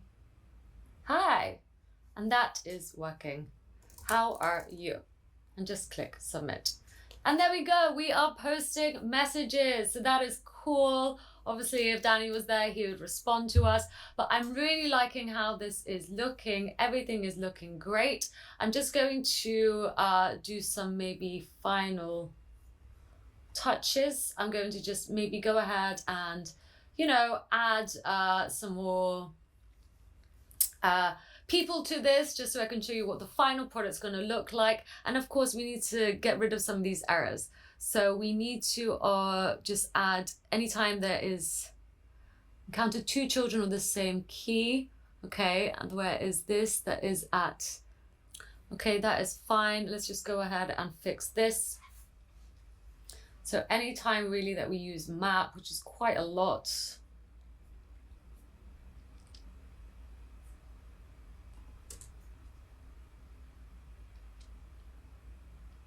so let's make the key to this the user ID. In fact, I'm just going to search my project for the word map. The chat display. The chat input.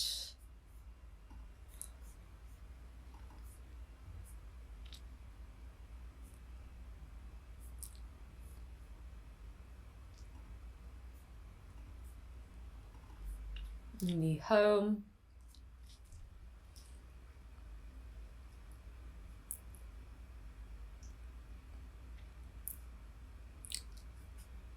Let's format this a little bit. So code, format code. Let's get rid of any unnecessary console logs.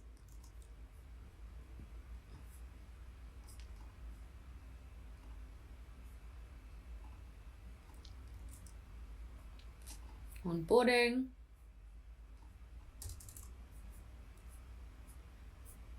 Once again, I'm just going to format this code a little bit more.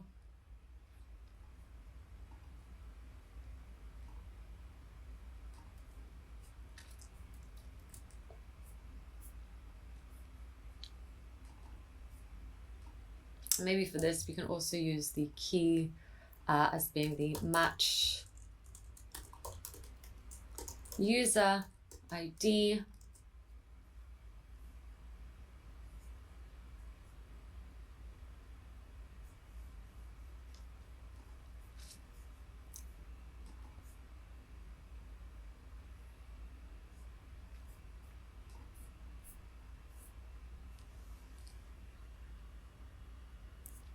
Okay, so we've just got rid of loads of errors, so that is good. If we click here, warning value, it should not be null. Okay, let's fix that one.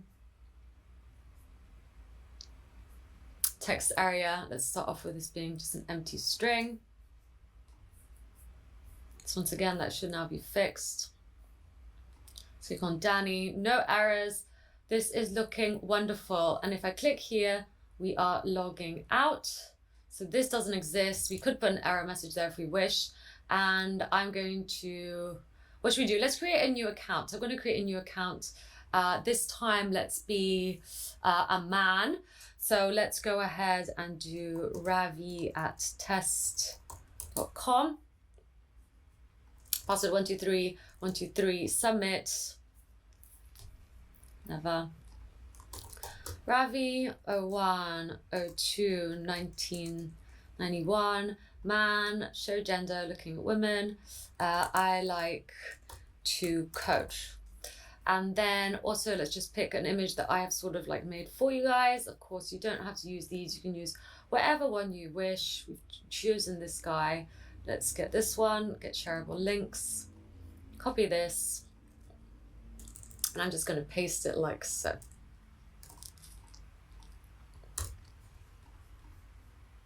Okay, so submit, that's Ravi. There we go, there's Ravi. And oh, Anya, should we match with Anya? I think we should. So swipe, and then Anya should show up here. So Anya has left the screen because she's going to show up right here. And there I am. So this is running quite a few times. Once again, I'm just going to clear some stuff up. And of course, we also can't have auth hard-coded here. We're going to have to use the cookies. So let's just go ahead and do that. And on the button handle click, I also want this as we already accounted for us being signed in. So if we are signed in, so if there is an auth token and we click the button on the home page, we are then logged out, and then we reload the page.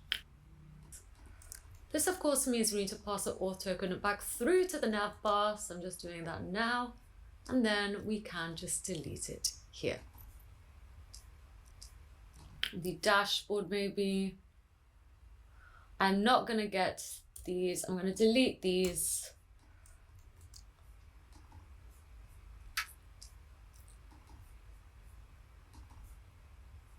I'm going to delete these right here. Let's also get rid of this console log. So we seem to be having some issues with things not timing very well, as in we're trying to get the genders users before having the user. So let's fix that. I'm just going to go ahead and do this and make sure that we only get all the matches once the user exists and the user's matches exist. And if they change, we will run this again. So now we shouldn't have any issues. So we are not getting any error messages now. This is looking wonderful. So now that all this works, I'm just going to write a super simple function to filter out the users only if they have matched with us too, right? Because we only can message on Tinder if both people match. So I'm going to write a function that will go into my matched profiles, and then I'm going to go into each matched profile's matches and filter out, so it only returns the ones that have my user ID, okay, in their matches. So that's what I'm going to do. I'm just going to leave this as a string for now and just format this. Now let's go ahead and get our user ID from the cookies. So once again, we're going to use cookies from React Cookie, and then we're just going to use cookies like so and get my user ID from the cookies. Okay, so super simple. Now let's use these filtered matched profiles and just map them onto the cards, and done. So now let's go and create our .env file. I'm just going to create a .env file because we are going to want to store our secrets in here. So the secrets that we want to store are essentially just this URI right here. So I'm just going to grab it and let's save this as URI. So I'm just going to get rid of these, and then we're going to have to use the package in here. So require .env config, just like so, and that means that we can now use process env URI in order to get that URI from our .env file. So great, there we have it. We have now finished our app. Everything is working as it should. And let's go ahead and chat to Anya. Hi Anya, submit. There we go, and let's go back to matches. I'm surprised that Anya is the only person showing up for Ravi, however. Let's have a look at the users.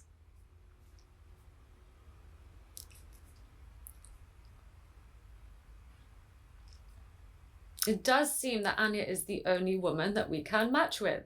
Okay, so obviously we have Anya, we have Ravi, we have Xavier, we have Danny. So you can get more people signing up to your app. This is what it should look like. Okay, that is it. I hope you've enjoyed this tutorial. This was a long one, but hopefully you got to the end and you really enjoyed it. I've really enjoyed teaching you how to make this clone. Go forth, improve on it, you know, like add more data, share it with your friends. It is up to you. Thanks so much again, and I will see you soon.